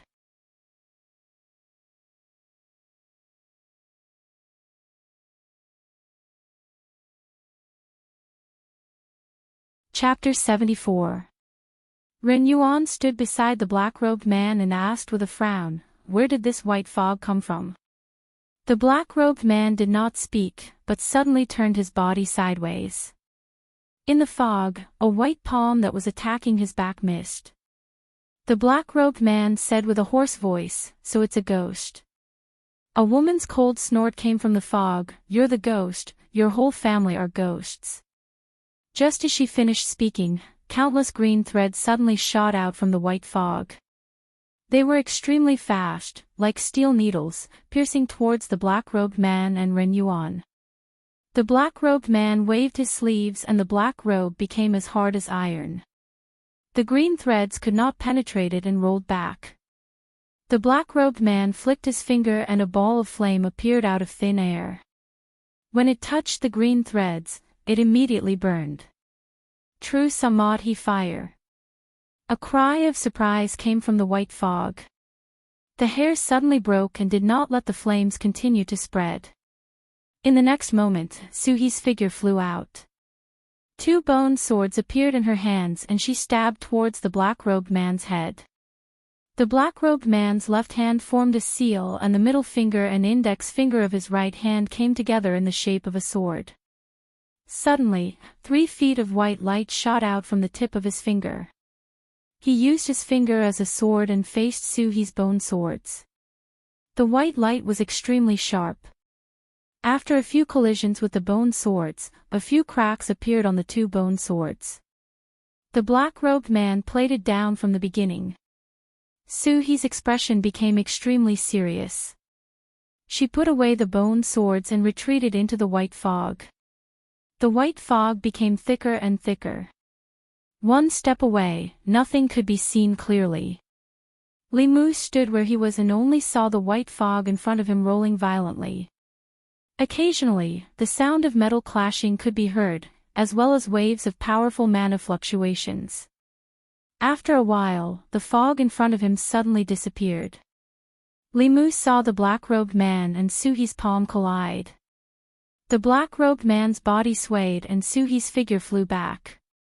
After landing, she kept retreating. Li Mu hurriedly went forward to support her, asking, "Are you okay?" Suhi looked up at the black-robed man and her expression became unprecedentedly serious. She said in a low voice, "He's not an ordinary transcendent.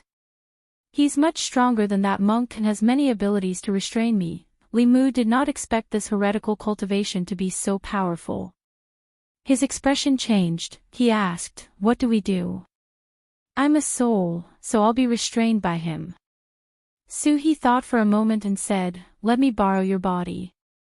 Li Mu was stunned for a moment and asked, "How do I borrow it?"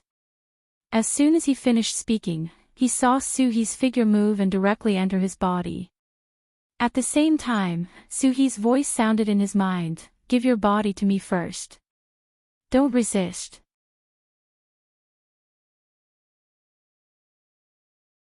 Only then did Li Mu realize that he had been possessed by Suhi. Ghosts were spiritual bodies.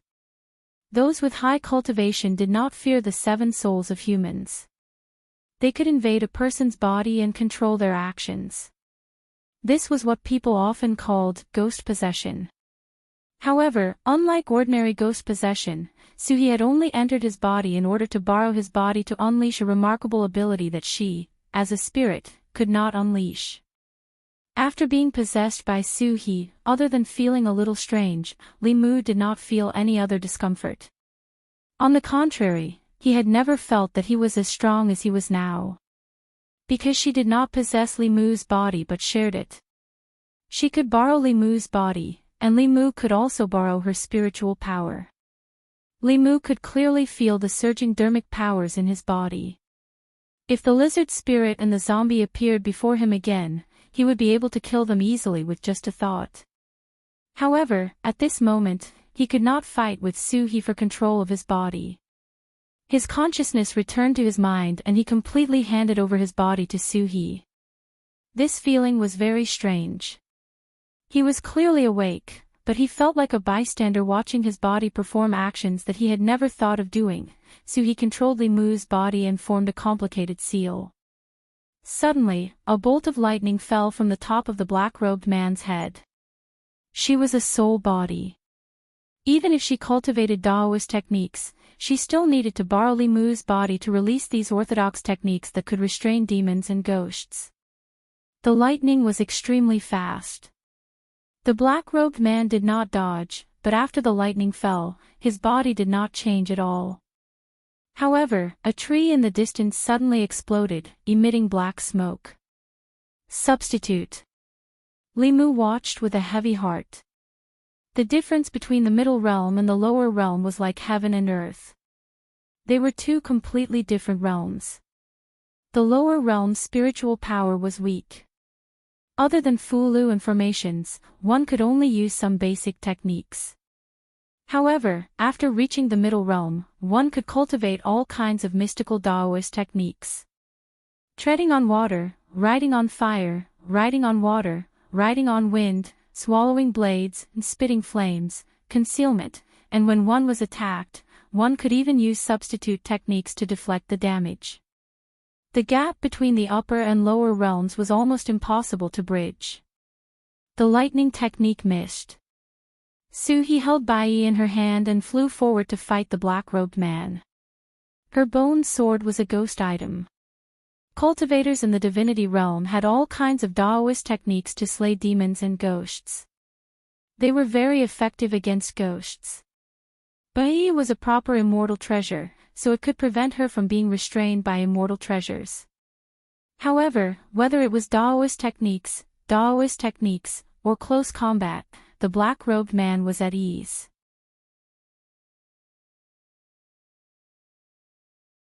It was obvious that he still had a lot of energy left. This made Li Mu wonder if he was really in the divinity realm. Perhaps his cultivation was even higher. After a short exchange, Li Mu's body, which was controlled by Su-He, was once again forced to retreat. Li Mu's shoulder was bleeding. He had been accidentally injured by the black-robed man's sword chi. If Su-He had not retreated, his arm would have followed in Yanggua's footsteps. At the same time, Su-He's voice rang out in Li Mu's mind again. Although this person's cultivation is in the divinity realm, he is definitely not a divinity cultivator. Perhaps he is only a step away from the creation realm. Or perhaps he was originally in the fifth creation realm, but his cultivation level has dropped. We cannot defeat this person. I can only do my best to protect you. Li Mu understood what Su-He meant. Su-He could not defeat the black-robed man, but the other party could not win either. A battle of this level could not be easily decided in a short period of time. And this black-robed man, from the start, was only defending when he fought Li Qing and Han Jia. Later on, although he chased after Li Mu, he did not use any Daoist techniques. When he fought with Su-He, he was also only defending and did not take the initiative to attack. Li Mu could not guess what this person was thinking, just like how he could not see his face under the black robe. He used his all-seeing eye with his current dermic powers. He could see that Rin Yuan was surrounded by resentment and evil aura, while the black-robed man was as calm as a pool of water. There were no ripples in the old well, but it was bottomless. Li Mu was even more shocked. The dermic powers in his body were Su-He's dermic powers. Although Li Mu could not borrow all of it, it was enough to make his abilities infinitely close to the fourth realm. Even so, he could not see through this black-robed man. Wait. Li Mu was suddenly stunned. The dermic powers that he could use now were no weaker than the third realm of the congregate realm. If Su-He let go of her dermic powers and let Li Mu use them, wouldn't his current cultivation be at the fourth realm of the divinity realm? Wouldn't he not be much weaker than the black-robed man? A thought flashed through Li Mu's mind. He suddenly had a bold idea. His greatest flaw now was that his cultivation was too shallow and his dermic powers were insufficient. He could not use those powerful Daoist techniques. He wondered what it would be like to use Daoist techniques at the fourth realm of cultivation. Would he be able to use those Daoist techniques that he could not use because of his lack of cultivation in the past? No matter how powerful that black-robed man was, he was only at the fourth realm. When he only had the spirit-refining realm dermic powers, this black-robed man could crush him with one finger. Li Mu could only accept it.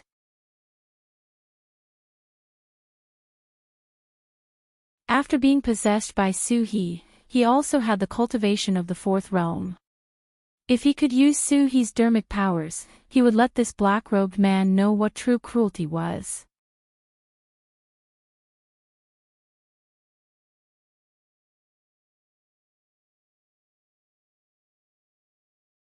Chapter 75.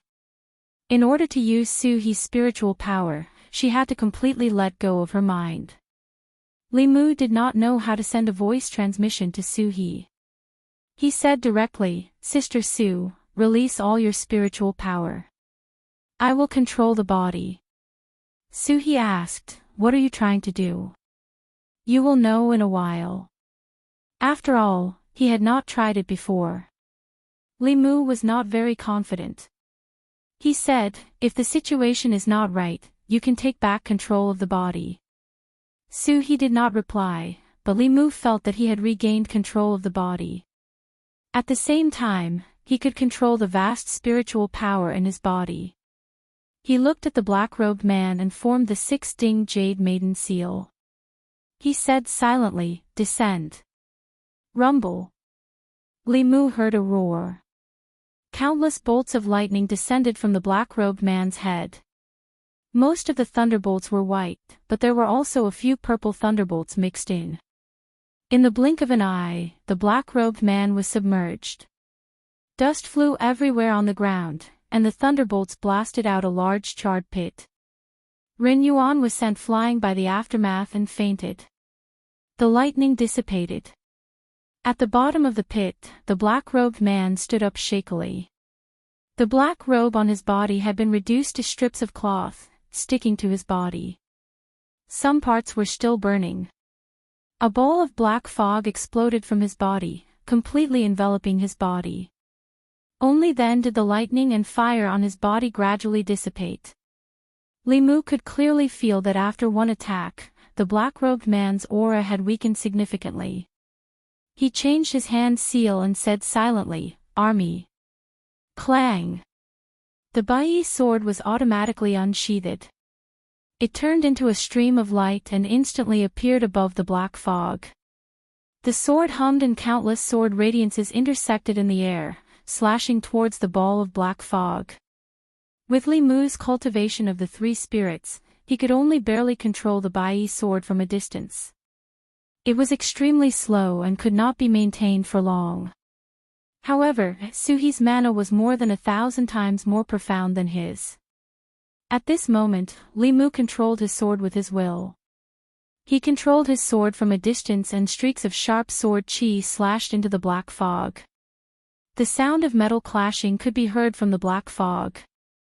A moment later, the black fog dispersed, and the figure of the black-robed man appeared again. His clothes were ragged, and although he looked a little disheveled, when the sword chi slashed on his body, it only caused sparks to fly. It couldn't hurt him at all. Chi restriction. Li Mu's expression froze. He finally realized how difficult it was to deal with this black-robed man. The chi restriction technique was also a profound Daoist divine ability. After mastering it, one's physical body would be able to restrict water, fire, evil, and ghosts.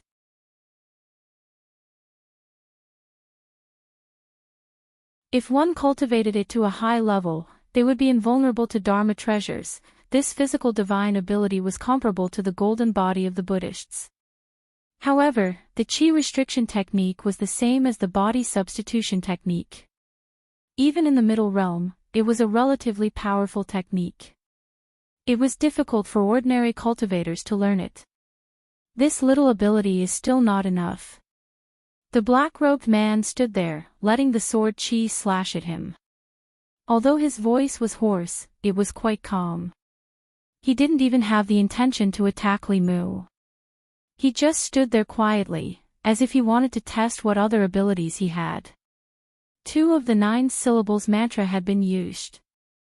Li Mu hadn't mastered the 3rd fighting formula yet, so he couldn't use it rashly at this moment.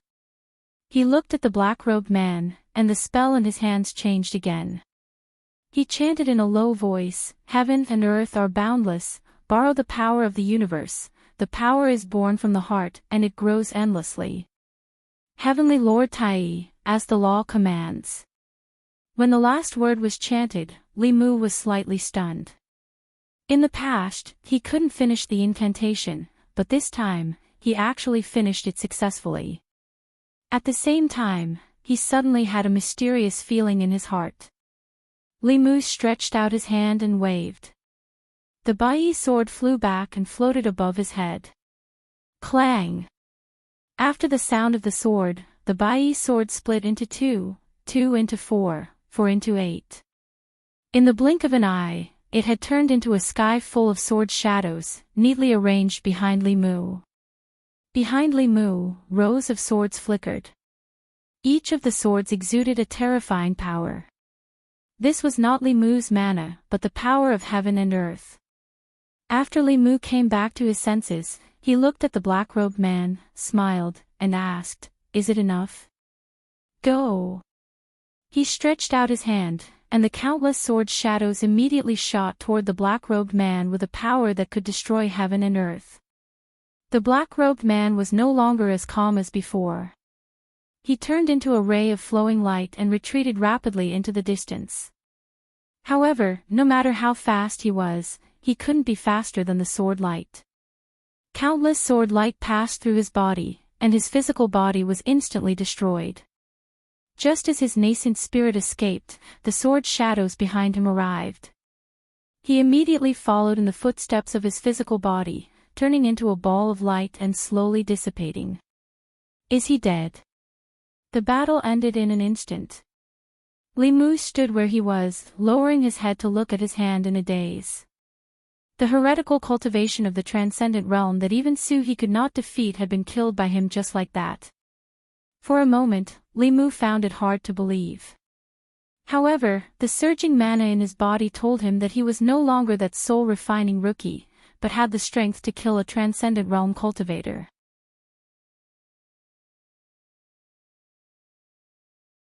In the next moment, Suhi's figure walked out of Li Mu's body. Li Mu's body trembled, suddenly feeling extremely empty. Compared to now, he still preferred the feeling just now. Suhi looked at him, her eyes filled with deep meaning.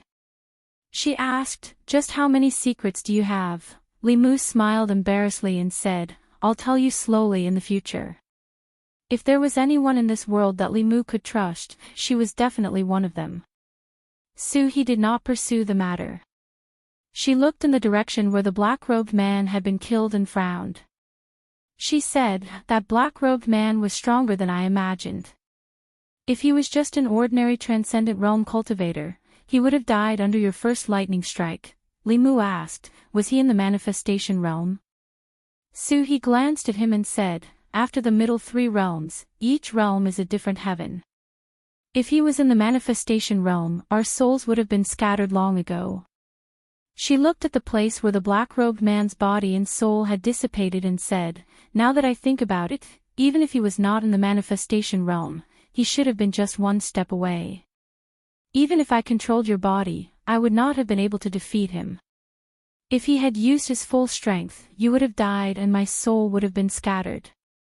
This time, we were truly friends in life and death." Li Mu smiled and said, "No matter what realm he was in, he's already dead." Suhi thought for a moment and said, "There's something else that's very strange." Limu asked, "What is it?" Suhi said, "Your last strike just now, although it was powerful and could have destroyed his body in an instant, it should not have been able to destroy his soul." Although Suhi still had doubts, they had seen with their own eyes that the black-robed man had been completely reduced to ashes under Limu's 10,000 sword shadows. This could not have been fake. Limu had other things on his mind. He looked at Suhi and said, "Sister Su, try possessing my body again." Suhi looked up at him and asked, "The heretical cultivation is already dead. What else do you want?" Limu said, "I still want to try a strike and I need to borrow your mana." Suhi did not say anything.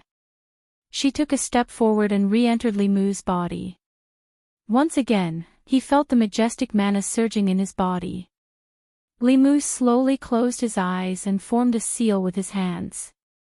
He said quietly, "Dao, Can." Just as he said these two words, Limu suddenly felt that his body was empty. Suhi's figure appeared in front of him again. She looked at him with a face full of fear and asked, "What kind of strike is this?" Limu was surprised. "What's wrong?" Suhi patted her full chest and said with lingering fear, "If you had continued reciting just now, my soul would have dispersed directly." Limu's expression changed slightly.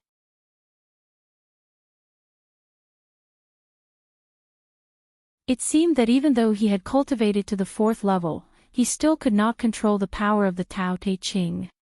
He dismissed the idea of trying and said, "Sorry, I almost harmed you." Suhi's eyes were still full of shock. She said in disbelief, "How can there be a strike that even a 4th level cultivator cannot perform? If this technique is successfully activated, who knows how powerful it will be? If you forcefully activate it, you will definitely suffer a backlash. You must not try it so easily in the future." Limu nodded and said, "I know." Suhi suppressed the throbbing in her heart. She looked at the unconscious Ren Yuan and asked, "How should we deal with this person?" Limu thought for a while and said, "First destroy his cultivation, then bring him back to the yamen." Suhi waved her hand and a white light shot into Ren Yuan's dantian. She said, "I've already destroyed his mana. Let's go, I'll send you away." Limu carried the unconscious Ren Yuan and walked out of the bay of clear water with Suhi. Dozens of miles away, in a secluded valley in the mountains, a shadow appeared out of thin air. Under the black robe, the shadow smiled and said, "Interesting. You're tuning into the LoveLore Library YouTube channel. We're so grateful for your support and don't forget to subscribe to join us on this incredible journey through captivating stories. Your generosity through donations truly makes a world of difference, as it's the primary source of revenue that allows me to expand and enhance this channel for you. Thank you from the bottom of my heart for being a part of this adventure.